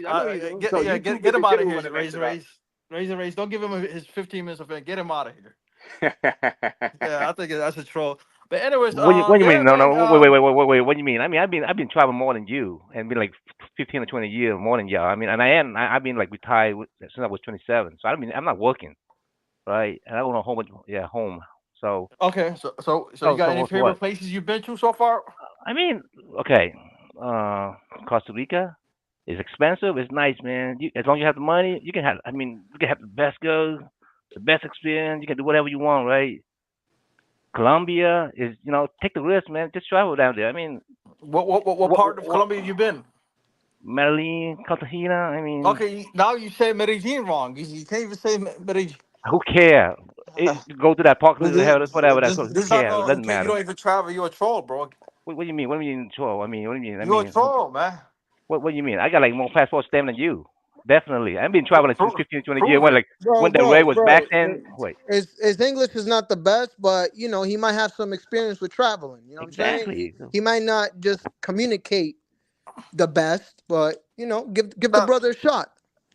I'm just saying, man. Sometimes, man, because we get random guesses. And we don't know what they're up to. So okay, so ask me. Okay, ask me what you want to know. Ask me. I mean, ask me what you need to know. I mean, first of all, we try to verify you. First of all, we try to verify if you're legit or not. Okay, let me tell you this. What we're saying is, from your traveling experience, you got to elaborate a little bit more. Give some more details, because you kind of giving a broad, which is not adding any type of value to what we already know. You know what I'm saying? You gotta dig a little deeper and tell us how is your traveling experience in these certain places and whatnot. That's what the brothers are asking you. Okay, so what's my travel? I mean, like for instance, right? Like we go to like Costa Rica like 15 years ago, 10 years ago. We at the Hotel del Rey. It was awesome, man. It was, and then you go to the club next to the door to it. You just dancing with like 2 or 3 girls, have as much threesome as you want. I mean, man, and it's cheap too, right? And there's less people. There's no YouTube video, all that stuff. Man, and the girl actually treat you better, right? But nowadays, I don't know, it just changed. Like you go to the hacker right now, they want like at least $200. That's for like 1 hour, 2 hours. You know what? I'm gonna have to go with the brother. Right? I get, we gave you a fair shot. I'm gonna have to go with the brother on this one, man. You know what I mean? It doesn't matter. I don't know. You think he's trolling? Your call. You think he's trolling? What do you mean trolling? Okay, what do you mean trolling? And then for instance, like even Pattaya too, right? I mean, all those places, right? Like. I think he's trolling because he came with the heat, and it's and he just did his salute to the panel. No, hey, what was going on? Hellos. Well, I'm new, okay, so I mean, I'm just kind of see that guy on, so I'm trying to join and see what it is. Hey, brother, let me ask you something. I'm sorry. So yeah, salute to you guys, to all the people on the panel. Wait, I mean, where you from? Where I'm from? Yeah. Well, you got to think about that. No, man. I travel the world. I mean, I live in Central America, South America, Southeast Asia, Eastern Europe, Romania. Where you from, bro? How do you identify yourself, bro? In Texas. I'm from Texas, I guess. But yeah. Damn.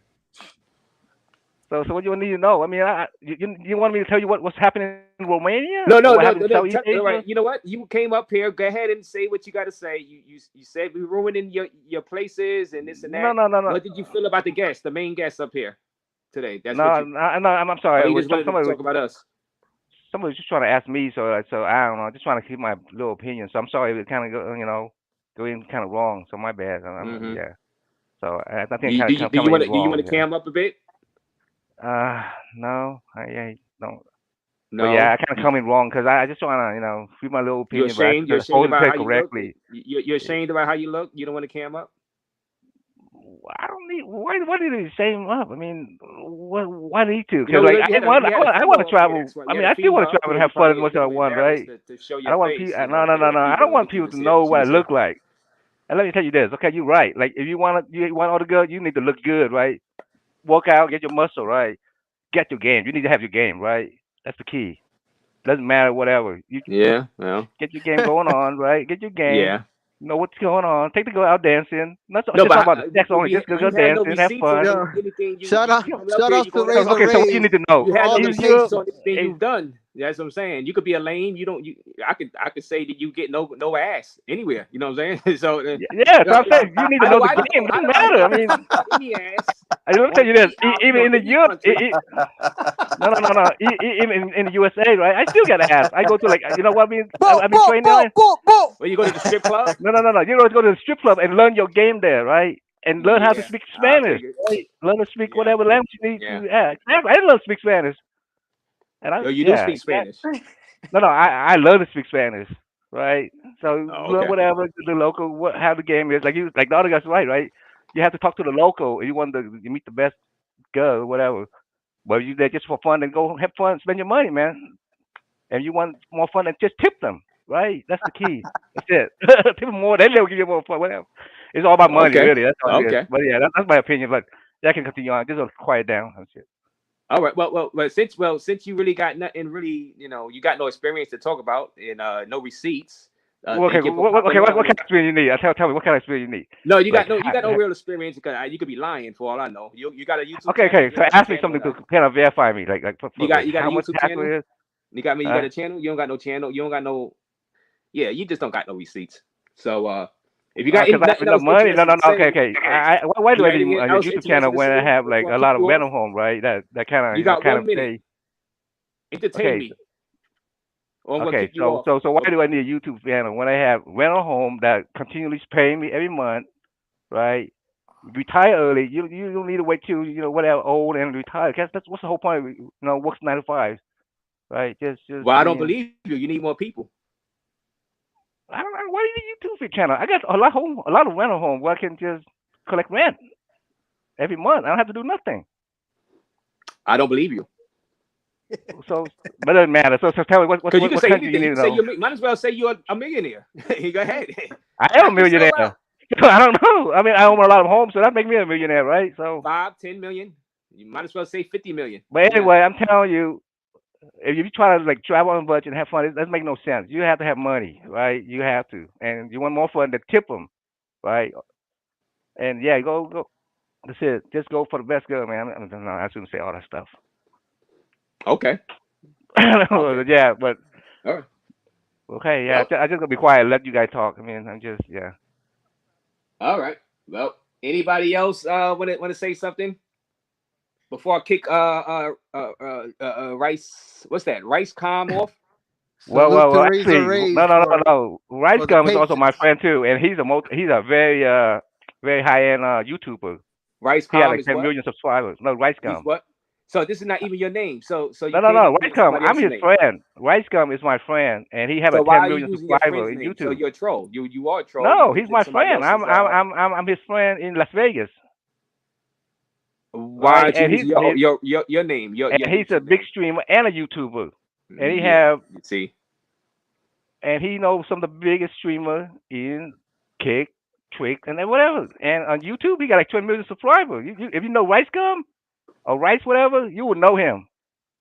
And so he got the money. So he's your friend. And we both kind of retired. So we both kind of retired right now. We don't have to do nothing for the rest of our life, and we still have money, right? Yeah, yeah. This is a troll, man. Yeah, Yeah, yeah, I know Yeah, he's a you troll. can kick me off, but yeah, just add my little opinion. I think Nice to see you. Salute, Race. I mean, I like you. You are very nice. I like learn some little stuff, but I mean, it's you all know. good. Okay, well, you, All right. Look, I think next time you should, cam up, show us your face, on the back, a pause, just to see who you are. But I mean, I don't want to I don't want to show my face. Like I want to travel, have fun, right? I mean, but like you like work out, have your game, be tall. I mean, look good, right? I mean, that's it. That's it, man. And yeah, have fun, just travel. And yeah, retire early. Retire 30, 40, 50, whatever. Retire in the 40 or 30. I mean, enjoy your life, man. That's it. Don't wait until you get old and retire. That's just get your work hard, get your buy a home, get your passive income, and retire. That's it. That's what I'm well, saying. Yeah. and well, I like that. I like that advice right Yeah, there. I know you're a troll, that's the but good that was advice over that. Hey, there. Yeah. that was good advice from a troll. You know what I'm saying? And I like that. Yeah, I it like is. that Well, advice. it's not a troll. I got a lot of rental homes, so it's a fact. Yeah. But anyway, Yeah. nice to see you. I just head out. Well, hey, also, Will, thank you for the Cash App donation. I seen the big Cash App donation. Thank you, Will. Will the Thrill is in the building. Salute to you, Will the Thrill is here. Yeah. So he left. So let me yeah, he was trolling bigly. Hold on, let me leave out real quick.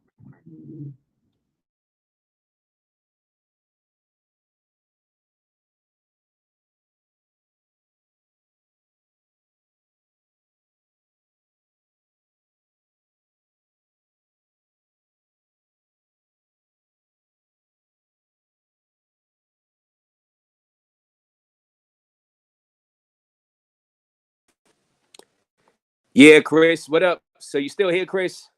And what up, Ajima's World? Yes, sir. I am still here, man. What's going on, brother? Just been listening. Yeah, it was a great show, man. It was a great showing from my guy, John, Coach John. Great stories. I mean, just the Diddy parties, the Deion Sanders stuff. Man, that was just great storytelling, great, just great insight information on the celebrity world. You know what I'm saying? And I think we came together. We merged the Passport Bros with the celebrity world in sports. You know what I'm saying? I think it was a great show. And I'm very, very happy and satisfied with it, with the show tonight. You know what I'm saying? A great show, man. And I gotta say, Razor Raze, I'm proud of you because you're branching off into other subjects. You know what I mean? Yesterday you did politics thing. We won't get into that today, but you had a great guest on today, and just you're branching off into different things, and I love it, man. And just love your channel, love everything about it. I try to be respectful, try to do more listening than talking. But man, oh man, Coach was an awesome guest, man. He had a lot of knowledge there that you'll be able to use for a long time. Seriously. Oh yes, man. I'm gonna make his the Deion stuff into his own video. I might make the Diddy stuff into his own. I don't know. I'm gonna ask him about the whole Diddy stuff. But that was his own video, the P Diddy stuff, P Diddy in the news. So I can make that into his own video too. So man, that was great. That was great. You know what I'm saying? It was great, but I didn't want to press him. Razor, sorry to interrupt, but I didn't want to press him into doing too much because you don't want to get the guy in trouble. Guys kept asking him going all deep into the legal stuff. You know what I'm saying? But I knew it was gonna come up. But but he knew it was gonna come up. So, but that case, like, I don't know, the case is done. You know what I'm saying? But they just gotta work out. Whatever. But yeah, it's. Man, Gangsta Lifestyle. You said drop the link, right? Gangsta, drop the link, Gangsta, for you. Yeah, But so the beauty you got, man. The beauty you got. Let me tell you about her. Real quick. Is Mm-hmm. that she actually is originally from Venezuela, and she was going through some rough times. A pro. I'm not. You know what I mean? I'm not gonna lay everything on the line. It's okay, long as you happy, bro. Look at that. She nice. I do. She made me very happy. So what happened was, I think she got involved in a prince from Dubai. She's so top tier that a prince from Dubai flied her over to Dubai, And I tried to hit her up because I'm going to hit Colombia up here in about a month. And I said, hey, mommy, are you still in Cartagena? Maybe we can see each other. She goes, I'm not in those parts anymore, man. Like, I got a new guy. I'm over in Dubai, and, I'm living there right now. So she gone. Mm-hmm. Wow. Man, oh man, oh man. That's what I'm saying, man. When they're really, let me tell you this, Razor, when they're really bad, like I'm talking like 9s and 10s or whatever, man, the highest bidder from around the world will get her. But go ahead. There's big gains. Go ahead. What up, big gains? What up? No, I was outside. I just came in. I missed the whole thing. You know what I'm saying? We outside for real. You outside. You know what I'm saying? Word up. So, I missed the whole interview or whatever. I'm gonna catch it on the playback. I jumped on because I wanted to holler at that dude that was just up here. He was talking that retirement shit. I wanted to see where his head was at. Talk to a motherfucker that's really retired. He was trolling, you know what I'm saying? But he did tell him to tell him to get his ass back up here. I'll show him what retired life look like. Well, but yeah, I think you're gonna enjoy some of the playback on the with Coach John. I think that was great, man. That was great. And he talked about the Diddy and the Deion Sanders stuff, man. So that was cool, man. That was cool. Well, I know. I heard him. I think Taylor Made Dreams interviewed him also a while back. I think he played for the Yankees. Yeah. The minor league Yankees team, not the big league team, but in the minors. Yeah. Okay. He's like a prospect. Yeah. Mm-hmm. Right. Yeah. So I know he was cool with Deion Sanders at one time, and then they had a falling out or whatever. I know somewhat of his story. Yeah, you know what I'm saying? He told all that tonight, you know what I'm saying, and that was cool. That was But cool. yeah, we was outside, you know what I'm saying? Drinking them nutcrackers. Where you at actually? I was around my way, Staten Island. Oh, okay. All right. Yeah. Big gains. I got a question for you. Raekwon's brother had something. Oh, okay. Shout out to Raekwon. Yeah. Go ahead, ask me. Go ahead. Okay, brother. I know you like Colombia more than DR. Where are you normally staying in Colombia? Is it Medellin, Bogota, Cali, or Cartagena? Cartagena. I haven't been to Medellin yet. Okay, because I was going to hit Medellin in about a month and a half, before it gets, too crazy, before it gets ruined. And I just wanted to know if you had any knowledge on. I've been to Cartagena 3 times, and I like Cartagena, but it's just too fucking hot there right now for me to stay. Yeah, so. I'm trying to go next month. I wish, like I said, I was over there with Raekwon's brother. They was just there. They was just in Cartagena 2 weeks ago. They had a 21-bedroom mansion. So I told him, I said, yo, you should have hit me on the WhatsApp, man. I would have flew out there with y'all. But yeah, they told me it was lit. It was lit out there. Word. Good shit, because I wasn't sure because, with that mayor putting all that shit on, and that stuff on in January, I wasn't sure if it was still lit. I knew it calmed down a little bit, at least the Wall City, but I guess it's back to normal now. I don't know that for sure, but if you're saying it's back to normal, then it's good. Well, I'm going by what he said, but Mr. Goldie, Mr. Goldie, you still good with him, Razor? Mr. Goldie, yeah, he hasn't been on in a while, but yeah. He dropped something. He dropped a YouTube video in my inbox. Pause. But he was showing some different shit out there in Cartagena. Yeah, like you made a different area from the clock tower. From the clock tower, yeah. Oh, okay. He was standing in front of a Cartagena sign, and that looked like it was in a neighborhood somewhere. It wasn't nowhere near no beach. Oh, okay. All right. Yeah. So you have to look at that video and see exactly where he was at, or hit him up, hit him up and just get a thing from him. Born Ready is in the building. What up, Born Ready? Salute to you, Born Ready. And we got drinking nutcrackers. They laughing at you saying you drinking nutcrackers, saying Paul, salute to Jima's World. Yeah. It's Roland G, Big Gains. Big Gains, she got him. All right.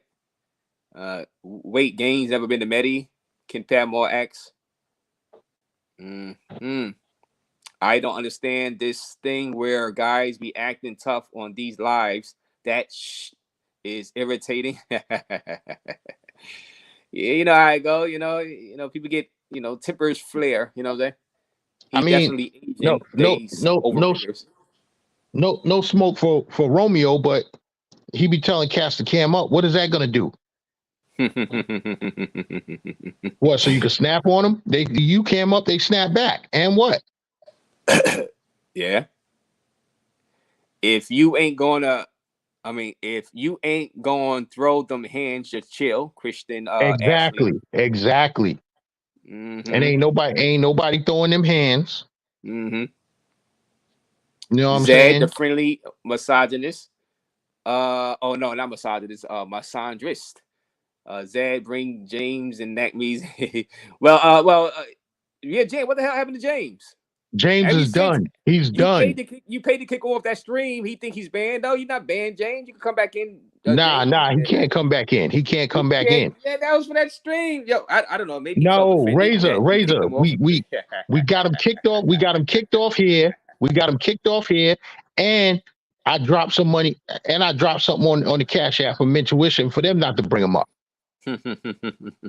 I think he shut his. I think he had enough. He shut his whole shit down. James. I think when you kicked him off, he was shocked. He couldn't believe that you really kicked him off, and now he acting like he lost his best friend. Y'all donated like $200 and something to kick him off. So I had to kick him off. He know that. You know what I'm saying? I told him he could come back. He could come back. You know what I'm saying? Nah, he come back. He's been going for a while now. He's butt hurt. Well, hey, I don't know. Yeah, salute. Hey, Big Games, to answer your question, brother. See, if someone's gonna talk greasy to me, I tell them to cam up so I know who I'm talking to. That's all. It's simple. Okay. Nothing more than that. But I mean, what is that really gonna do? You still really don't know who you're talking to. I mean, it's better than them hiding from my avatar. I could see who I'm talking to physically. Like, I could see their face, who they are. Instead of being a troll and hiding under whatever picture they put up. That's the whole point. Okay. I mean, I guess I kind of get it a little bit, but that's still not really showing what that person is about. Well, that's a start since we're on the internet, right? Cam up so I could see if you have enough balls to say what you're saying, then you wouldn't have a problem camming up and saying it. That's all. Okay. You know what I'm saying? If you can't even do that, then I really can't take you serious on anything you're saying. That's how I view it.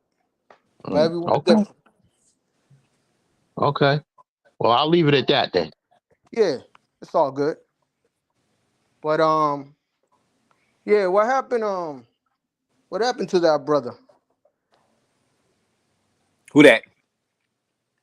James. Last time I seen the brother around, Oh yeah, well, he could come back. He could come back on. I guess he got well, I don't know. He wasn't offended. He was saying, "Look, they're gonna donate to kick him off. Throw him off." You know what I'm saying? I mean, hey, you gotta respect what.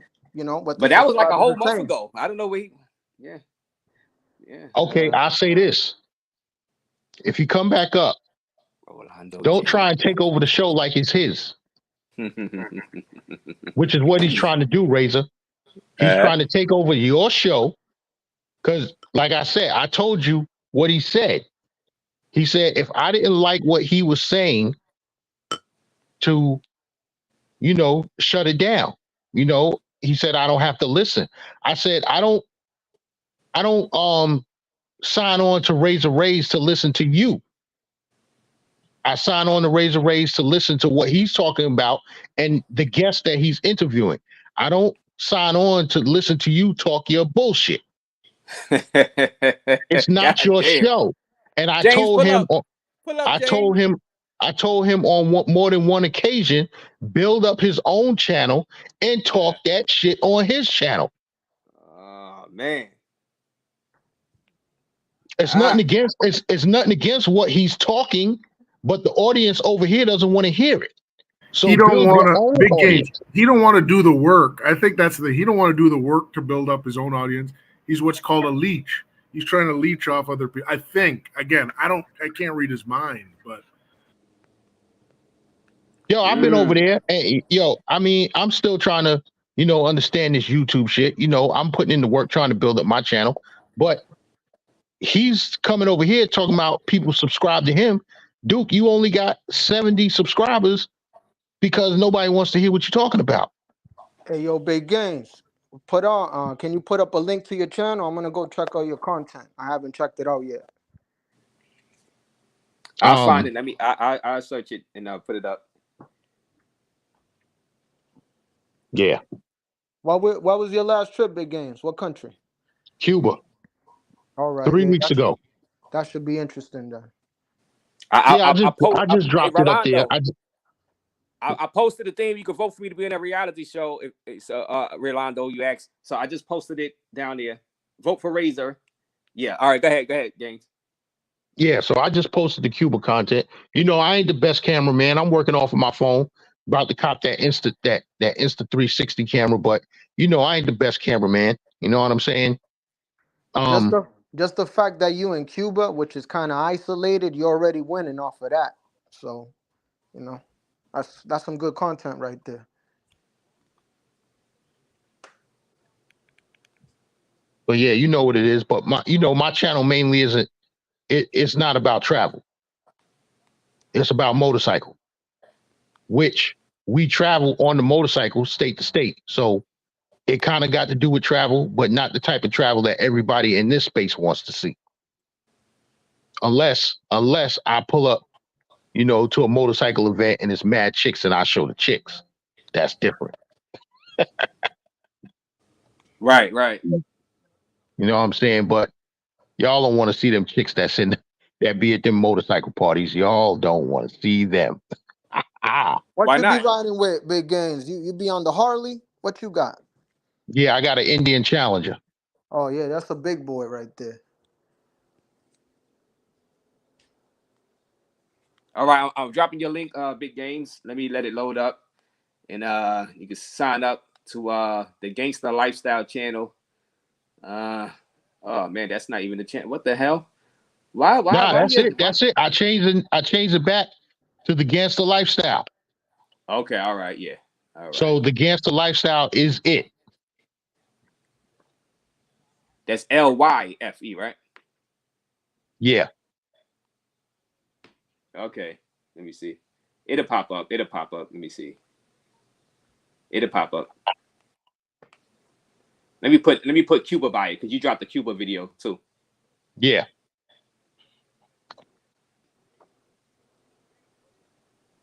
Yeah. I gotta figure out how to share the channel with your stream while you're going live. Yeah. You could just put it in the back chat. God damn. Nah, I was trying to go to my channel and share it. Your thing is the thing is I was just on your channel. I saw your short. You dropped the short. Yeah, those are from the sewer. That was back in February. You dropped the short saying you're not a passer, bro. I seen that. Yeah. So I don't know why your channel is not coming up. I seen that earlier. It's goddamn YouTube, man. The Gangsta Lifestyle. Man. Yeah, no, well, don't mind me. Go ahead and talk while I find it. Like I said, shout out to the Dominican route for a great job tonight. You know what I'm saying? Lifestyle. Y'all can hear me, right? Yeah. Oh, I'm reading the chat. Oh, yeah, just not talking. Okay. It was awkward silence, But yeah, well. Hey, Big Games, what's cheaper, Colombia or Cuba? Imagine Cuba. Cuba, definitely. But it's not Cuba. Cuba is a totally different animal. You know what I'm saying? If you're used to the Sasuas, the Cartagenas, the Medellin's, you're not gonna get that in Cuba. You know, you gotta go to the club, and we only went to one. We went to this one spot called Casa de Musica, but that spot is more. It's a movie theater, and at night it turns into like not really a club. I forgot what the type of shit that they call that, but you know, I mean, it was cool up in there, but the straight up club L&M, you could see that on my video. Yo, that club was trash, man. And they say that's the number one club in Havana. My Was it opinion, just it was trash for straight that trash. day? Maybe it was just that day. You know what I'm saying? Maybe Some people, you it know. was trash for that day. You know what I'm saying? I don't know. But then it was another spot. I can't remember the name of that spot. But Flyboy Way, he had told me about it. But when we went, we got there too early. You know what I'm saying? Because we went after dinner. We went to eat dinner like That's the around. Flyboy.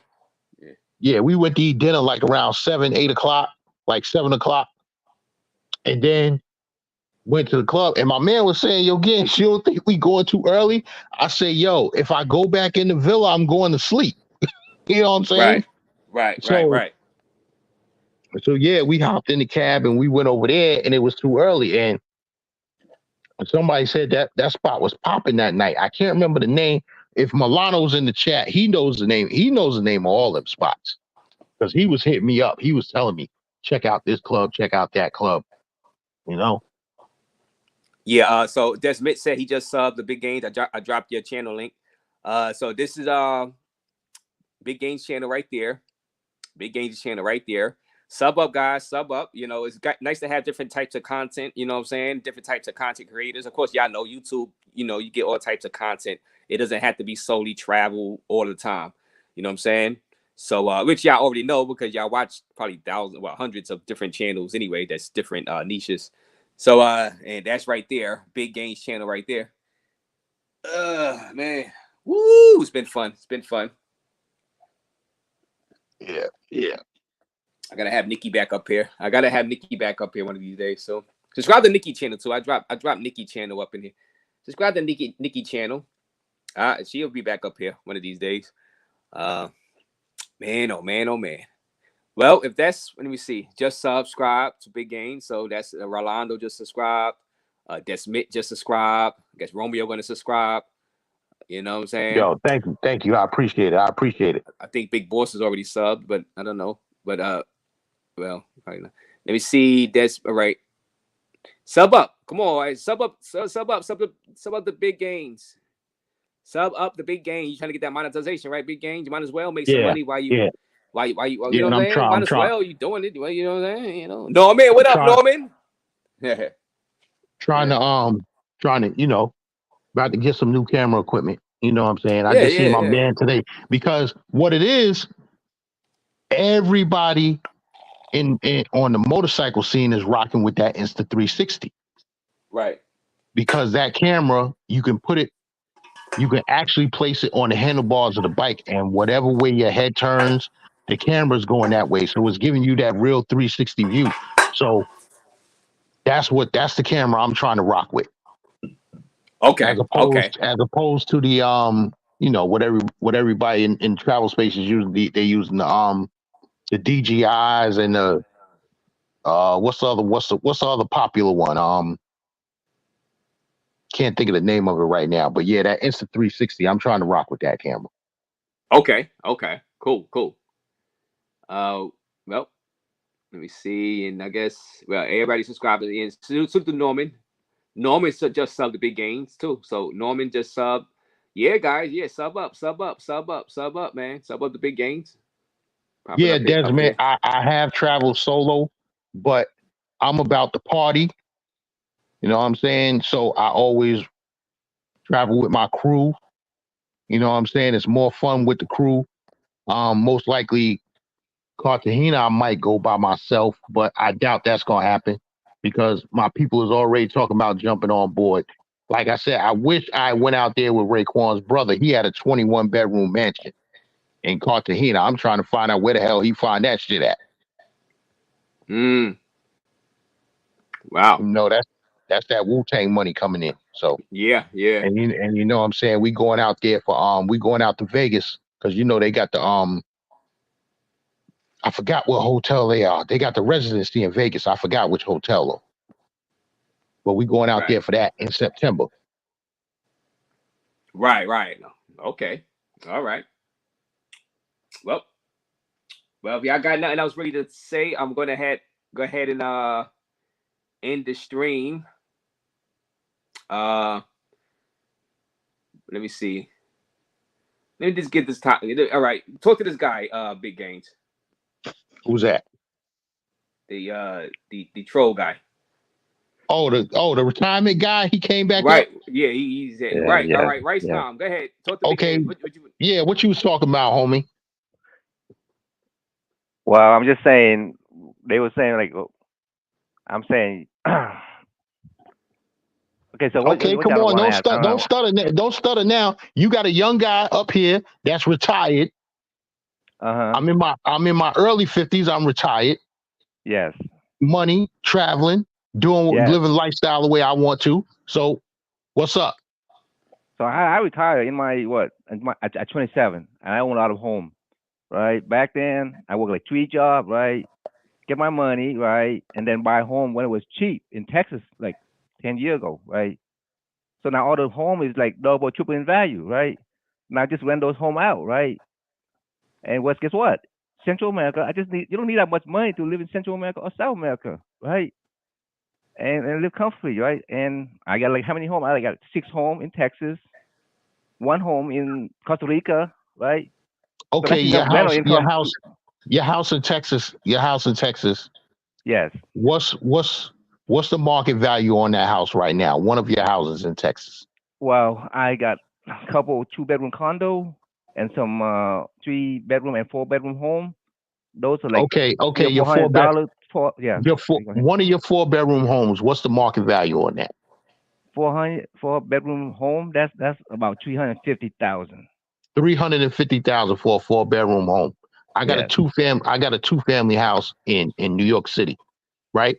You know how much my house is worth? It doesn't matter. I mean, what I'm saying is, what I'm saying is, I understand what you're talking about. You know, you got a couple homes or whatever. But I got the one house. I sell the one house, which will net me what you selling 3 houses will.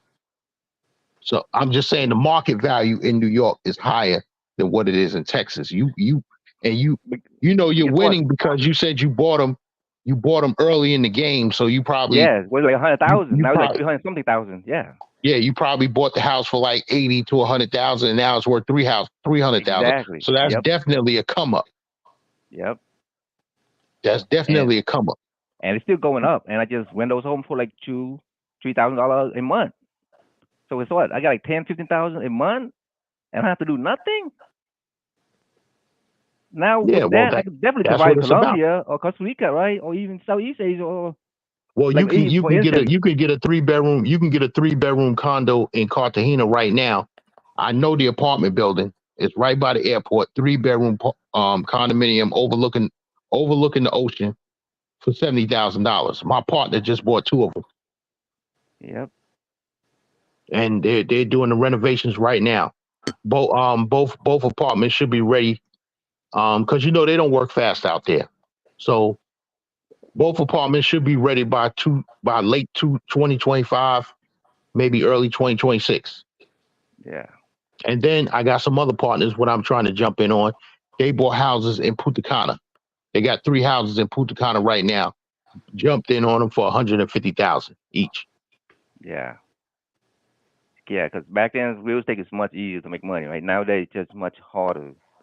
I mean, because of the price thing. But yeah, I mean, you can still make money. I mean, just fixing home. I got a couple team that fix home, right?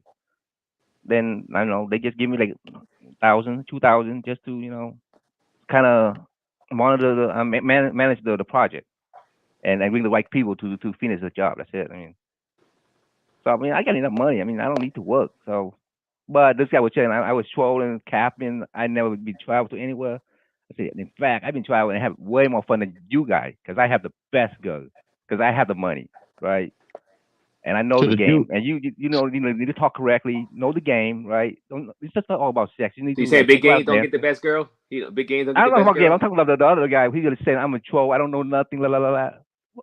What Mm. did they just tell me that? I mean, yeah, exactly. to the guy in the chat that said 50 plus and calls himself Big Gans.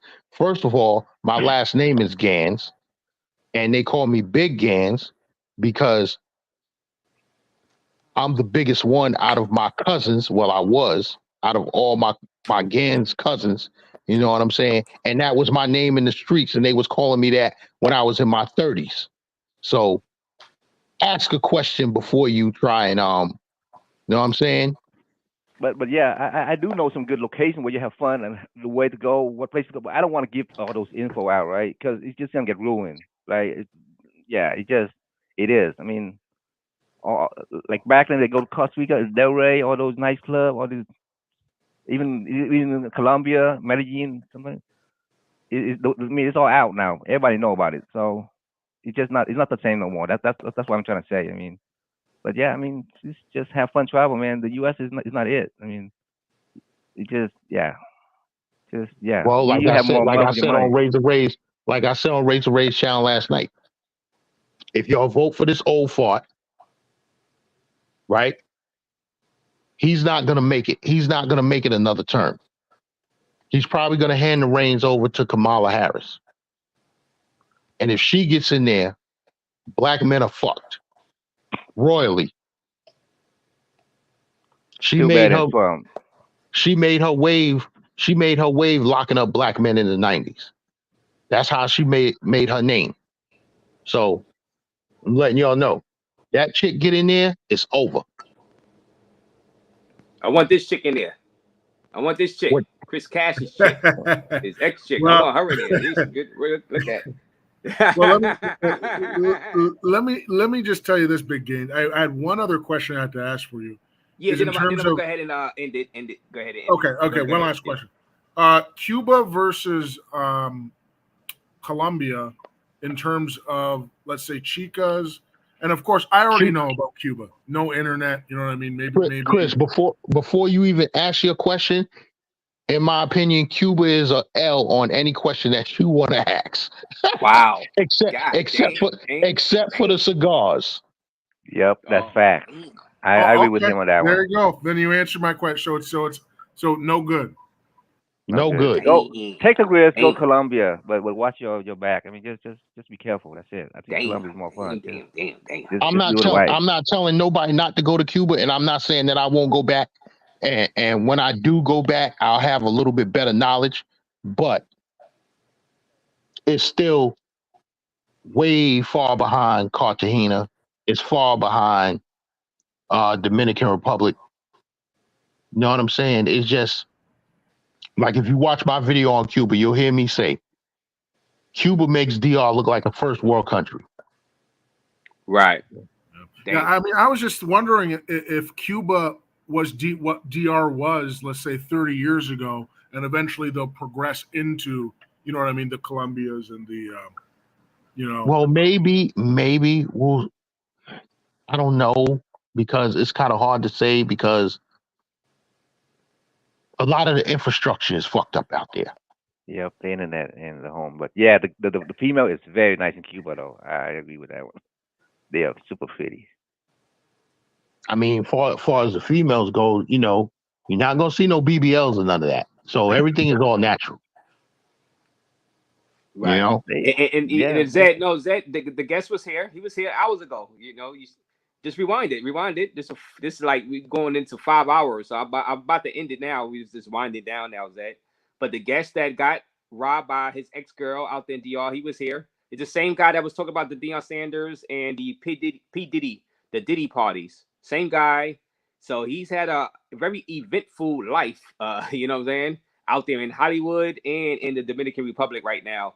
So yes, he was here, Zed. You know, just rewind it and yeah, you hear his story. We just winding down things right now, but She's so bad. She in the Middle East now. Cuba ain't recovering anytime soon.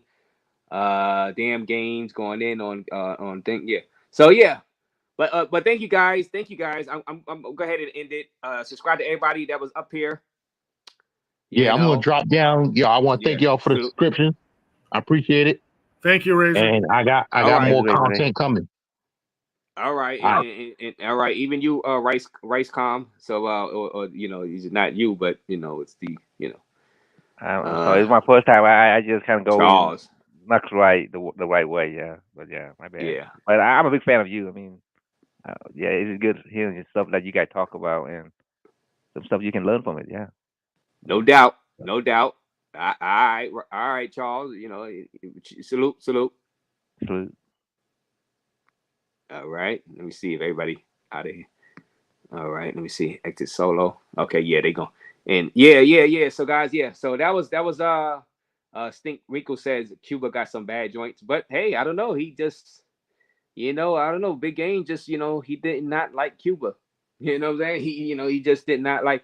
I think it just takes you back to like the 50s and the 60s when the not a lot of electronics, so he just couldn't adjust to that. You know what I'm saying? But shout out everybody who donated tonight. Great night, another great night. Over 270 people was watching earlier on. Thank you to John, aka the Dominican Route, for popping in. I highly appreciate him for popping in. Nikki also. Subscribe to Nikki's channel. And I'm gonna drop her channel inside the description also. Of course, John's channel is in there. John's channel is in the description. I'm gonna drop Nikki's also since she's like his right-hand partner out there. So and shout out to her. And saying just shout out to everybody who participated today. It was fun. It was fun. Let me see who's this in the back. Oh, that's hold on. Hey, yo, Chris, you back? You wanted to say something?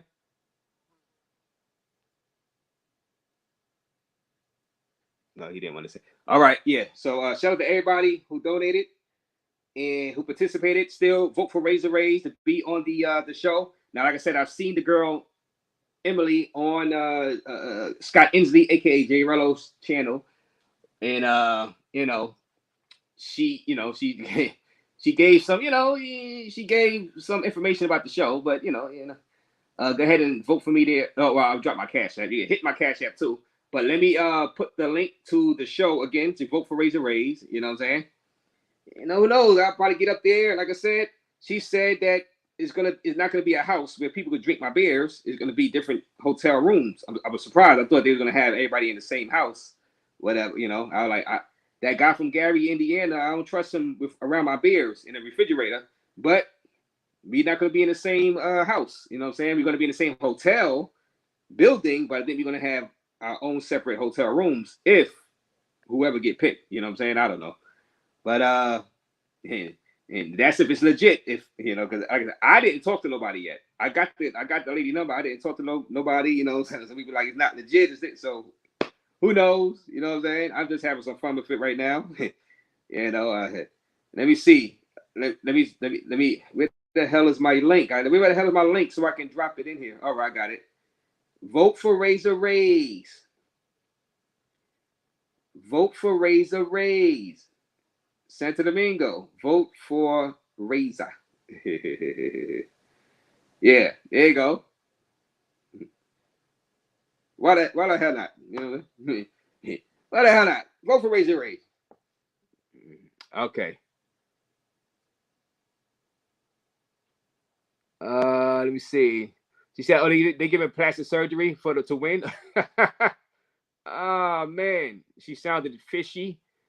Well, yeah. Have you ever seen her in person? No, I've never seen her in person though. I mean, I don't know.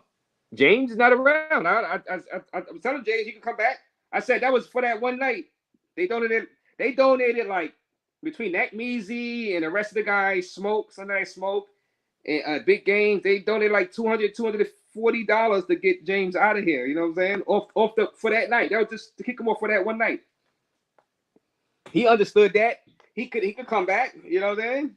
He could come back. But you know how it go, man. You know, that's all right. I'm quite sure he'll pop up one of these days.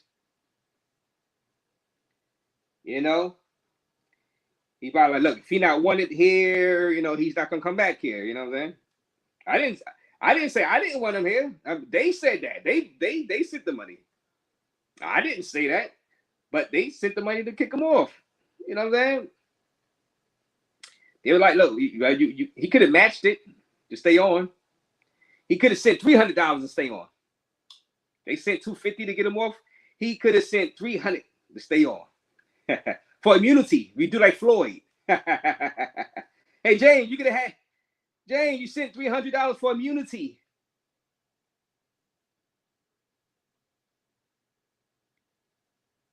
That's what I'm gonna start doing. When some people start trying to donate to keep people off, I'm gonna give you a chance to donate for immunity.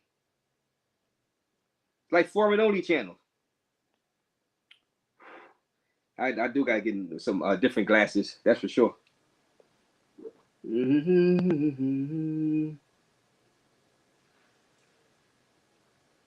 All right, guys. Salute to everybody who donated to Razor Raze. Eat, drinking, fun. It has been fun. Until next time, I'm Razor Raze, and I'm out.